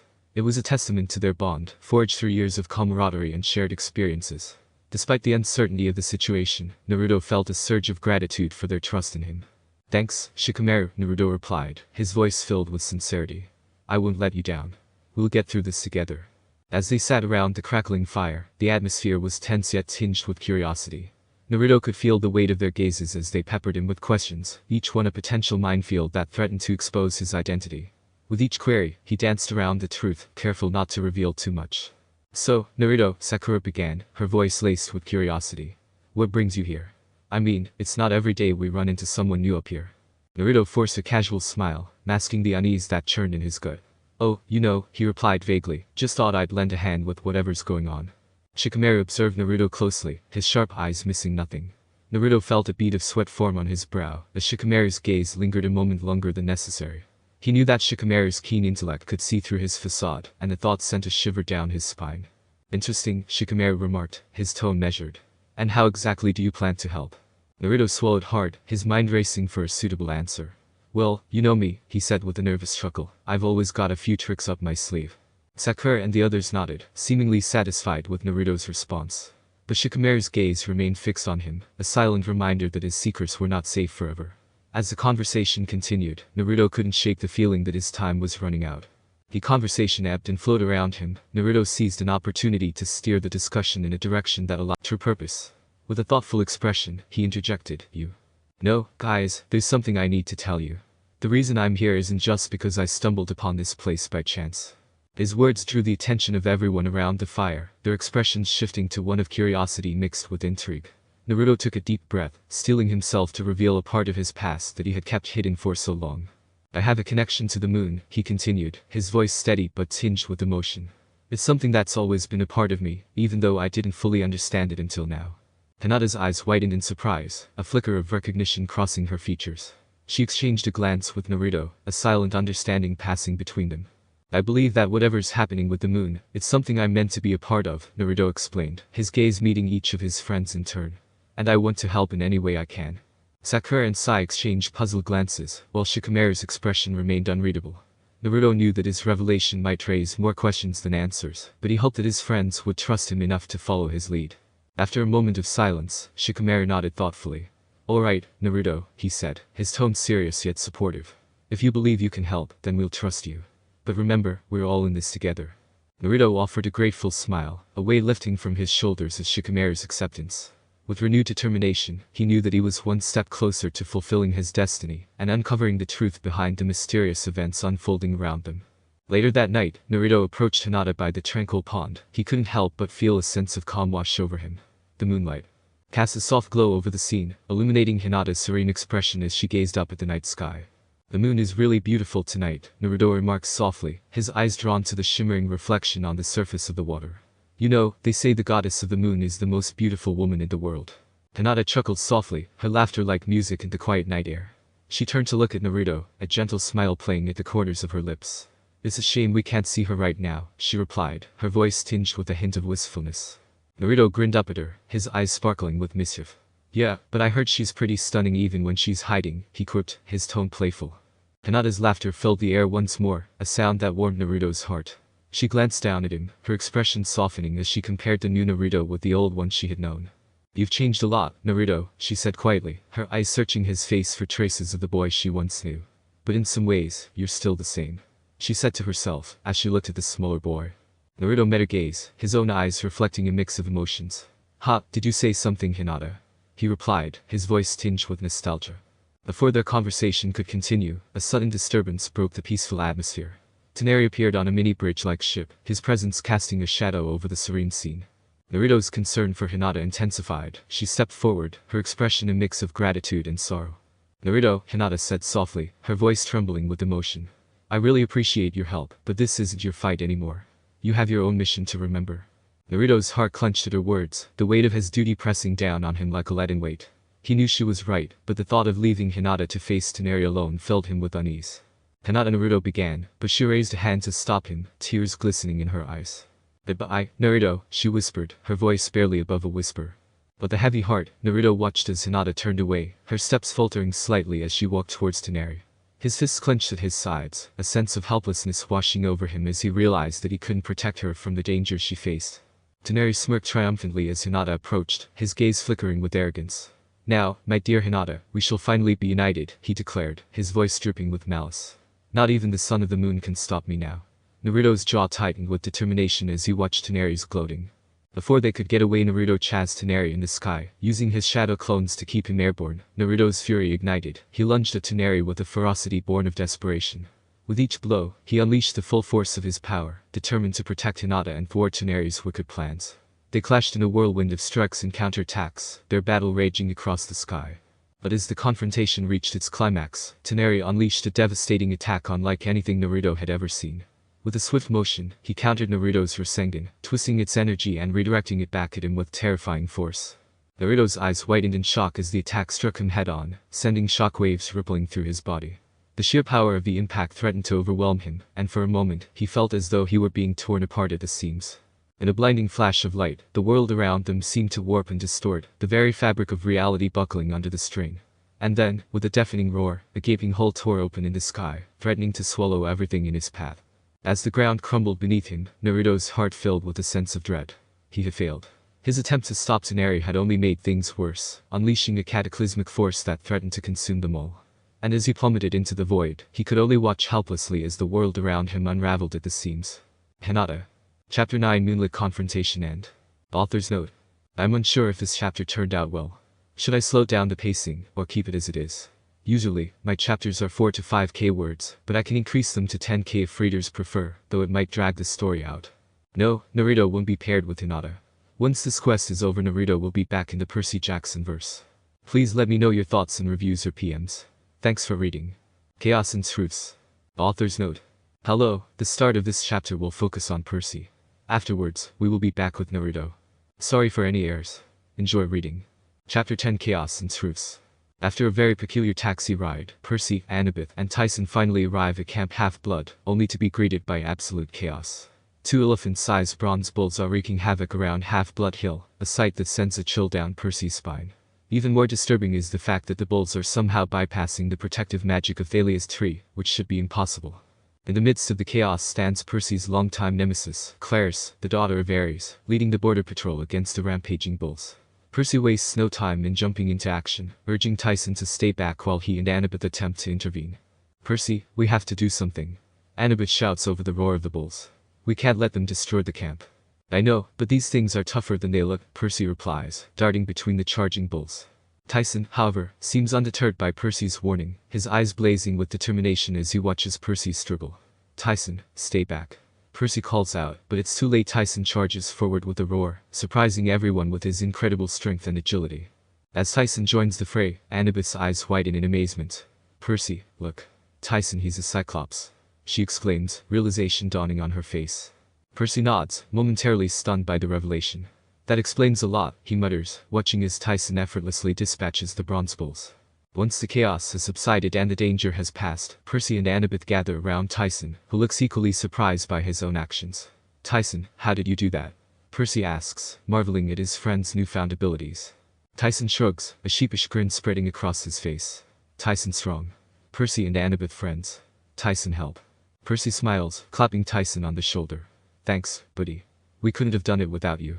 Amidst the aftermath of the battle, Clarisse approaches, her expression grim. Chiron's gone, she says, her voice tinged with sadness. They say he was replaced by some guy named Tantalus. Percy's heart sinks at the news. Chiron had always been a constant presence at Camp Half-Blood, and the thought of him being replaced fills Percy with a sense of unease. We'll figure this out, Annabeth says, her voice firm with determination. We'll find out what's going on with Thalia's tree and Chiron's disappearance. We have to. As Percy roams the grounds of Camp Half-Blood, he can't shake the feeling of unease that hangs heavy in the air. The once vibrant and lively camp now feels somber and subdued, with campers darting nervously around, their faces etched with worry. Percy's search for Naruto proves fruitless, leaving him with a sinking feeling in the pit of his stomach. Where the hell is Naruto? Percy mutters to himself, scanning the desolate campgrounds. Beside him, Tyson's curiosity bubbles over, prompting him to bombard Percy with questions about the camp and its inhabitants. Percy does his best to answer, explaining that as the only son of Poseidon, he resides in a cabin of his own, away from the other campers. Their journey eventually leads them to the big house, where Percy finds Chiron in the midst of packing his belongings. The sight fills Percy with a sense of foreboding, knowing that something significant must have happened for Chiron to be leaving. Chiron, what's going on? Percy asks, his voice tinged with concern. Chiron sighs heavily, his expression grave. The poison that has affected Thalia's tree, it originates from Tartarus, he explains, his voice tinged with sorrow. Percy's blood runs cold at the mention of Tartarus, the dark abyss from which Kronos had once threatened to rise. Kronos, Percy murmurs, the name heavy on his tongue. Chiron nods solemnly. I fear that he may be behind this, he says, his gaze distant. Despite Percy's insistence on helping, Chiron remains steadfast in his decision to keep the details of his plan hidden, citing the inherent dangers involved. With a heavy heart, Percy watches as Chiron departs for the Everglades, leaving Percy with more questions than answers. Later, at dinner, Percy finds himself face to face with Tantalus, a pale and thin figure who exudes an air of malice. Tantalus's cursed existence is evident as he stands beside a lake with a tantalizing fruit tree just out of reach, forever denied the sustenance he so desperately craves. As Tantalus announces the reinstatement of the chariot races, Percy can't help but feel a sense of dread at the prospect of working under the watchful eye of such a sinister figure. The tension in the air is palpable as Tantalus introduces Tyson, the campers' distrust evident in their wary glances. But then, as if to shatter the uneasy silence, an image appears above Tyson, a three-pronged trident, marking him unmistakably as a son of Poseidon and Percy's brother. The revelation sent shockwaves through the assembled campers, leaving Percy to grapple with the newfound knowledge of his unexpected sibling. Amidst the chaos and tension at Camp Half-Blood, Percy struggled to find his footing. The weight of his newfound brotherhood with Tyson seemed to grow heavier with each passing day, overshadowing the camaraderie he once shared with his fellow campers. "Hey, Percy, wait up." Tyson's booming voice echoed across the camp as he hurried to catch up with Percy. Percy forced a smile, though inwardly he cringed at the thought of facing more teasing from his peers. "Hey Tyson. What's up?" But despite his attempts to distance himself, Percy found Tyson's earnest attempts at friendship impossible to ignore. The taunts and jeers from his peers only served to deepen his sense of isolation, leaving him feeling more alone than ever before. As they walked, Tyson peppered Percy with questions about camp life, his curiosity boundless and his excitement infectious. Percy did his best to answer, though his mind was preoccupied with thoughts of the upcoming chariot race and the mystery surrounding Thalia's poison tree. But even as Percy tried to focus on the present, his thoughts were consumed by the events of the past. He remained convinced that Luke was responsible for poisoning Thalia's tree, and he was determined to uncover the truth behind the treacherous act. "You know, Percy," Tyson began, breaking the uneasy silence that had settled between them, "I never had a brother before. I'm glad I found you." Percy's heart twisted with guilt as he glanced at Tyson's earnest expression. "Yeah, Tyson, me too," he replied, his voice tinged with sadness. One night, Percy was visited by a vivid dream of Grover, his dear friend trapped on an island in the Sea of Monsters with the Cyclops Polyphemus. With their lives linked by an empathy link, Percy knew that Grover's fate was intertwined with his own. Desperate to warn Annabeth of the danger Grover faced, Percy found himself met with skepticism and disbelief. Annabeth's thoughts were consumed by Naruto's absence, casting a shadow over Percy's concerns. "Percy, are you sure this dream means something?" Annabeth's brow furrowed with worry as she glanced at him, her eyes searching his face for any sign of uncertainty. "I'm telling you, Annabeth, Grover's in trouble," Percy insisted, his voice filled with urgency. "We have to do something." As the day of the chariot race arrived, Percy and Tyson stood ready, their determination unwavering despite the looming threat of danger. But as the race began, chaos descended upon the camp in the form of a swarm of demon birds, throwing the competitors into disarray. In a moment of desperation, Percy and Annabeth retrieved Chiron's CD collection, using the enchanted music to drive off the demon birds and restore order to the race. But their efforts were met with scorn from Tantalus, who declared Clarus the winner and accused Percy and Annabeth of disrupting the event. The celebratory feast for the chariot race came to an end. Percy, Annabeth, and Tyson found themselves assigned the less than glamorous task of dishwashing duty. Amidst the clatter of plates and the splash of soapy water, Annabeth listened intently as Percy recounted his dream of Grover and the Golden Fleece.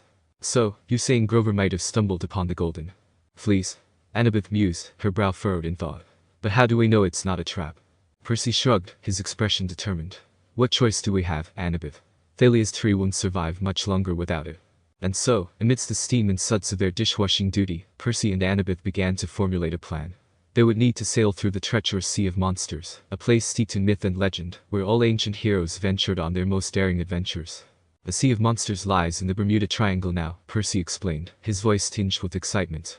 "It's moved with the rest of the godly places to America. Kind of fitting, don't you think?" But their plan wouldn't be easy. Percy knew they would need Tantalus's approval for their quest, and he intended to force the activities director's hand in front of the entire camp. During the campfire that evening, Percy and Annabeth stood before their fellow campers, their voices ringing out above the crackling flames. They presented their idea to save the camp with the Golden Fleece, their words carrying the weight of desperation and determination. As Percy spoke, he realized something: the mysterious numbers the Grey Sisters had given him were the latitude and longitude for the island of Polyphemus in the Sea of Monsters. It was a revelation that filled him with a sense of purpose and resolve. The camp erupted into chatter, the urgency of their situation hanging heavy in the air. Tantalus, sensing the unrest, reluctantly agreed to approve a quest, but his decision fell to Clarus, much to Percy's dismay. "But that's not fair," Percy protested, his voice rising above the din of the crowd. "We need to go on this quest, not Clarus."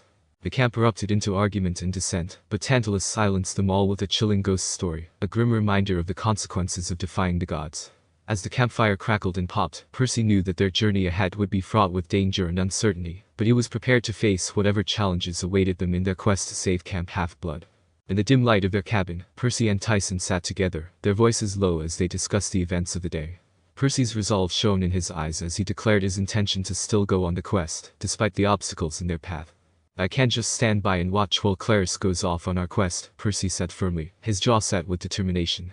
"We have to find the Golden Fleece and save Thalia's tree, no matter what." Tyson nodded solemnly, his expression one of unwavering loyalty. "Tyson will help," Percy not go alone. Percy smiled gratefully at his newfound brother, a surge of warmth flooding his chest. Thanks, Tyson.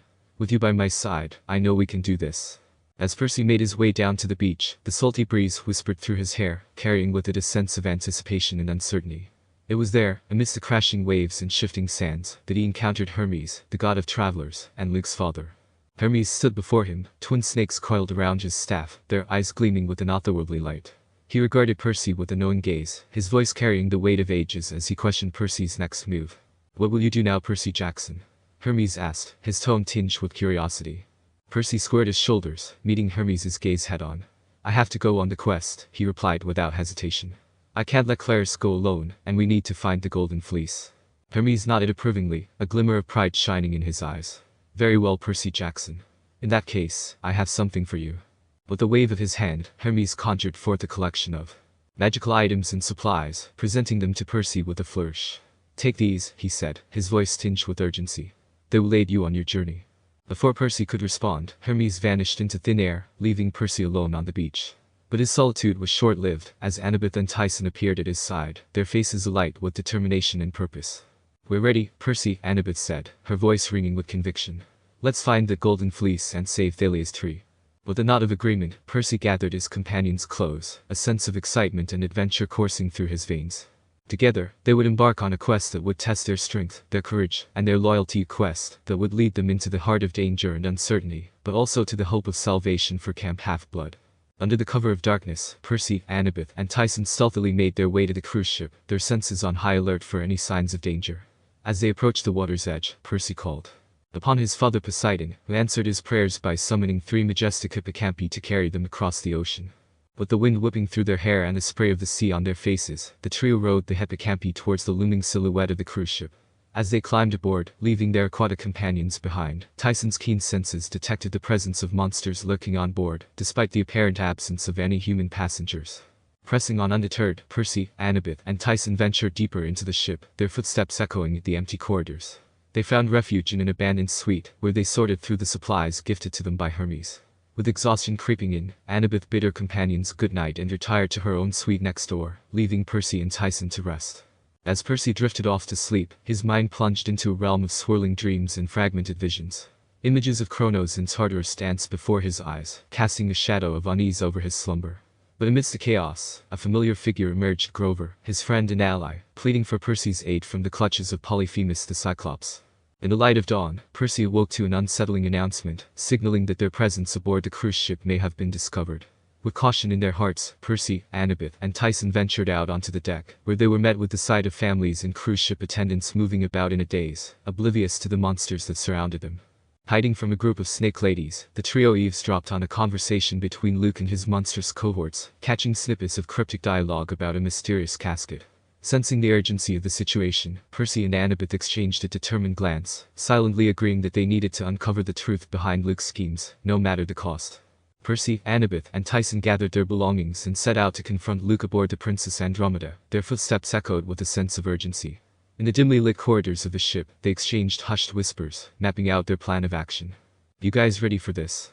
Percy's voice trembled with a mix of excitement and apprehension as they neared their destination. Annabeth nodded, her eyes alight with determination. As ready as we'll ever be. Just stick to the plan, and we'll get through this. With their resolve firmly set, they crept stealthily through the winding passageways, every creak of the ship's hull adding to the tension in the air. Finally, they reached the Admiralty suite, where they huddled together in a cramped supply closet, straining to hear the murmurs of their fellow demigods beyond the walls. The revelation of another half-blood's presence on board sent a ripple of surprise through their ranks, prompting whispered discussions about how he had managed to evade detection at camp. I never thought I'd see another camper here, Tyson muttered, his brow furrowed in confusion. Percy nodded in agreement, his gaze fixed on the glass wall separating them from the main chamber. Below, they watched in astonishment as a group of monsters cheered on a young man dressed in a Camp Half-Blood shirt, his movements fluid and precise as he sparred with a straw dummy. Who's that guy? Percy whispered, his eyes narrowing as he tried to make out the figure below. Before they could dwell on the mystery for long, Tyson's keen ears picked up voices in the distance, and with uncanny accuracy, he mimicked their speech, drawing the attention of Luke and his hulking companions. Percy's heart raced as their cover was blown, and they found themselves forcibly brought into the room, their fate hanging in the balance. Tensions reached a boiling point as Luke and Annabeth engaged in a heated exchange, their words laced with bitterness and regret. Luke, what are you doing? Annabeth's voice was sharp, her eyes narrowed with suspicion. This isn't what Thalia would have wanted. You're betraying everything she stood for.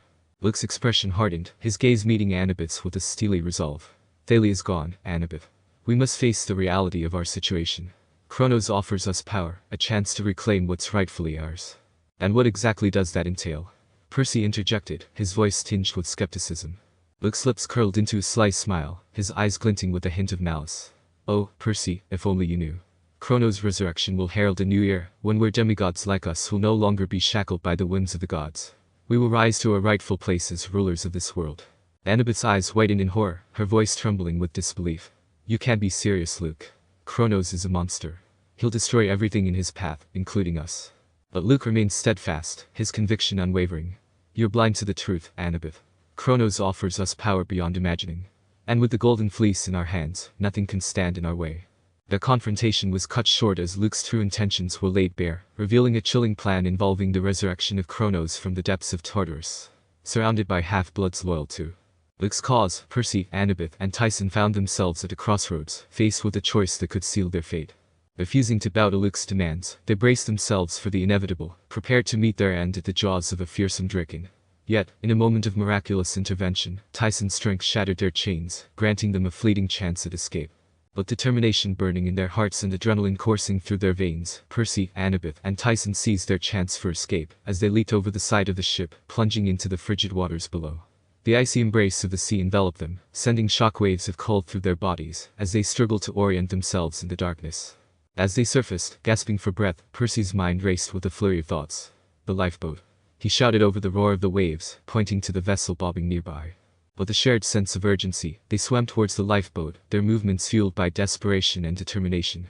Clambering aboard, they hastily cast off from the sinking ship, their hearts pounding with the realization that their lives hung in the balance. Annabeth's hands shook as she fumbled with the oars, her gaze fixed on the receding form of the Princess Andromeda. We need to get as far away from here as possible, she urged, her voice tight with tension. Percy nodded in agreement, his eyes scanning the horizon for any sign of pursuit. We can't let Luke catch up to us, he muttered, his jaw set with determination. With Tyson's brute strength propelling them forward, they rowed with all their might, each stroke carrying them farther from the looming threat of the enemy ship. The salty spray of the sea stung their faces.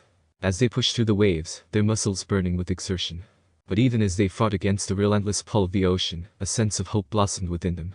For despite the dangers that lay ahead, they knew that together, they could overcome any obstacle that stood in their way. As they sailed into the unknown expanse of the sea, their spirits soared with the promise of adventure, and the chance to make a difference in the world. For Percy, Annabeth, and Tyson, the journey ahead would be fraught with peril and uncertainty, but they faced it with courage and determination, ready to confront whatever challenges fate had in store. The trio sailed on the lifeboat. Percy's quick thinking and resourcefulness saved them from a disastrous crash into the ocean, using Hermes' flask of wind to steer them clear of danger.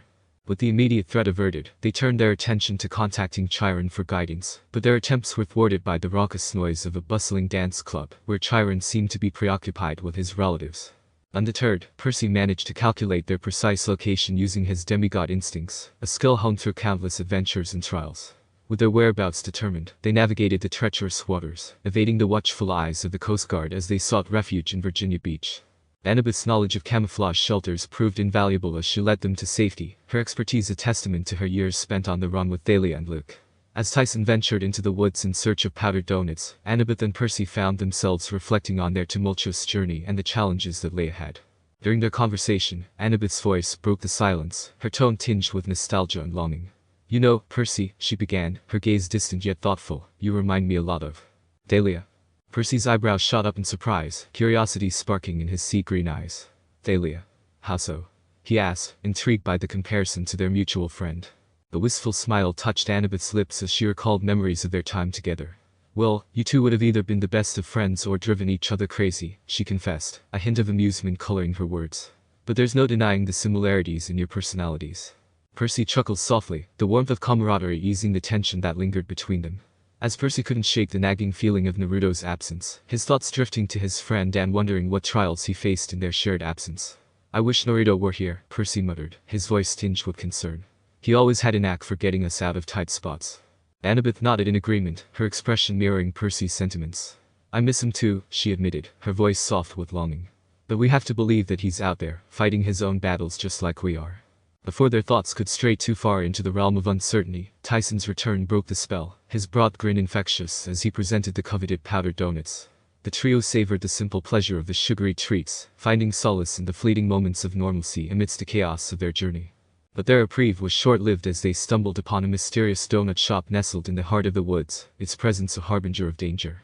Annabeth's instincts kicked into overdrive as she recognized the shop for what it truly was, a haven for monsters lurking in the shadows.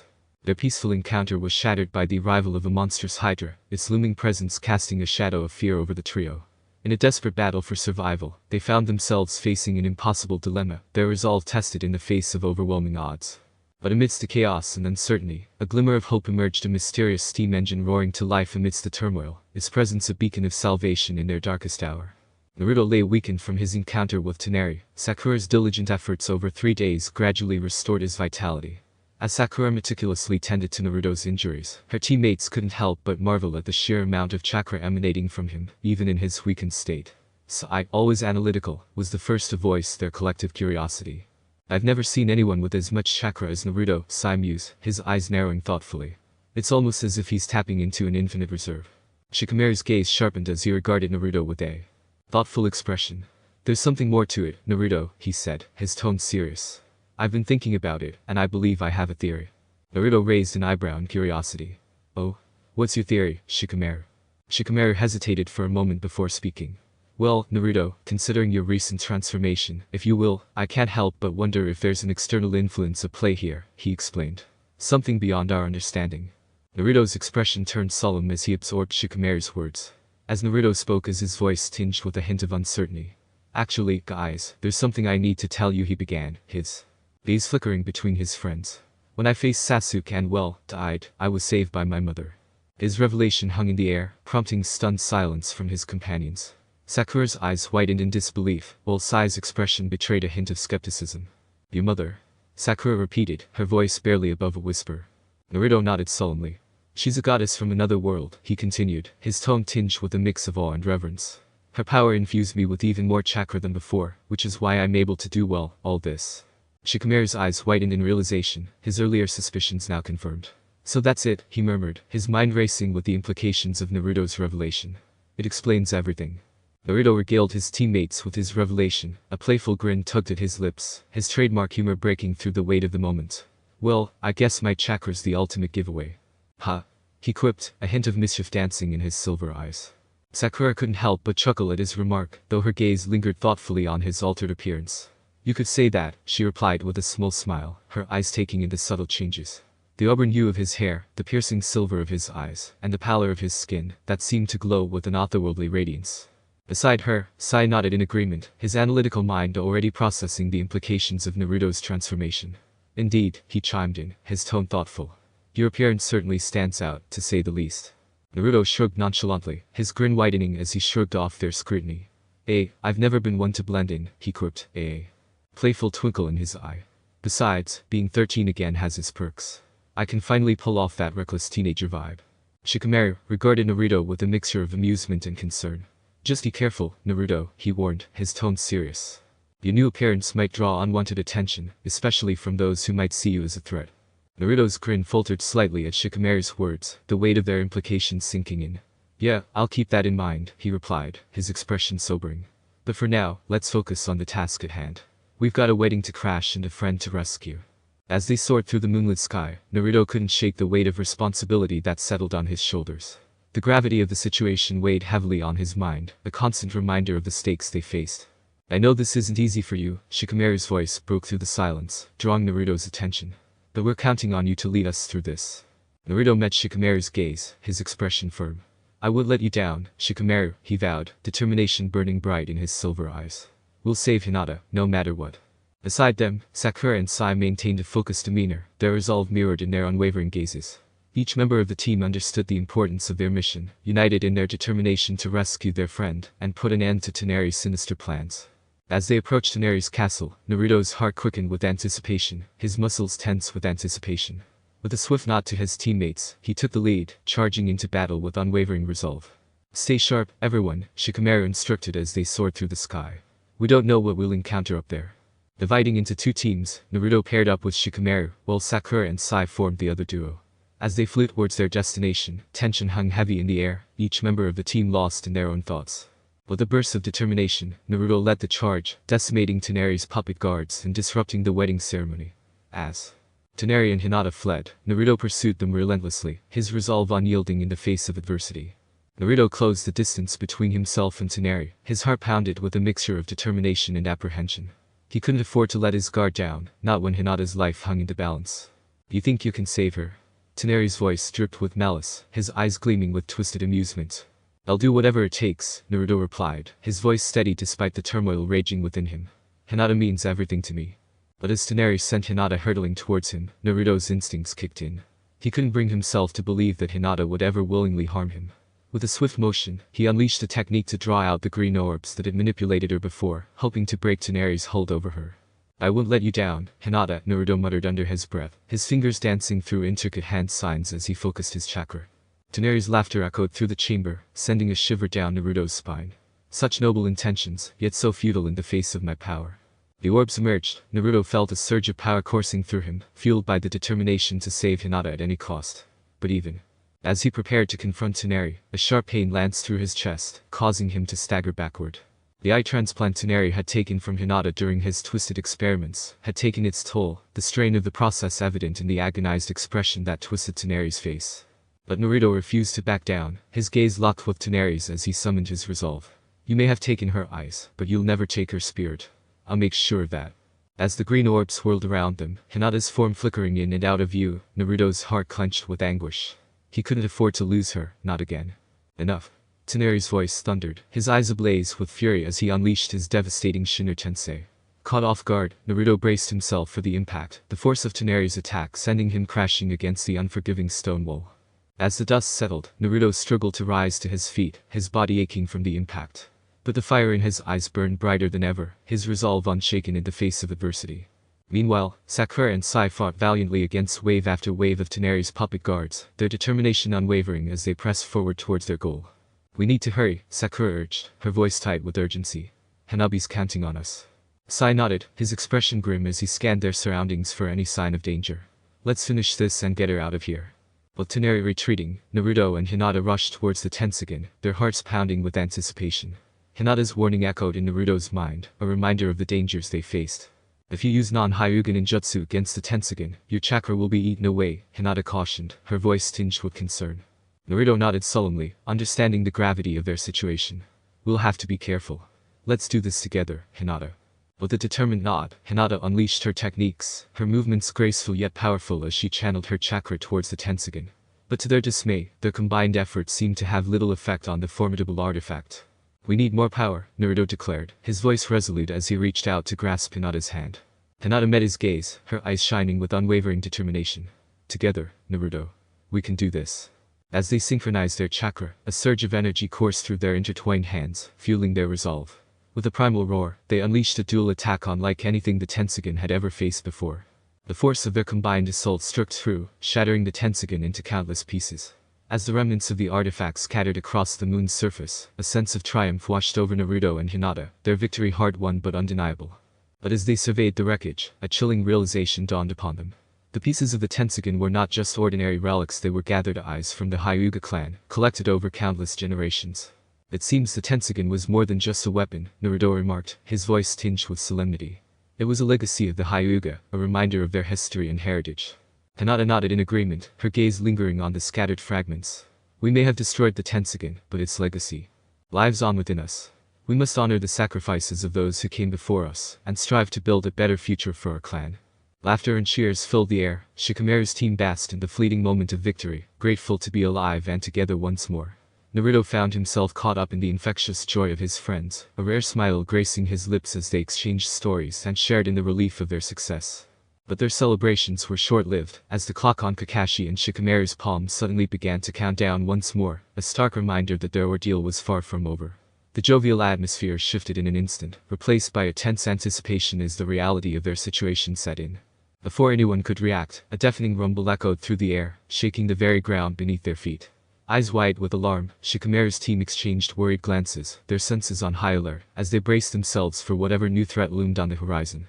We're not out of the woods yet, Shikamaru muttered, his voice low and serious as he scanned the surroundings for signs of danger. Sakura nodded in agreement, her expression grave as she prepared for the worst. We need to stay focused, she urged, her voice tinged with urgency. Naruto felt a surge of adrenaline coursing through his veins, his instincts screaming at him to spring into action. Let's finish this, he declared, his voice firm and resolute as he readied himself for the coming battle. The ground trembled beneath their feet, a sense of dread washed over Shikamaru's team as they beheld the colossal golem rising from the earth, its towering form casting a shadow over them all. Tenaries. Ominous words hung heavy in the air, shattering any illusions of peace or safety they had dared to entertain. Naruto's heart raced as he felt the familiar presence of Kurama stirring within him, a silent reassurance in the face of impending danger. Closing his eyes, he focused his thoughts, seeking counsel from the powerful beast who dwelled within his consciousness. Kurama, Naruto murmured inwardly, his voice echoing in the depths of his mind. We've got one last battle to fight. Are you ready? A low growl reverberated through his thoughts as Kurama's response echoed back to him. Always ready, Naruto, the beast replied, his tone brimming with confidence and determination. With a surge of energy, Naruto tapped into the immense power of the Kyuubi, his form enveloped in a shroud of crimson chakra as he entered his Kyuubi mode. Eyes blazing with determination, he turned his gaze towards the towering golem, ready to face whatever challenges lay ahead. Kurama, I need your help, Naruto called out, his voice echoing with conviction. Take down that golem and let's end this once and for all. The colossal golem continued to wreak havoc. Kurama stood firm, ready to face the mechanical behemoth head-on. With a fierce determination burning in his eyes, the nine tails unleashed a deafening roar, his massive form surging forward to meet the golem in battle. Meanwhile, Naruto squared off against Tenari, his gaze locked with the malevolent gaze of his adversary. With a steely resolve, Naruto prepared to unleash his full power, channeling the might of Moon's essences within him. Let's finish this, Tenari, Naruto declared, his voice ringing out with unwavering determination. Tenari's lips curled into a twisted smirk as he readied himself for the confrontation. You cannot hope to defeat me, son of the moon, he taunted, his voice dripping with malice. I am the harbinger of a new era, the era of the Rikido. As he goes into his final form, Rikido, 6 Paths, Mode. Chapter 10 Chaos and Truth's End. Author's note. Hello, I just wanted to quickly go over some events happening with Percy. Naruto is close to his quest being completed. Will he have time to make it back and help Percy and his friends? Maybe. Naruto will spend most of this time in the Percy Jackson verse. He won't be coming back to the elemental nations often. He will only have one pairing as well, no harem. I plan on buffing the rest of the Percy Jackson characters. Let me know if you think that's a good idea. Thanks for reading. Please review or PM with any ideas to help. IB. Marked. Author's note. I will buff the cast of PJO in the later books. This chapter is one of my favorites. Sorry for any errors. Enjoy reading. Chapter 11 Marked. Under the shadowed canopy of the ancient forest, Artemis, the goddess of the hunt, led her band of fierce warriors, the hunters of Artemis, on a silent patrol. The moon cast its silvery glow upon the verdant landscape, illuminating the path ahead as they moved with the grace of predators stalking their prey. As they ventured deeper into the wilderness, Artemis's keen senses tingled with unease, a subtle shift in the natural order catching her attention. She paused mid-step, her gaze sweeping the surroundings with a hunter's precision, seeking out the source of the disturbance. There's trouble brewing, Artemis murmured, her voice carrying a weight of urgency that belied her calm demeanor. Something stirs in the realm of mortals, a disturbance. Their hunters exchanged wary glances, their instincts sharpening as they braced themselves for whatever challenge lay ahead. With a silent nod from their leader, they tightened their grips on their bows, ready to spring into action at a moment's notice. As Artemis led her hunters through the dense undergrowth, a sense of motherly pride swelled within her heart, mingling with the ever-present concern for the well-being of her son, Naruto. Though separated by realms and duties, their bond remained unbreakable, woven from the threads of love and destiny. My son, Artemis murmured softly, her voice carrying a note of unwavering faith. Naruto walks a path fraught with peril, but I have complete confidence in his strength and resolve. He will emerge victorious, for his spirit burns with a courage that knows no bounds. Her words resonated with a quiet intensity, a mother's conviction shining through the depths of her gaze. Despite the trials that lay ahead, Artemis harbored no doubt that Naruto would rise to the challenge, guided by the same indomitable spirit that had always set him apart. Naruto's journey is fraught with peril, but I have complete faith in his abilities. He carries the strength of his ancestors within him, and I believe he will prevail. So, her gaze steady and unwavering, stepped forward, her commitment to Naruto's cause evident in every line of her face. Lady Artemis, she said, her voice tinged with determination. We stand ready to aid Naruto in any way we can. His quest is our own, and we will not falter in our support. Phoebe, Calliope, and Aurora nodded in solemn agreement, their eyes alight with the fire of unwavering devotion. Together, Calliope affirmed, her voice echoing through the forest like a clarion call. We will ensure that Naruto emerges victorious, no matter the challenges he may face. With their bond strengthened by their shared resolve, Artemis and her hunters continued their journey, their hearts united in their unwavering commitment to Naruto's cause. Naruto and Toneri clashed in a battle of titans. The very fabric of reality seemed to tremble beneath their feet. With each strike, the air crackled with the intensity of their power, sending shockwaves rippling through the moonlit sky. Naruto's eyes blazed with determination as he faced off against Toneri, his resolve unyielding in the face of his adversary's relentless assault. With every punch and kick, he channeled the strength of his lineage, drawing upon the ancient power that flowed through his veins as the sun of the moon. Toneri, his features twisted in a mask of fury, unleashed a barrage of devastating attacks, each blow fueled by his unbridled rage. But Naruto stood firm, his determination unwavering as he met Toneri's onslaught head-on. "Is that all you've got, Toneri?" Naruto taunted, his voice ringing out across the battlefield. "I expected more from someone who claims to be an Otsutsuki." Toneri snarled in response, his eyes flashing with malice as he launched himself at Naruto with renewed ferocity. But Naruto was ready, his movements swift and calculated as he dodged Toneri's attacks, and countered with blows of his own. As the battle raged on, Naruto tapped into the full extent of his power, channeling the energy of the moon within him, to unleash a devastating barrage of chakra-infused strikes. With each blow, he pushed himself to the limit, determined to emerge victorious no matter the cost. With a final surge of determination, Naruto unleashed his most powerful technique, a swirling vortex of lunar energy that enveloped Toneri in its devastating embrace. As the energy surged around them, Naruto's resolve remained unshaken, his eyes burning with an unquenchable fire as he faced down his adversary with unwavering resolve. As Naruto closed in on Toneri, determined to put an end to their conflict once and for all, Toneri's eyes gleamed with a sinister light. Without warning, he unleashed his most devastating technique, as he shouted, "Golden Wheel Rebirth Explosion!" point blank in Naruto's face. The force of the explosion rippled through the air, sending shockwaves reverberating across the moon's surface. In an instant, the tranquil landscape was torn asunder, the ground quaking beneath Naruto's feet as the sheer power of the attack threatened to overwhelm him. With a deafening roar, the explosion engulfed Naruto, bathing him in a blinding cascade of golden light. For a moment, time seemed to stand still as the full force of Toneri's assault bore down upon him, threatening to consume him in its fiery embrace. And then, with a thunderous crash, the unthinkable happened. The moon itself was split in half, torn apart by the sheer magnitude of the explosion. As the smoke cleared and the dust settled, a hushed silence fell over the battlefield. The once serene landscape was now marred by the devastation wrought by Toneri's attack. The moon itself split in half as a grim testament to the ferocity of their battle. Amidst the wreckage, there was no sign of Naruto. For a fleeting moment, despair threatened to consume those who had fought alongside him, their hearts heavy with the weight of uncertainty. Had Naruto been consumed by the explosion? Had their valiant leader fallen in the heat of battle? But then, just as hope seemed lost, a defiant cry pierced the silence, shattering the despair that hung over them like a dark cloud. "It's not over yet." And then, in a dazzling display of light in motion, Naruto emerged from the shadows, his figure illuminated by the glow of his chakra. With a fierce determination burning in his eyes, he raised his hands high, summoning forth a veritable army of clones. 2,000 clones, each imbued with the power of the Rasengan, surged forward in a tidal wave of unstoppable force, their collective roar echoing across the battlefield. With unparalleled speed and precision, they closed in on Toneri, their combined might bearing down upon him like a tempest unleashed. As the clones surged towards Toneri with relentless determination, he shielded himself within a black orb, evading their furious onslaught, jumping away in time as Naruto smashed into the ground, creating a black smoke.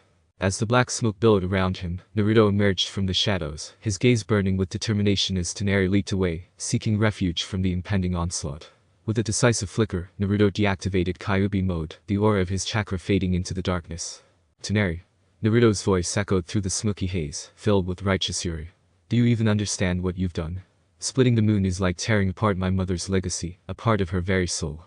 As he spoke, Naruto's hand began to emit a soft white glow, a tangible manifestation of the power surging within him. Each word he uttered resonated with the weight of his conviction, a testament to the depth of his resolve. "You may have shattered the moon," Naruto continued, his voice steady and unwavering, "but you'll never extinguish the light of my mother's love. And I'll make sure that her legacy lives on, no matter what it takes." With a final, defiant glare at Toneri, Naruto raised his hand, channeling the boundless strength of his mother's spirit into a single, radiant burst of energy.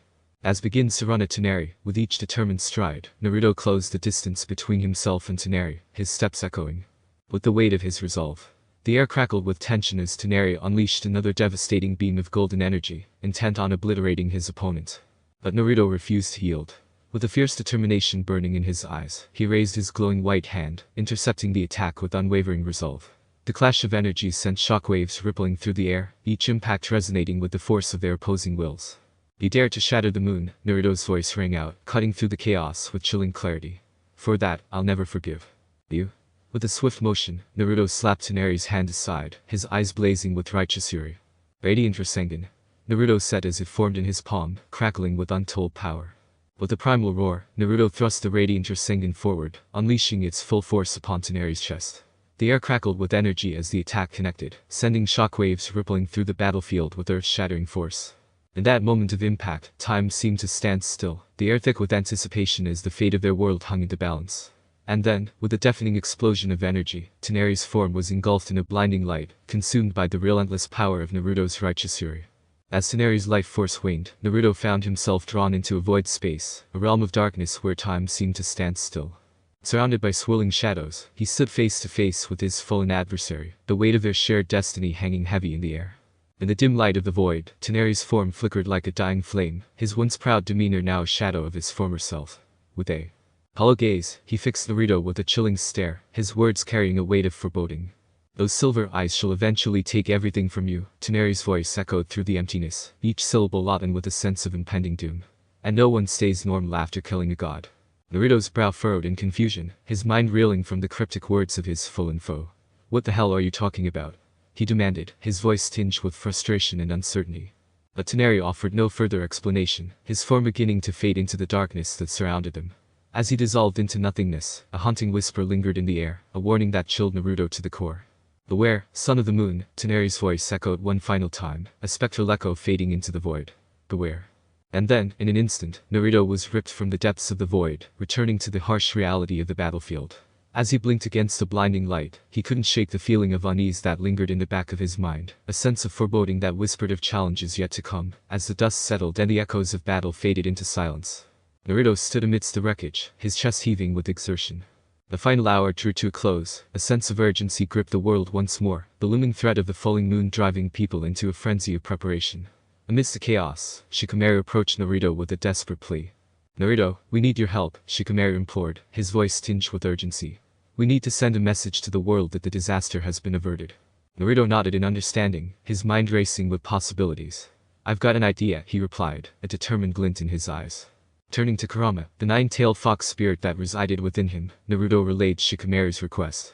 With a begrudging sigh, Kurama reluctantly agreed, his massive form looming overhead as he prepared to execute Naruto's plan. Using his immense chakra, Kurama began to manipulate the very fabric of space itself, etching a symbol onto the surface of the moon with fiery precision. But as the image took shape, Kurama grumbled in annoyance, his frustration evident. "Ugh, my penmanship is terrible," Kurama grumbled, his voice echoing through the night sky. "I can't believe I'm doing this." Nevertheless, the symbol glowed brightly against the dark canvas of the moon, a beacon of hope for all who beheld it. As the world watched in awe, a collective sigh of relief echoed across the globe, the imminent threat of destruction suddenly averted. With the crisis averted, a global declaration rang out, proclaiming the heroic efforts of Hinata, Shikamaru, Sakura, and Sai, who had risked everything to save the planet from extinction. And though Naruto had played a crucial role in their victory, he chose to remain in the shadows, content to let his comrades bask in the glory of their triumph. As the world celebrated their newfound salvation, Naruto watched from the shadows, a silent guardian ever vigilant in the face of danger, his true strength known only to those who stood by his side. Naruto walked alongside his friends, the weight of their recent victory hung heavy in the air, their footsteps echoing in unison as they made their way home. But amidst the celebration, a sense of unease gnawed at Naruto's mind, a nagging feeling that something was amiss. As he glanced down at his hand, Naruto noticed a small mark etched into his skin, its presence stubbornly refusing to fade. Frowning in confusion, he rubbed at the mark, but to no avail. It remained steadfast, a silent reminder of the trials they had faced, and the battles yet to come. Concerned, Naruto turned to his friends, his expression drawn with worry. "Hey, guys, have you ever seen anything like this before?" he asked, holding out his hand for them to see. His friends exchanged puzzled glances before examining the mark more closely. "That's strange," Sakura remarked, furrowing her brow. "I've never seen anything like it." Shikamaru nodded in agreement, his analytical mind already racing to find an explanation. "It could be some kind of residual effect from the battle," he suggested, his tone thoughtful. "We should keep an eye on it, just to be safe." Despite their reassurances, Naruto couldn't shake the feeling of unease that gripped him, his mind buzzing with unanswered questions. What did the mark signify, and why had it appeared now, of all times? The group reached the familiar entrance of the cave, the air tinged with a sense of relief and exhaustion. Naruto's friends gathered around him, their faces alight with joy at their safe return. The weight of their recent victories still hung heavy in the air, but for a moment, they allowed themselves to bask in the warmth of each other's company. "Man, I can't believe we actually did it," Sakura exclaimed, her voice filled with elation. "We saved the world." Shikamaru nodded in agreement, a weary but satisfied smile gracing his features. "Yeah, it was touch and go there for a while, but we pulled through in the end." Naruto's heart swelled with pride at the sight of his friends, their bond stronger than ever after facing adversity together. But as the conversation drifted to plans for the future and the prospect of returning home, a heavy silence settled over him, his thoughts drifting to a revelation he had yet to share. "Guys," Naruto began, his voice hesitant, "there's something I need to tell you." His friends turned to him, their expressions filled with concern as they sensed the gravity of his words. Naruto took a deep breath, steeling himself for what was to come. I don't belong here anymore," he confessed, his voice barely above a whisper. "After everything that's happened, my place isn't in this world." His friends exchanged bewildered glances, struggling to comprehend the weight of Naruto's words. "But Naruto, this is your home," Sakura protested, her voice tinged with disbelief. "You belong here with us." Naruto shook his head, a sense of resignation settling over him. "I appreciate everything you've done for me, but I have to follow my own path now," he explained. "My time's up now, it's time for me to return to Kasen." A heavy silence descended upon the group as they grappled with Naruto's revelation, the weight of his decision hanging in the air like a tangible force. But amidst the uncertainty, one thing remained clear. Naruto's unwavering resolve to follow his heart wherever it may lead him. Hinata stepped forward, her gentle eyes reflecting a mixture of sadness and understanding. She reached out, taking Naruto's hand in hers, her touch a comforting presence amidst the turmoil of his emotions. As Naruto stood at the cave entrance, wrestling with the weight of his decision, Hinata approached him with a quiet determination in her eyes. She reached out, gently touching his arm, her touch a soothing balm to his troubled soul. "Naruto," she began softly, her voice tinged with sadness yet filled with unwavering resolve, "I know that your journey must take you far from here. And though it pains me to see you go, I want you to know that I will always cherish the time we've shared together. I love you." Naruto turned to face her, his expression reflecting a mixture of gratitude and sorrow. "Hinata," he murmured, his voice barely above a whisper, I don't know what to say." With a gentle smile, Hinata placed a hand over Naruto's heart, her touch tender yet steadfast. "You don't have to say anything, Naruto," she replied, her gaze meeting his with unwavering sincerity. "Just know that you've always had my heart, and you always will." A sense of peace washed over Naruto as he looked into Hinata's eyes, the weight of his burden lightened by her words of love and acceptance. Naruto stood with Hinata, his heart heavy with the weight of their parting. He couldn't help but feel a pang of regret for the path not taken. Gazing into her eyes, he saw a reflection of his own longing, a shared desire for a future that could never be. "Hinata," Naruto began, his voice tinged with a hint of wistfulness, "maybe in another life, things could have been different. Maybe I could have been the Hokage you always believed in, and we could have walked this path together, side by side." Hinata's eyes softened with understanding, her gaze filled with a mixture of sadness and acceptance. "Perhaps," she whispered, her voice barely above a whisper, "but in this life, we shared something truly special, something that can never be replaced." Naruto nodded, a bittersweet smile playing at the corners of his lips. "You're right, Hinata," he replied, his voice filled with gratitude. "And I wouldn't trade our time together for anything in the world." With a final embrace, Naruto and Hinata shared a silent understanding, their hearts intertwined in a bond that transcended time and space. "Thank you, Hinata," Naruto murmured, his voice choked with emotion.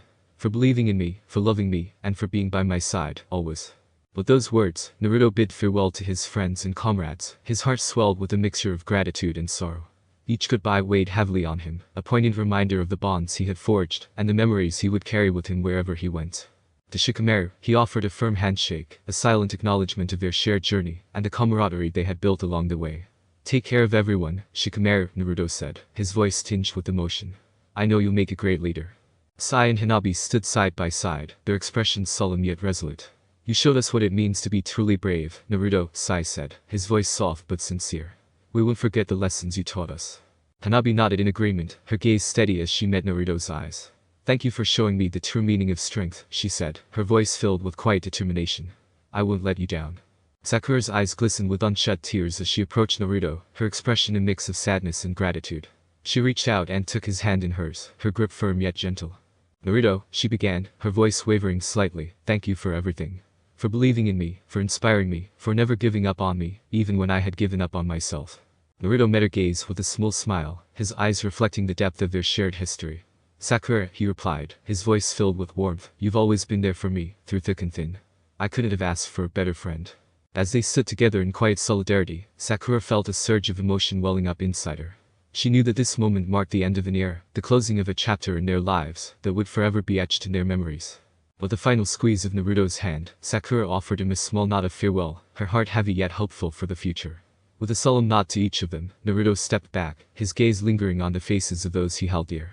Then, with a sudden flash of blinding white light, Naruto vanished from sight, leaving behind only the echo of his presence and the memories of all he had done. As the light faded, his friends were left standing in the quiet stillness of the cave entrance, their hearts heavy with the weight of his absence. But even as Naruto disappeared, his spirit remained with them, a beacon of hope and courage that would guide them through the trials yet to come. And as they turned to face the uncertain future, they knew that no matter where their paths may lead, they would always carry a piece of Naruto's indomitable spirit within them. The sun beat down mercilessly on the camp as Percy and Annabeth followed Clarice onto the deck of the Confederate warship, her father Ares' gift to her. The imposing vessel loomed overhead, a testament to Clarice's newfound authority and responsibility. As they embarked on the tour, Percy and Annabeth couldn't shake the weight of their worries about Grover and the Golden Fleece. Yet, amidst the clang of metal and the salty breeze, they found themselves drawn into Clarice's world, her pride in her new command evident in every word she spoke. "This ship is amazing," Annabeth remarked, her eyes scanning the horizon as they navigated the deck. "Your father really outdid himself with this gift." Clarice beamed with pride, her chest swelling with a sense of accomplishment. "Yeah, he did alright," she admitted, a hint of satisfaction in her voice. But as they reached the bow of the ship, their conversation took a somber turn. Percy and Annabeth seized the opportunity to broach the topic of Tantalus's banishment from Camp Half-Blood, hoping to garner Clarice's support in their cause. "We need to talk to you about Tantalus," Percy began, his voice grave with concern. "He's making a mistake by banning us from camp. We have to find a way to make him see reason."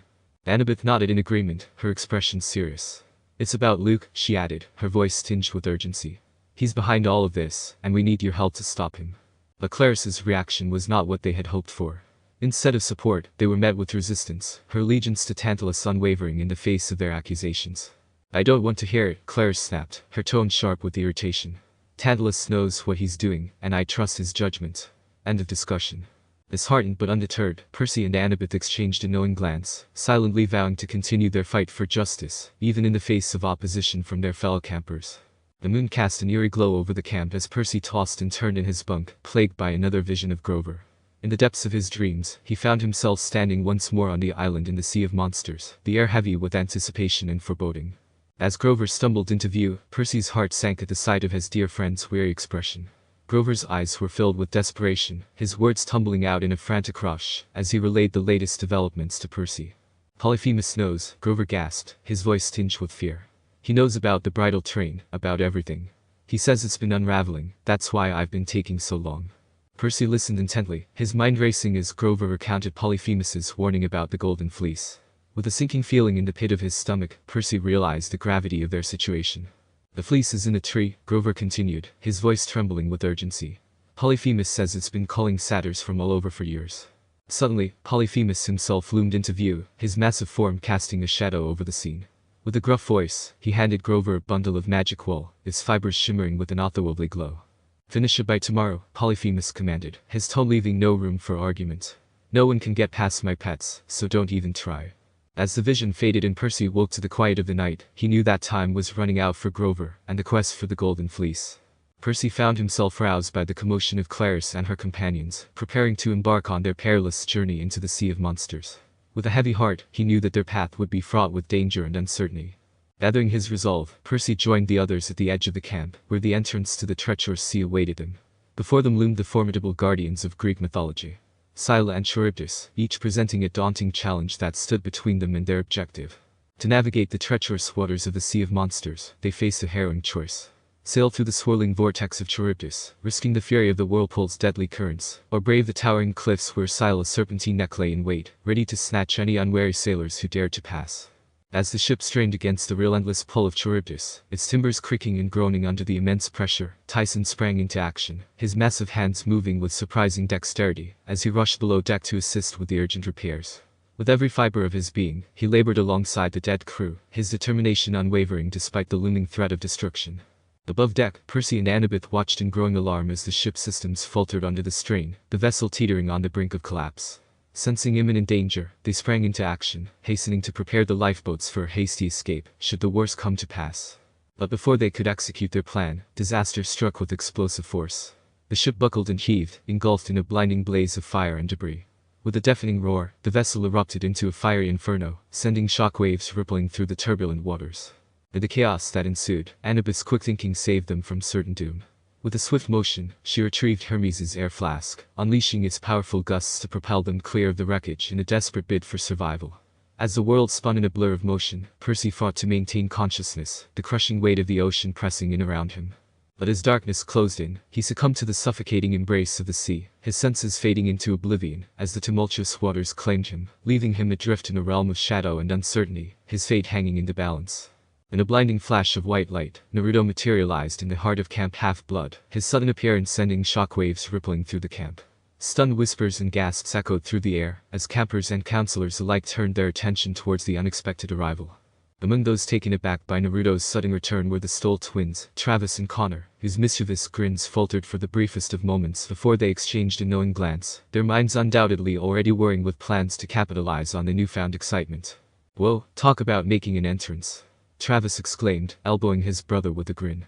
"I gotta hand it to him, Naruto knows how to make a comeback." Connor chuckled, his eyes alight with mischief. "Yeah, but you think he brought back any cool souvenirs from wherever he's been?" Naruto caught wind of their banter and approached with a knowing smirk. "Sorry to disappoint, fellas, but I didn't have time for souvenirs. Saving the world tends to keep you pretty busy." Travis raised an eyebrow, feigning disbelief. "Ah, come on, Naruto. Not even a little trinket or two? You could have at least brought back a fancy new weapon or something." Naruto laughed, shaking his head. "You guys are always thinking about weapons. Maybe I'll bring back a boomerang next time, just for you." Connor grinned mischievously. "Hey, I'd take a boomerang. You never know when you might need one." Their playful banter continued as Naruto regaled them with tales of his adventures, the Stoll twins hanging on his every word, their imaginations ignited by tea. As Naruto's return sent ripples of excitement through Camp Half-Blood, even Tantalus, the perpetually sour-spirited director of the camp, couldn't help but be drawn into the commotion. Approaching Naruto with an air of begrudging curiosity, Tantalus cleared his throat before speaking. Well, if it isn't our prodigal son returned from the wild. You've certainly caused quite a stir, Naruto." Naruto offered a wry grin, unfazed by Tantalus's dour demeanor. "Can't say I didn't miss the warm welcome, whoever you are. It's good to be back, even if it means dealing with your charming personality." Tantalus scowled, unamused by Naruto's jest. "HMPH, don't get too comfortable. You may have returned, but that doesn't mean you're exempt from following the rules of this camp." Naruto shrugged nonchalantly. "I'm just here to catch up with old friends and maybe kick back for a bit. No trouble from me." Tantalus grunted skeptically before turning to leave, his parting words laced with thinly veiled warning. "Just remember, Naruto, I'll be keeping an eye on you. One wrong move, and you'll find yourself back on the outside looking in." Naruto watched Tantalus depart with a bemused expression, unfazed by the director's ominous words. Naruto turned to the mischievous duo, Travis and Connor Stoll, with a quizzical expression. "Hey, guys," he greeted them, "who was that grumpy dude I just talked to? He seemed like he had his stick stuck somewhere." The Stoll twins exchanged knowing glances, smirking as they leaned in to fill Naruto in on the latest camp gossip. "Ah, that's Tantalus," Connor explained, his tone laced with amusement. "He's filling in his activities director while Chiron's away." Travis chuckled, adding, "Yeah, you could say he's not exactly the friendliest guy around here. But hey, a lot's happened since you've been gone, Naruto. You wouldn't believe the chaos we've been dealing with." Naruto's interest was piqued as he listened to the twins regale him with tales of their recent adventures, from daring escapades to mischievous pranks pulled on unsuspecting campers. Despite the tumultuous events unfolding around them, Naruto couldn't help but feel a sense of camaraderie with the Stoll twins, their easy banter, a welcome reminder of the bonds forged amidst the trials and tribulations of camp life. Naruto's playful demeanor faded as Selena Borgert approached, her expression grave with urgency. Sensing the gravity of the situation, Naruto's features hardened, his expression shifting to one of seriousness as Selena began to speak. "Hey, Naruto," Selena began, her voice tinged with concern. "We really need you right now. There's been a lot going on, and we could use your help." Naruto's brow furrowed in concern as Selena proceeded to recount the events that had unfolded in his absence, detailing the daring escapades of Annabeth and Percy as they embarked on their quest. Without official sanction, the gravity of the situation weighed heavily on Naruto as he listened intently, absorbing the implications of their actions. "So, you're telling me Annabeth and Percy went off on their own?" Naruto's voice was laced with disbelief, his mind racing to grasp the full extent of the situation. Without even being given the quest. "That's risky, even for them." Selena nodded solemnly, her expression mirroring Naruto's concern. "Exactly. And now, with everything that's been happening, we need all the help we can get to set things right. Naruto's resolve hardened as he processed Selena's words, a steely determination igniting within him. Count me in, he declared, his voice firm with conviction. Whatever it takes, I'll do everything in my power to help. Annabeth and Percy are my friends, and I won't let them face this alone. Naruto absorbed Selena's words, a sense of determination surged within him, but before he could act, he noticed something peculiar, a faint mark etched on his hand, pulsating with an otherworldly energy. With a silent nod to Selena, Naruto vanished in a flash of light, reappearing in front of a worried Annabeth and a passed-out Percy. Hey Annabeth, miss me? Naruto said with a grin, trying to lighten the tense atmosphere. Annabeth's shocked expression softened into a relieved smile at the sight of Naruto's familiar face. Chapter 11 marked end. Author's note. Did anyone see Naruto getting a karma seal? Yes, it makes him stronger, but at the moment it's a very big weakness. Toneri could slowly take over his body. But finally all the gang's back together. Please review, let me know what you think. Thanks for reading, bye. The Golden Fleece. Author's note. Hello, and apologies for the delay in updating. My Spider-Man crossover project has been consuming a significant portion of my time. If you're a fan of both Spider-Man and Naruto, I encourage you to give this story a read. I promise you won't be disappointed. As I've been reviewing this story, I've made efforts to inject more excitement into it, and hopefully, you can see the difference. This was my first venture into storytelling, and I've sensed significant growth since the first chapter. Rather than rewriting it entirely, I've opted to showcase the improvements as the story unfolds. I hope you enjoy reading it. Chapter 12 The Golden Fleece. Naruto reappeared on the boat, his eyes immediately sought out Annabeth, the concern evident in his expression. What's been happening? He asked urgently, his voice edged with worry. Annabeth's eyes whitened in surprise and relief. She rushed to his side, her voice trembling with emotion as she began to recount the trials and tribulations they had faced in his absence. Naruto, you're back. Annabeth exclaimed, her words a mixture of relief and urgency. So much has happened since you've been gone. Percy and we've been through so much. Taking a deep breath to steady herself, Annabeth launched into a detailed account of their journey into the Sea of Monsters, her words pouring forth in a torrent of emotion. She spoke of the harrowing battles they had fought against mythological monsters, the treacherous currents of Charybdis, and the constant threat of danger lurking around every corner. We've been fighting tooth and nail to keep Percy safe and to find the Golden Fleece, Annabeth explained, her voice tinged with determination. But things have been difficult. Tantalus has been less than helpful, and Claire's, well, let's just say she's not exactly our biggest fan. Her gaze met Naruto's, a silent plea for understanding and support shining in her eyes. But we can't give up, she continued, her voice filled with conviction. Not now, not when there's so much at stake. Percy needs us, and so does Camp Half-Blood. We must keep going, no matter what. As Annabeth spoke, Naruto listened intently, his expression shifting from surprise to determination. It's okay now, he murmured softly, his voice infused with warmth and determination. I'm here to help, Annabeth. We're in this together. In that moment, as they stood locked in an embrace, the weight of their shared burden seemed to lift ever so slightly. For in each other's arms, they found solace and strength, a reminder that no matter how daunting the challenges ahead. As they parted from their embrace, Annabeth's gaze fell upon the mark etched into Naruto's palm, a curious emblem that seemed to defy explanation. With furrowed brows, she couldn't help but inquire about its origins. What's that? She asked, her tone tinged with curiosity and concern, as she gestured towards the mysterious marking on Naruto's hand. Naruto glanced down at his palm, his expression momentarily clouded with uncertainty. Oh, this? He replied, his voice tinged with a hint of frustration. I'm not entirely sure. Ever since I took care of that god on the moon, it's been there, lingering like a stubborn reminder.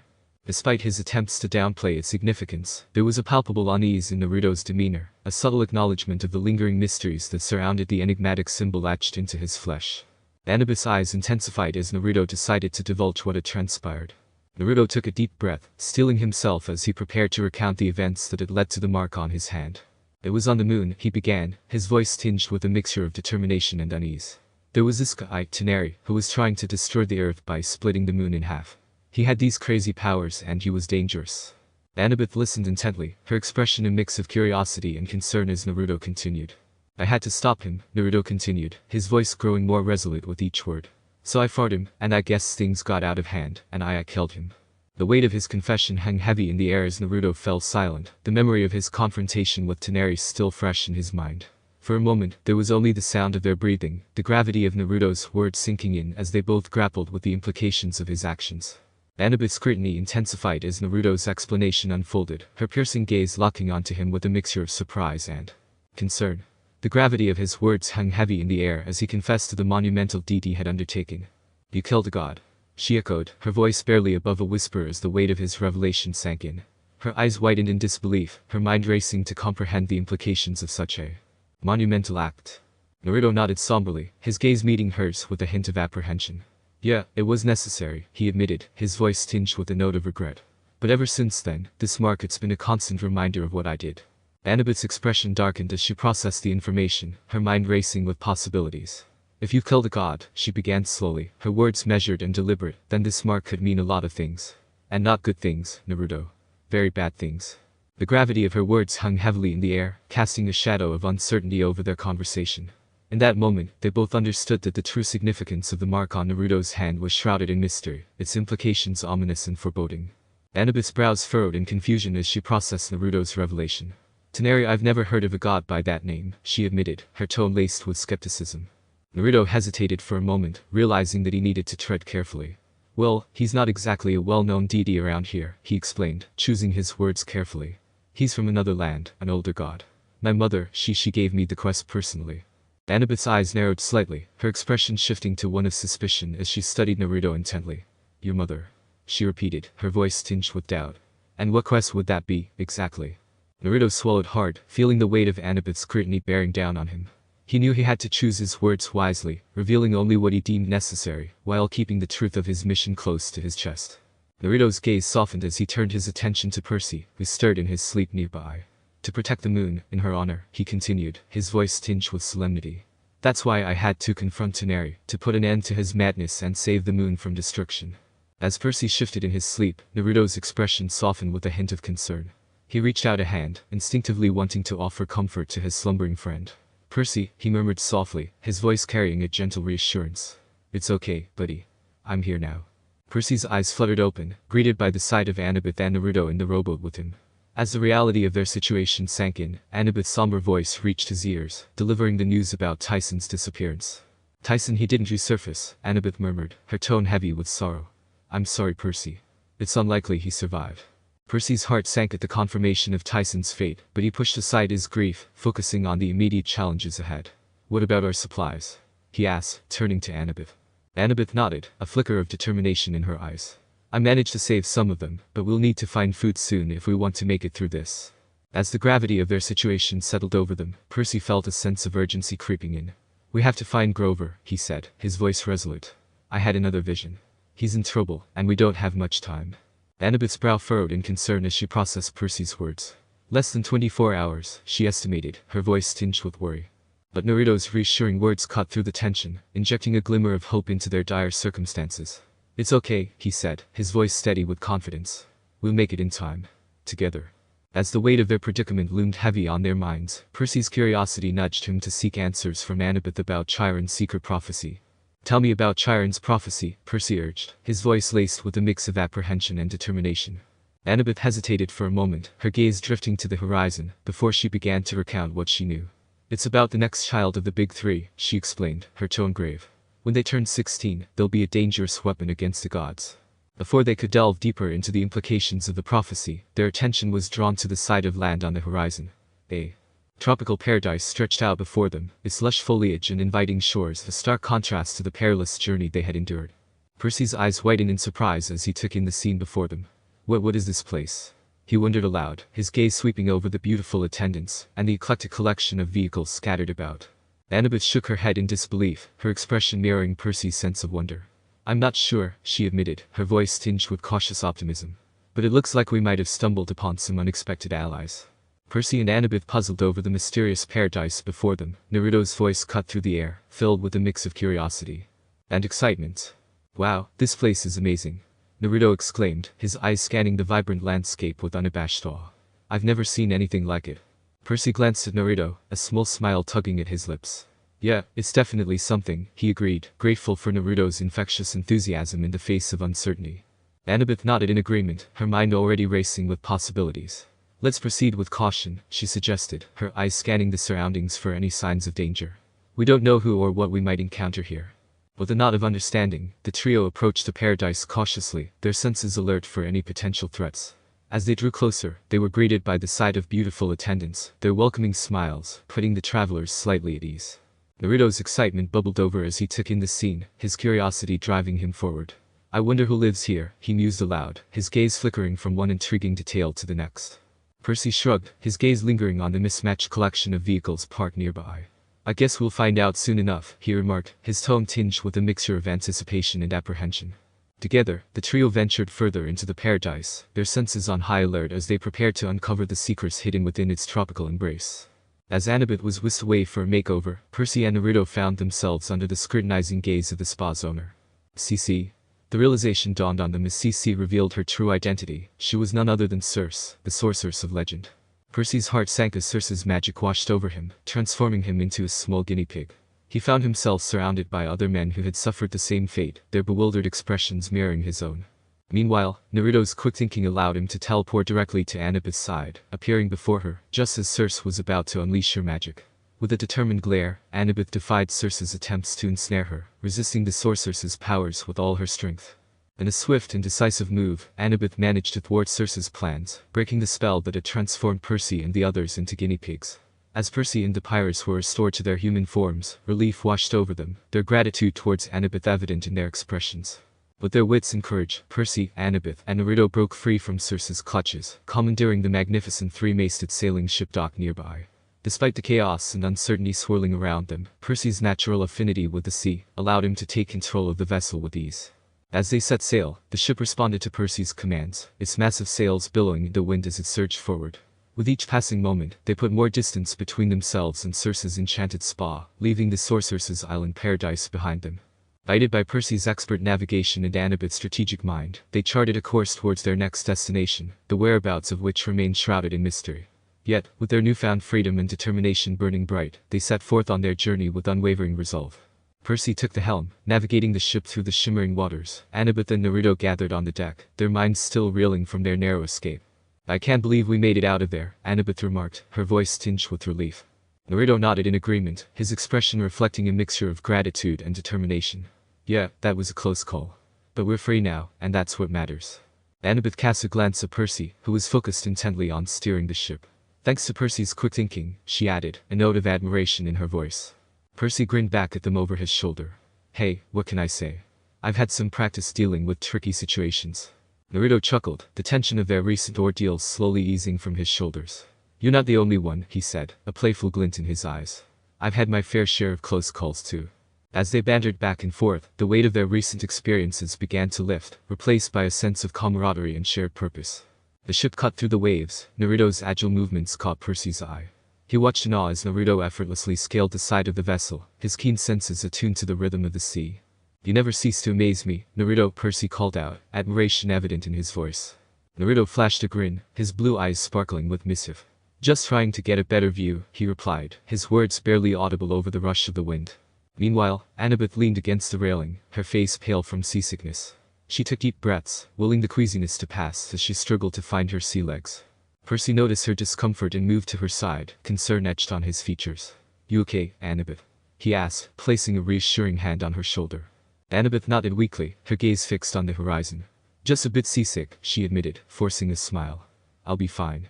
As the ship sailed on, Annabeth found herself drawn back to a painful memory from her past, one she had long kept buried deep within her heart. With a heavy sigh, she turned to Percy and Naruto, steeling herself to share her story. It was in Brooklyn, she began, her voice tinged with a mix of sadness and anger. Thalia, Luke, and I were on the run, trying to stay ahead of the monsters that pursued us at every turn. Percy and Naruto listened intently, their expressions somber as they sensed the weight of Annabeth's words. We stumbled upon a Cyclops lair by accident, Annabeth continued, her voice growing tense with the memory. But this Cyclops was different. It could mimic our voices, tricking us into thinking it was someone we knew. Percy's brow furrowed in concern, while Naruto's eyes narrowed with understanding. It played on our fears, our vulnerabilities, Annabeth explained, her hands clenching into fists at her sides. And then, it spoke in my father's voice. A shiver ran down Annabeth's spine as she recalled the chilling moment when she faced off against the Cyclops, the echoes of her father's voice ringing in her ears. I had to act, she admitted, her voice faltering slightly. I sapped it, thinking it was the only way to stop it from hurting us. Percy reached out a comforting hand, his touch gentle yet reassuring. You did what you had to do, Annabeth, he said softly. No one could have asked for more. Naruto nodded in agreement, his expression filled with respect. You're incredibly brave, Annabeth, he added, admiration shining in his eyes. I'm glad to have you on our team. Later that night, Naruto drifted into a restless slumber. He found himself plunged into the depths of his own subconscious, where dreams and reality blurred together in a hazy veil of uncertainty. Yet, amidst the darkness, a familiar figure emerged, casting a chilling shadow over Naruto's mind. Toneri, the god he had thought vanquished, stood before him, his presence sending a shiver down Naruto's spine. The air crackled with an unsettling energy as Toneri spoke, his voice echoing with an otherworldly resonance. Naruto Uzumaki, son of the moon, Toneri's voice reverberated through the void, each word dripping with malice. You have become my vessel, whether you realize it or not. The process has already begun. Naruto's eyes narrowed with determination, his fists clenching at his sides as he faced his spectral adversary. I'll never be your puppet, he declared defiantly. I'll fight you with every ounce of my being. But Toneri's laughter rang hollow in the darkness, a chilling reminder of the threat that loomed over Naruto's very existence.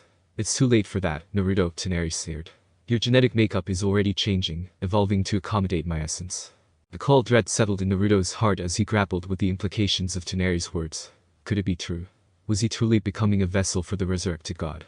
As Toneri's form began to fade from view, leaving Naruto alone in the void of his dreams, a sense of unease lingered in the air. The next day as the ship neared the Isle of the Sirens, a sense of anticipation hung heavy in the air, mingling with the salty breeze that swept across the deck. Annabeth's determination to seek wisdom from the siren's song was palpable, her resolve unwavering as she prepared to face the enchanting melody that beckoned from afar. Naruto and Percy exchanged a glance, their expressions tense with concern for their friend. They knew the danger that lay ahead, the seductive allure of the siren's song, capable of ensnaring even the most steadfast of souls. With any luck, Annabeth will gain the insight we need without succumbing to the song's influence, Percy remarked, his voice tinged with apprehension. Naruto nodded in agreement, his gaze fixed on Annabeth as she stood poised at the mast, her eyes alight with determination. She's strong, he said quietly. She'll find a way through this. Their conversation was interrupted by Annabeth's request to be tied to the mast, a determined gleam in her eye, as she prepared to confront the siren's song head-on. I need to listen, Annabeth explained, her voice tinged with urgency. I need to understand. Without hesitation, Percy and Naruto moved to secure her to the mast, their movements precise and efficient as they prepared for what lay ahead. As Annabeth braced herself for the onslaught of the siren's melody, Naruto couldn't help but feel a surge of admiration for her unwavering resolve. We'll be right here with you, Annabeth, Percy assured her, his voice steady despite the tension that hung in the air. With a nod of gratitude, Annabeth closed her eyes, her expression one of fierce determination as she prepared to confront the unknown. As the siren's ethereal voices filled the air, Annabeth's demeanor shifted, her features contorted in a silent struggle as she grappled with the irresistible pull of the song. Naruto and Percy watched helplessly, their hearts heavy with concern as they witnessed their friend's inner turmoil. In a moment of defiance, Annabeth cut herself free from her bonds, her movements swift and determined as she plunged into the churning waters below. Percy moved to follow, his determination matching Annabeth's as he fought against the pull of the siren's enchantment. Dodging razor-sharp rocks and battling against the relentless currents, Percy reached Annabeth's side, his strong arms wrapping around her as he pulled her close. Together, they surfaced, gasping for breath as they clung to each other in the tumultuous sea. Back on the safety of the ship, Annabeth's eyes burned with a newfound clarity as she revealed her fatal flaw. Hubris, or deadly pride. Naruto offered words of comfort, his voice soft yet reassuring as he reminded her of their shared humanity. We're all flawed, Annabeth, Naruto said gently, his gaze unwavering as he met her eyes. But it's our flaws that make us who we are. And together, we can overcome anything. As the ship continued its journey, the horizon stretched out before them, promising new adventures and challenges yet to come. With renewed resolve, Naruto, Percy, and Annabeth prepared to face whatever lay ahead, united in their quest to overcome the trials that awaited them on the shores of destiny. The ship approached the island, the trio marveled at the sight before them. A lush paradise bathed in golden sunlight, its shores fringed with swaying palm trees and vibrant foliage. Yet, amidst the idyllic scenery, a sense of foreboding lingered, underscored by the ominous presence of the piranha-like sheep that roamed the island. Annabeth and Percy exchanged a glance, their expressions grave as they took in the sight of the formidable guardians that stood between them and their goal. The golden fleece, nestled high in the branches of a towering tree. We'll have to be careful, Annabeth cautioned, her voice tinged with concern. Those sheep look aggressive. Percy nodded in agreement, his gaze fixed on the other lifeboat that lay abandoned on the sandy shore. That must be from Claris's ship, he observed, his brow furrowing with worry. If she's here, she must have encountered trouble. Naruto's expression darkened at the mention of Claris's possible capture. We have to find her, he declared, his voice tinged with determination. She's one of us, and we can't leave her behind. With a shared sense of purpose, the trio set foot on the island, their eyes scanning the lush landscape for any sign of danger. As they ventured deeper into the heart of the island, the distant rustle of foliage and the occasional bleat of the sheep served as a constant reminder of the perils that lurked within. But driven by their unwavering resolve and steadfast determination, Annabeth, Percy, and Naruto pressed forward, their minds set on their mission: to retrieve the Golden Fleece and rescue their fellow demigod from whatever dangers awaited them on this enchanted island. As they ventured deeper into the heart of the island, their senses heightened with each passing moment, alert to the slightest sign of danger. It wasn't long before their fears were confirmed. Clarisse, bound and helpless, teetered on the brink of the Cyclops' cooking pot, while Grover valiantly attempted to stave off their monstrous captor. The scene before them was one of chaos and desperation, as Grover desperately tried to reason with the enraged Cyclops, his words falling on deaf ears. Clarisse's defiant spirit remained unbroken, her resolve unwavering even in the face of impending doom. "Grover, we have to do something," Annabeth urged, her voice filled with urgency as she surveyed the scene before them. "We can't just stand here and watch." Percy nodded grimly, his eyes narrowed with determination. "We have to act fast," he agreed, his mind racing with possible strategies. "We can't let Clarisse and Grover become this Cyclops' next meal." Naruto's gaze flickered between Clarisse, Grover, and the towering figure of Polyphemus, his fists clenched with resolve. "We're not leaving them behind," he declared, his voice firm with conviction. "We'll find a way to save them, no matter what." With a shared nod of agreement, the trio sprang into action, their movements swift and decisive, as they sought to outmaneuver the Cyclops and rescued their friends from imminent danger. As Annabeth regrouped with Naruto and Percy, her mind raced with calculations and contingencies, each step of their plan meticulously laid out in her mind's eye. "Okay," she began, her voice steady despite the urgency of their situation. "Here's what we're going to do." Gathering around her, Naruto and Percy listened intently, their expressions reflecting a mix of determination and apprehension. Annabeth's eyes gleamed with fierce resolve as she outlined their strategy, her words cutting through the tension like a sharpened blade. "First, I'll use my invisibility hat to scout ahead and find a safe hiding spot," she continued, her tone authoritative. "Naruto, Percy, you two will hang under one of the sheep and stay out of sight until I give the signal." Naruto nodded, his expression focused as he absorbed her instructions. "Got it. We'll wait for your cue." Percy mirrored Naruto's nod, his gaze flickering with a mixture of anticipation and nerves. "Just tell us what to do, Annabeth. We're with you."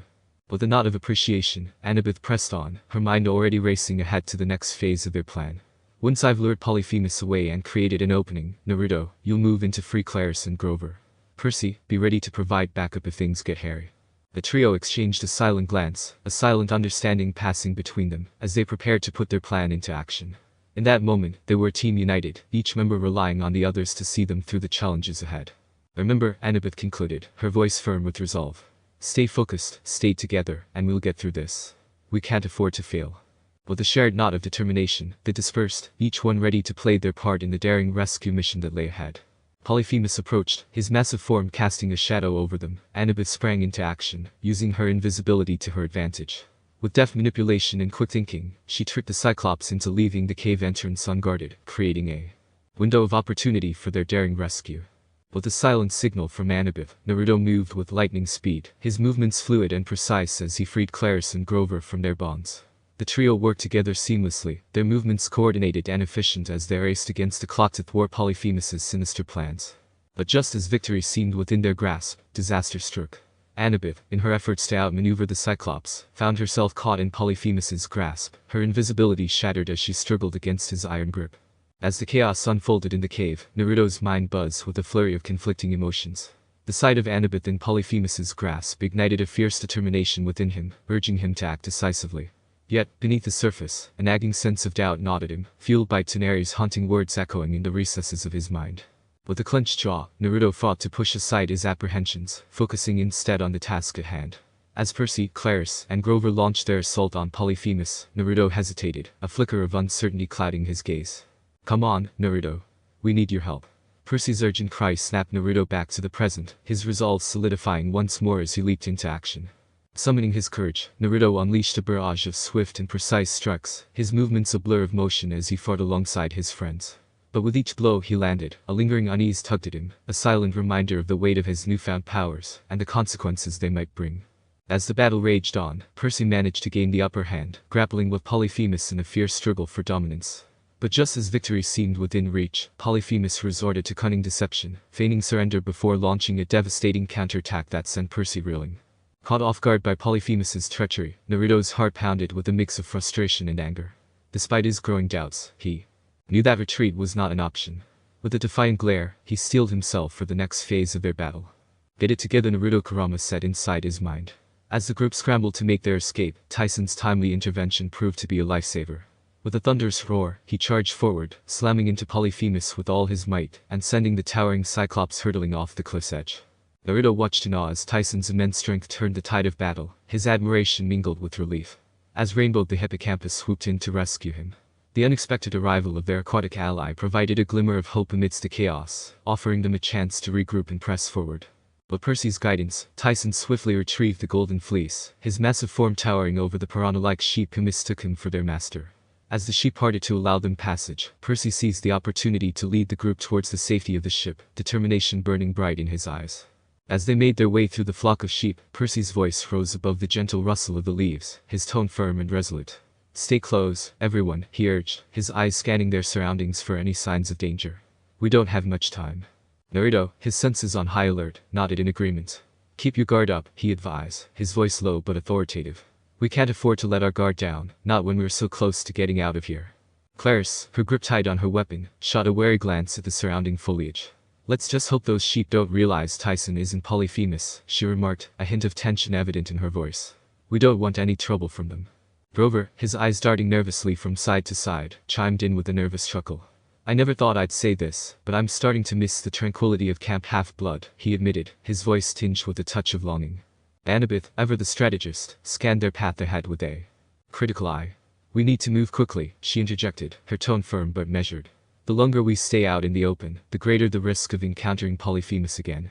With Percy leading the way and his companions close at his heels, they pressed onward, their determination unwavering in the face of adversity. As they raced towards the safety of the ship, their path was suddenly blocked by a barrage of massive boulders hurtling through the air, each one aimed with deadly accuracy by the enraged Polyphemus. "Watch out!" Percy shouted, his voice cutting through the chaos as he veered to the side, narrowly avoiding a massive stone projectile that crashed into the ground just inches from where he stood. Naruto leaped into action, his reflexes honed by years of training, as he deftly dodged another incoming boulder, his movements fluid and precise, even amidst the chaos of battle. Clarice gritted her teeth in determination, her eyes blazing with fierce resolve as she charged forward, her shield raised high to deflect any oncoming threats, her muscles straining with the effort of each desperate stride. Grover stumbled over a protruding root, his heart pounding in his chest as he struggled to regain his footing, his eyes wide with fear, as he narrowly avoided being crushed by a massive rock hurtling towards him. Annabeth, her mind racing with strategies and contingency plans, scanned their surroundings for any potential escape routes, her thoughts racing, as she calculated their odds of survival in the face of Polyphemus's relentless assault. Annabeth's voice cut through the tension like a beacon of reason amidst the chaos. "We need to move quickly," she urged, her tone laced with urgency. "Polyphemus won't give up easily." Naruto nodded in agreement, his gaze fixed on the looming figure of the Cyclops in the distance. "We can't let him catch up to us," he added, his voice tinged with determination. "We need to get back to the ship before he blocks our escape." Percy cast a worried glance over his shoulder, his brow furrowed in concern. "Tyson, can you carry the fleece and keep up with us?" he asked, his tone conveying both hope and apprehension. Tyson nodded confidently, his eyes gleaming with determination. "Yes, brother," he replied, his voice filled with unwavering resolve. "I will protect the fleece with all my strength." Clarice, still reeling from her ordeal, spoke up with a note of defiance in her voice. "We won't let Polyphemus stop us," she declared, her eyes blazing with determination. "We'll fight our way to safety, no matter what." Grover, ever the optimist, chimed in with a nervous chuckle. "Let's just hope Rainbow can get us out of here before Polyphemus decides to throw another boulder," he quipped, his voice tinged with apprehension. As the group dashed towards the water, their only hope of escape, Tyson halted in his tracks, his massive frame turning back towards the towering figure of Polyphemus, with a determined glint in his eye. "Polyphemus, please. Let us go," Tyson pleaded, his voice echoing across the rocky shore, his words laced with urgency and desperation. But Polyphemus, his rage fueled by centuries of isolation and bitterness, remained unmoved, his booming laughter echoing through the air as he continued his relentless assault, hurling boulder after boulder towards the retreating demigods. Naruto and Percy exchanged a knowing glance, their resolve unyielding as they braced themselves for the battle ahead. With a nod of determination, they lunged forward, their weapons at the ready as they met Polyphemus head-on, their strikes fierce and precise as they fought tooth and nail against the colossal Cyclops. Tyson, his heart heavy with the weight of responsibility, stepped forward, his words a plea for reason amidst the chaos of battle. But Polyphemus, consumed by his own fury, refused to listen, his attacks relentless and unforgiving as he unleashed his wrath upon the determined trio. With each clash of steel against stone, their determination only grew stronger, their bond forged in the heat of battle, as they fought side by side against the towering menace of the Cyclops. The group faced off against the rampaging Polyphemus. Naruto's determination blazed like a beacon in the midst of chaos. With swift and precise movements, he joined forces with Percy and Tyson, their combined efforts driving back the relentless onslaught of boulders hurled by the enraged Cyclops. But even as victory seemed within their grasp, Naruto hesitated, his gaze flickering towards the horizon where their ship lay submerged beneath the waves. In that moment of hesitation, he saw not just an adversary to defeat, but a being whose existence was intertwined with the very fabric of the world around them. With a solemn nod, Naruto made a decision that would shape the course of their journey. "We can't afford to waste any more time. Here," he declared, his voice echoing with conviction. "We need to get back to the ship before it's too late." Clarice, her expression a mixture of surprise and begrudging respect, eyed Naruto with newfound admiration. "You're right," she conceded, her tone grudging yet sincere. "Let's leave this oversized brute behind and focus on what's important." And so, with a sense of purpose driving them forward, the group turned their backs on Polyphemus, leaving the Cyclops to nurse his wounded pride amidst the wreckage of their shattered ship. Very grouped, battered but determined, the group made a crucial decision to let Polyphemus go. Recognizing that their immediate priority was to reach safety, they turned their focus towards the waiting ship, their path fraught with danger, yet illuminated by the flicker of hope that burned bright within their hearts. Clarice's bravado surged forth as she addressed Polyphemus, her voice carrying a sharp edge of defiance, as she hurled her taunts at the half-blind Cyclops. "Is it the best you've got, Cyclops? You're nothing but a bumbling oaf with one eye and half a brain." She jeered, her words dripping with disdain.